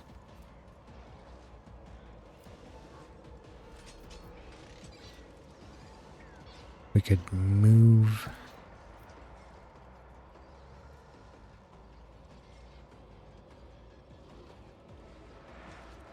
Maybe move Abelard. Can use follow my lead. You can actually use well, use follow my lead to work on everybody there.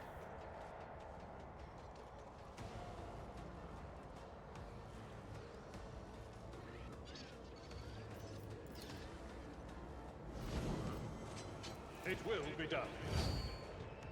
Load up on all those.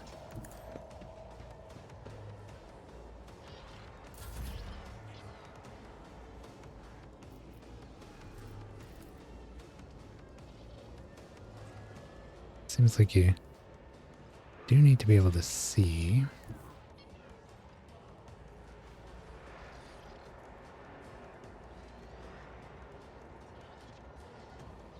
I think this will work. Move on here. Now we can get our areas up.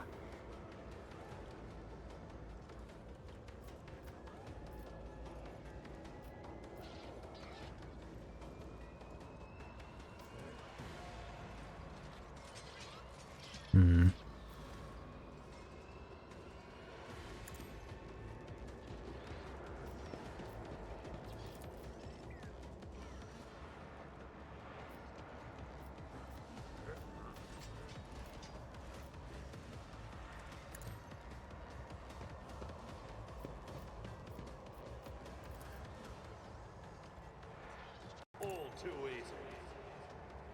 Gonna put that there. Only so that I can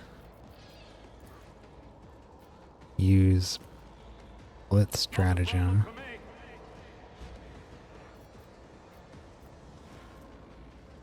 Now we can use our officer abilities on Cassia.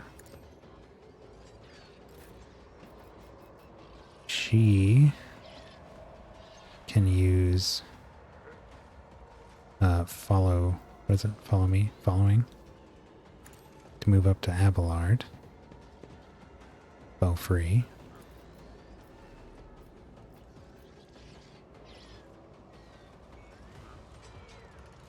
Now she can move Step aside.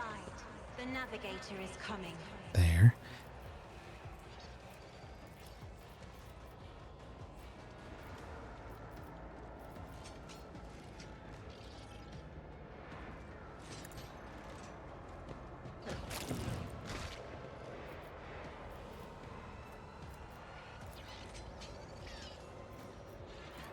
Trying to get this dude out of cover here.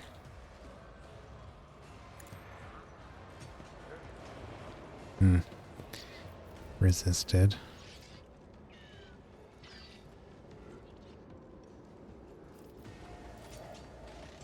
Voice of command on Abelard.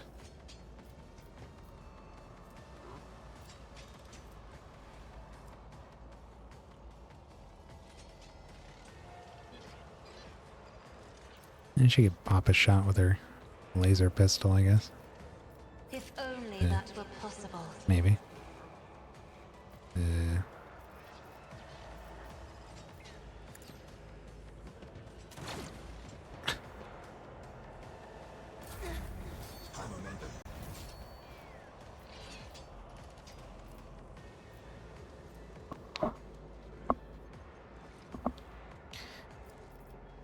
Okay, Vaughn.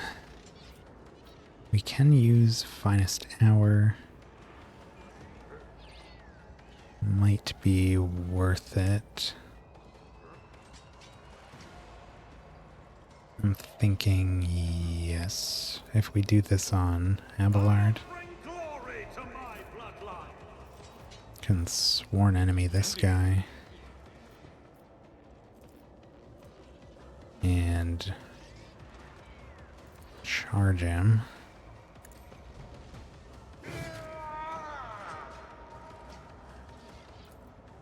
It will be done.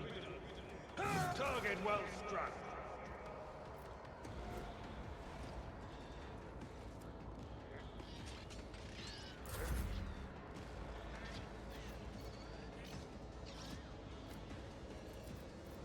I don't want to move any of these.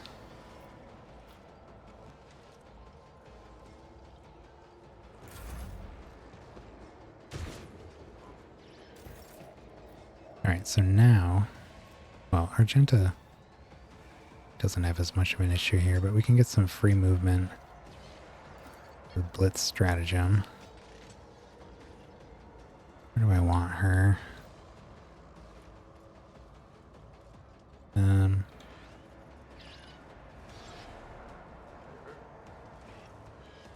Ideally where Abelard is, honestly.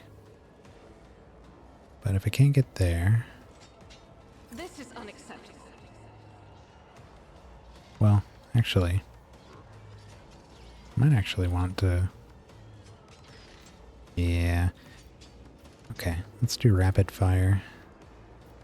I was gonna move her, but she's actually got a pretty good spot here. Do both of these.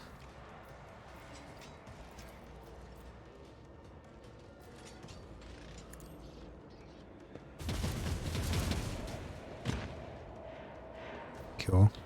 As the Emperor commands, I act. Get a chunk of momentum back.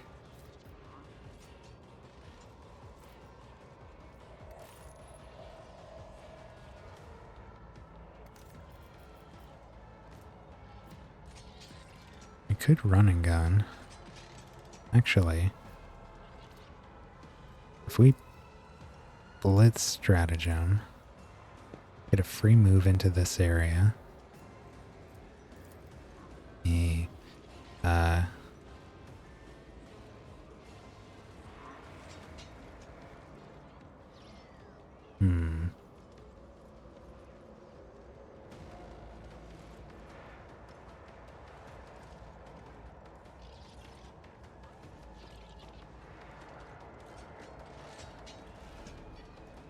We could just run and gun. This cover?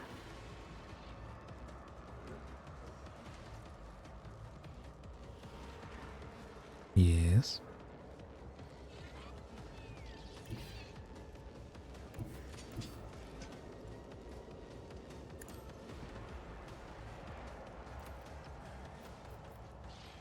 I'll do it.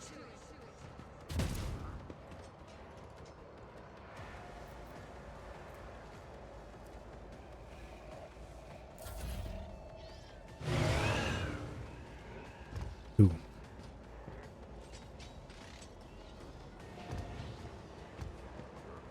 Boy, there's a lot of them out there. What is this that they're doing? Scrap Code Distortion, Code of Tainted Blessing. Like shields or something? 35 temporary wounds for 3 rounds.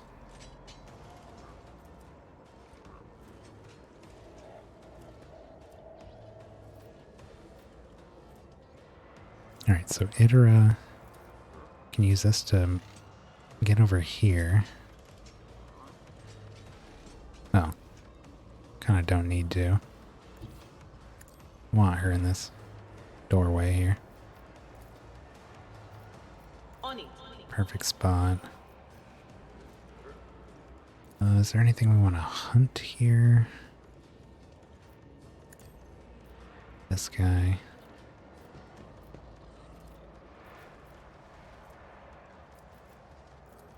Load him up with some...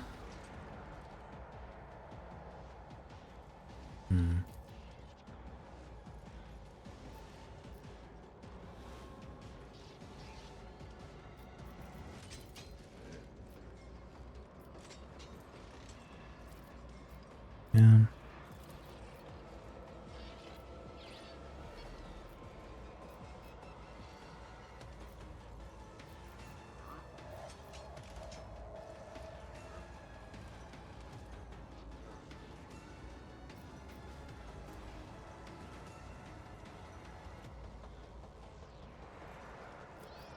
Will do.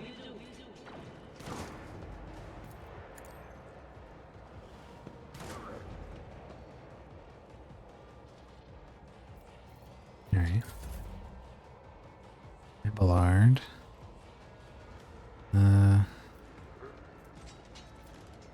Still sworn enemy.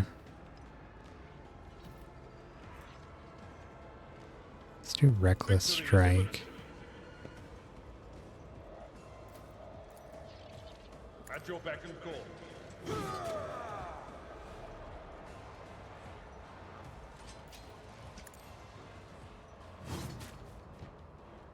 I will do my duty. Almost dead.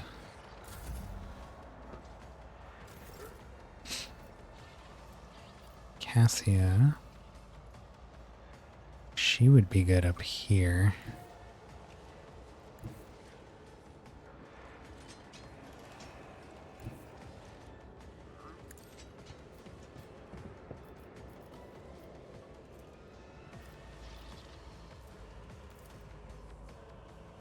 Maybe try to move this guy in to line of sight.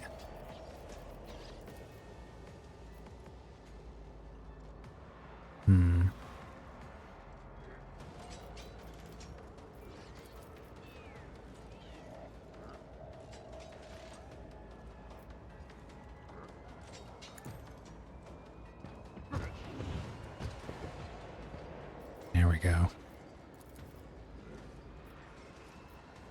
I'm not accustomed to being ordered around.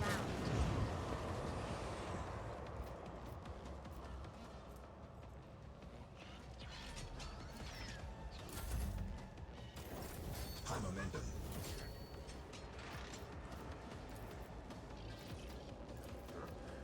Alright, Pascal finally gets to go. So we're gonna have him use Blitz Stratagem to move here for free. And we can have him move up to Abelard for free.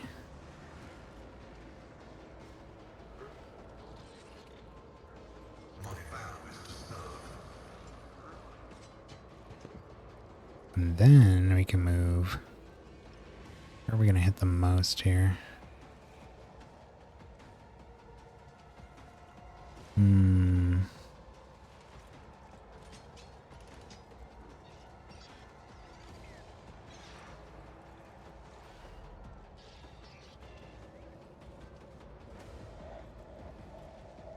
The most would probably be here.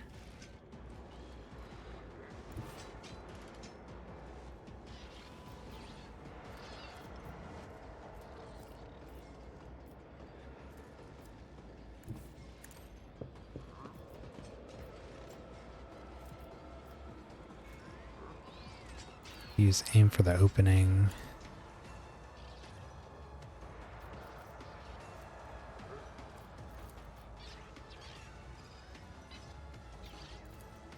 Request approved. Analyze. And then smash.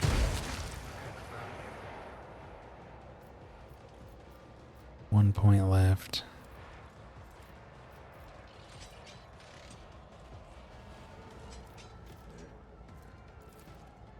Move here with our dash.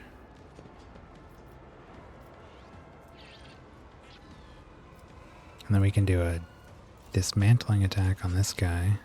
I am a savant of destruction.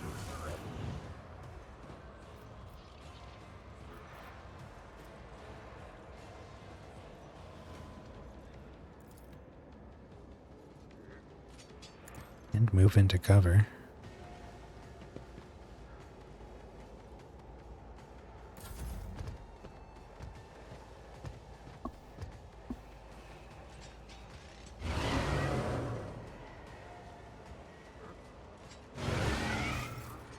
Stop that. Gotta take those out.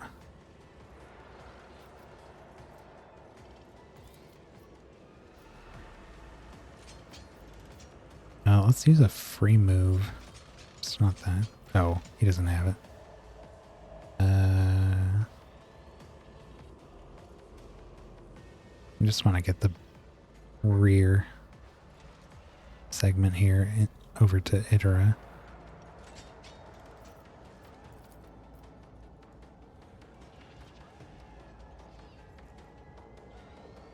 Can't do that without leaving cover here. Never wavered in the face of adversity.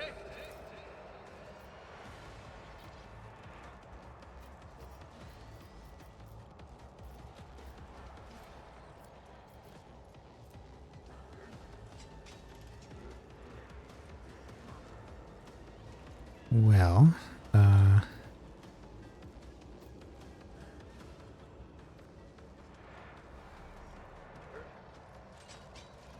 okay. Move Fawn over here. Give her that Already done. rear segment. Okay.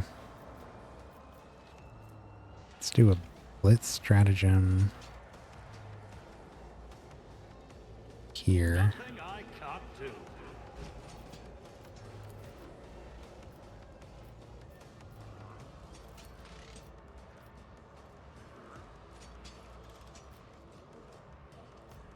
Give Itera a voice of command. You can move Vaughn I shall back not. over here. Suits my purposes. Still affect Itera because she's in a zone that we used to stratagem in.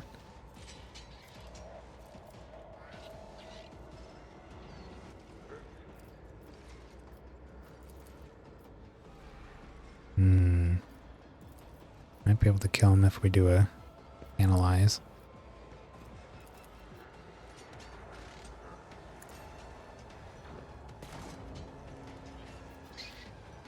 Not quite.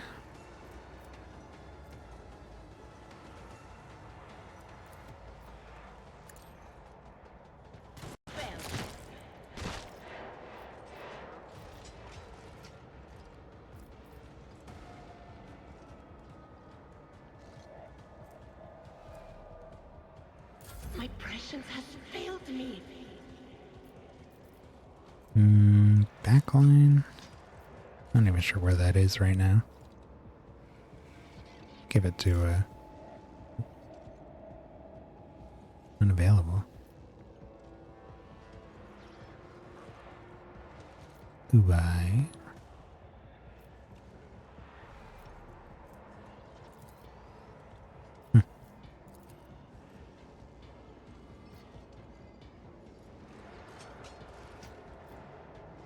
Can he not see?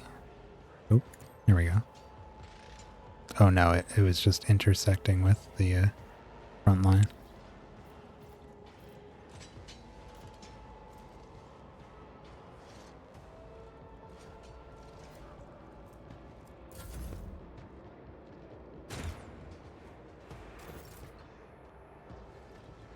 Argenta.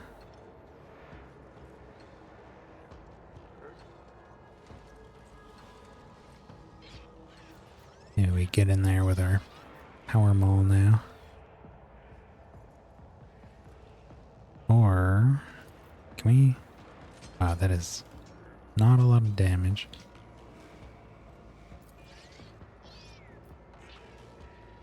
Not at all.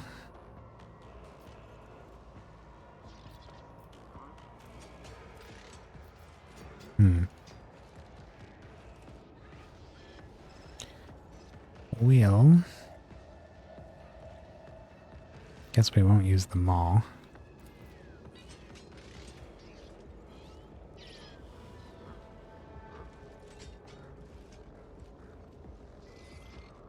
As the Emperor commands, I act.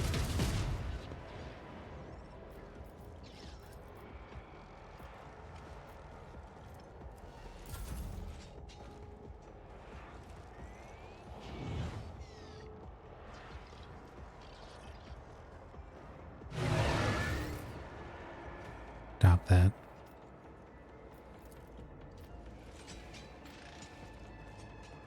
Man, these things are hard to put down.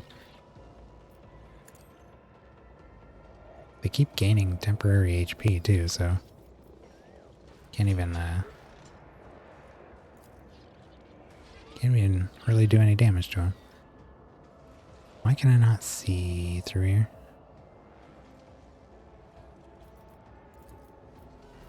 I can.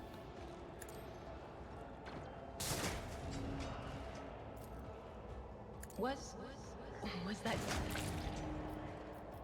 There goes one.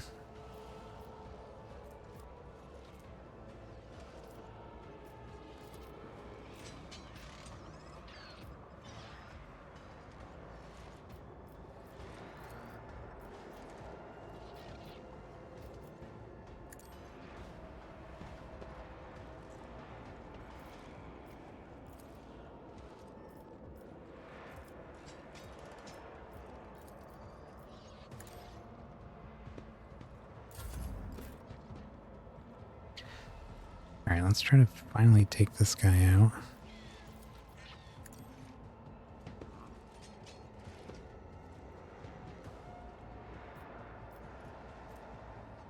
Indeed. Someone else can do this. At your beck and call.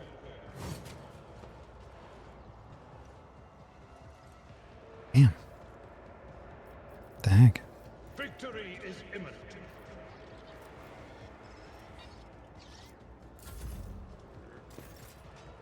Still not dead.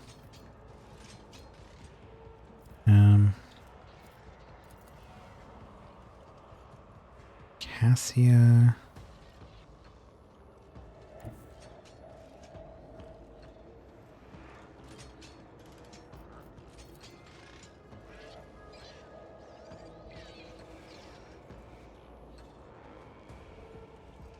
Get a free move here. And then...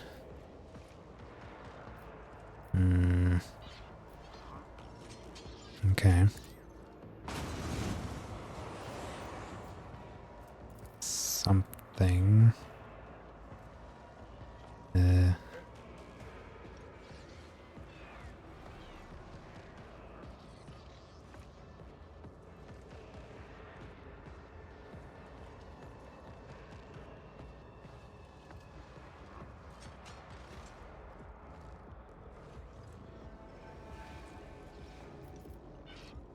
Why?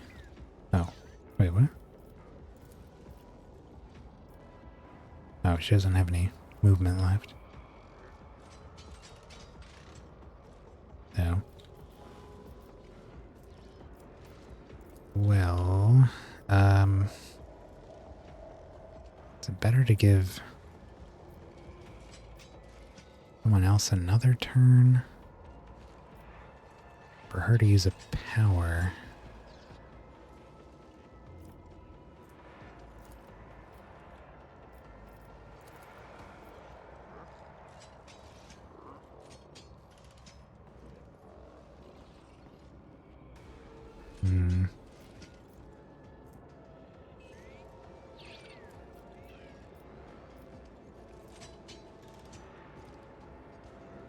Let's give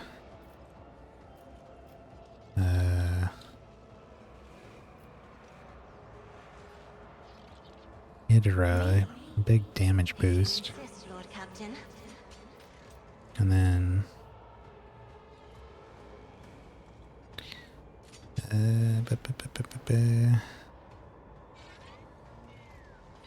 Is Isn't this a job for the serfs?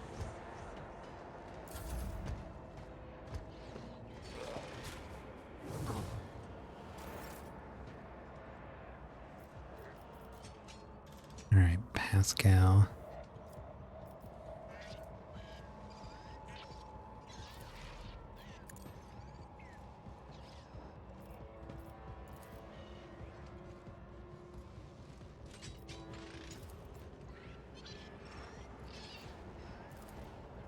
Running binary override.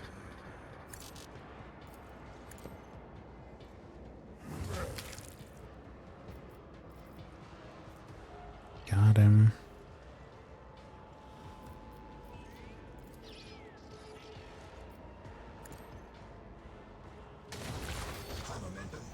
There goes that Magos. At last.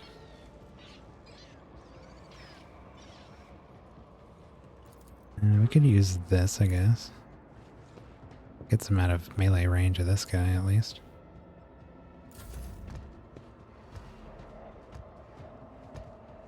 Things hit hard, but they're very slow.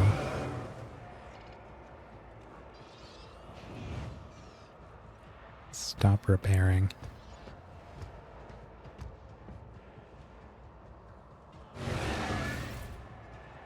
Oh my god.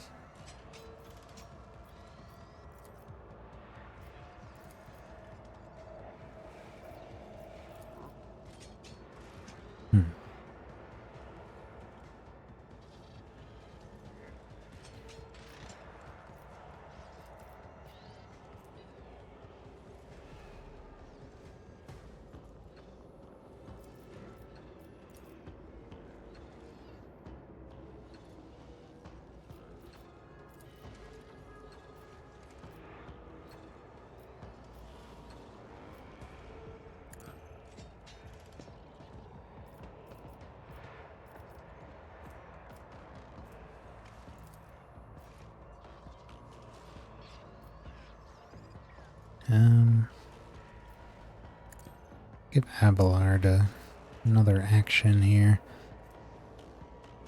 And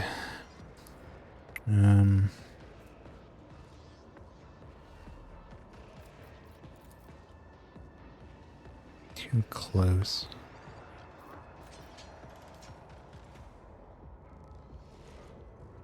Well, It will be done. too sworn enemy. It's too close to charge, but we At your can beck and call. get down here. Take a swing at him. It will be done.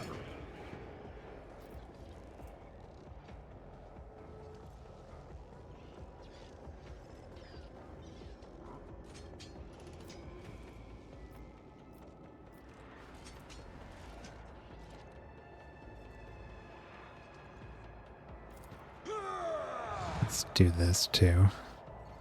Just wail on him. An exemplary strike. I will do my duty.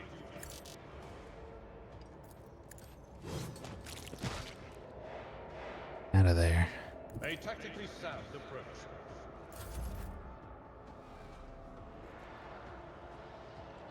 Alright, and then Vaughn, just take a shot at this thing, I guess. Yeah, take that.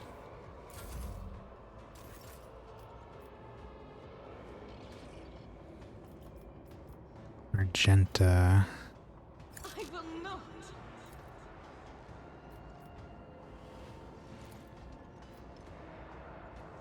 That is not much damage.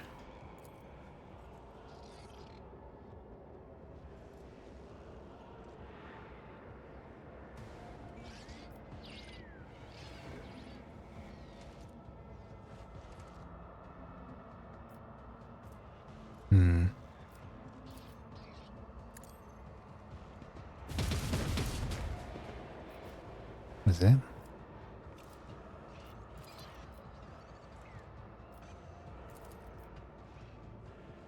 Get her out of... Oh, can we... Well, The enemies of the Emperor can move there and then, Use one of these. 12 to 20. 12 to 20. Yeah. That is a hard to kill megaphone.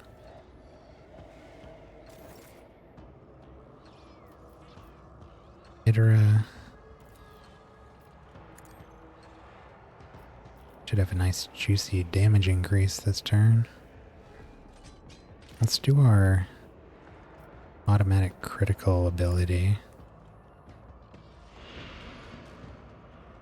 Switch to the sniper and then boom. Ah. Not enough.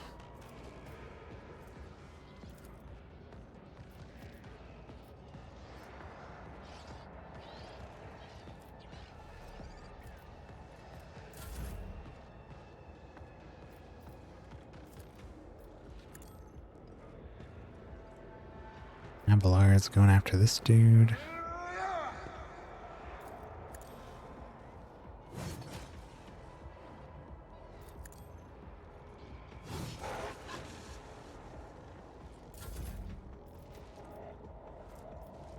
Cassia probably trying to pull this guy away.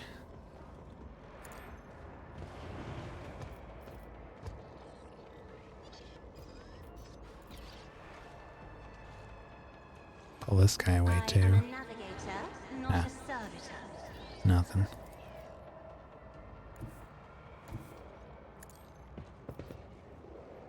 Battlefields are always drowned in scarlet. If I may, as duty demands.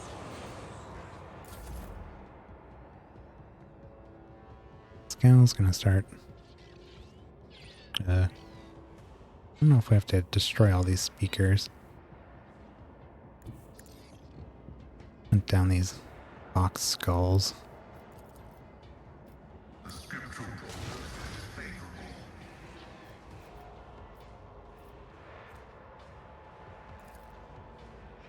My vow is to serve. Running binaric override. The other side condemns you.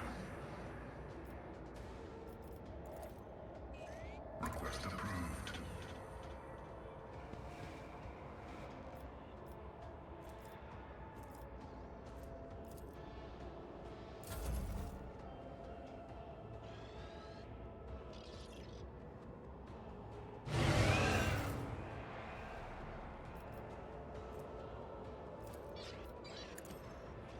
Let's have Abelard go to town on this lad. Or attack him once. Sometimes he gets multiple attacks. Sometimes he does not.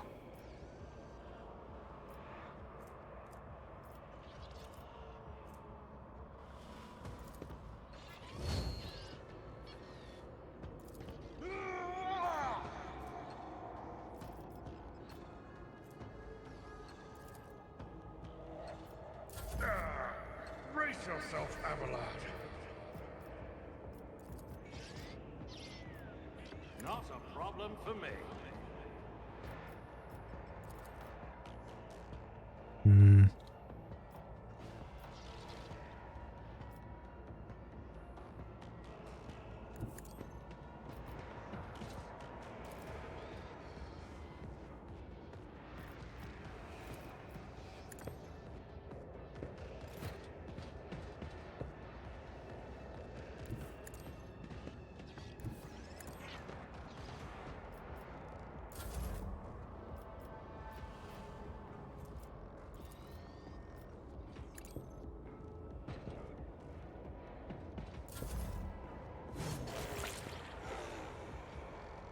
He is gone. All that's left are these box caster things and this one servo skull. Guided by faith. can do this silly thing, I guess. Oops. There.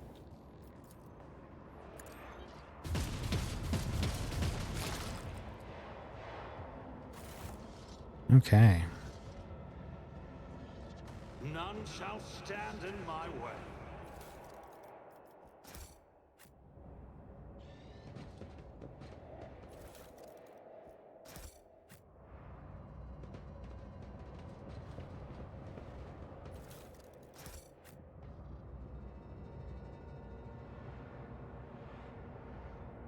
Alright. Looks like we looted all that. It is a bit past where I planned on calling it for the night. So I think we'll wrap this up next stream. I suspect we're not out of here yet. I bet we have another fight or two here. There's still an area down this way we couldn't get to through the door. So I'm sure there's going to be another fight there. And there might be another one in this hallway that we entered in. So I don't think I have time to do that tonight. I'm surprised by how long we've been in this ship. Stub carbine. Alright, let's save her up here.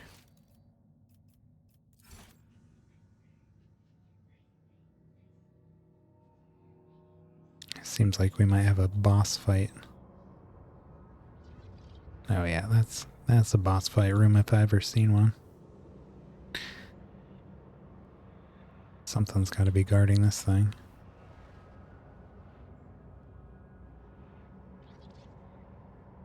Okay. Yeah, that's going to do it for the night. I'll be back tomorrow and play some more Monster Hunter. And we'll be back to this on Thursday. So thanks for stopping by. And I'll see you next time. Bye.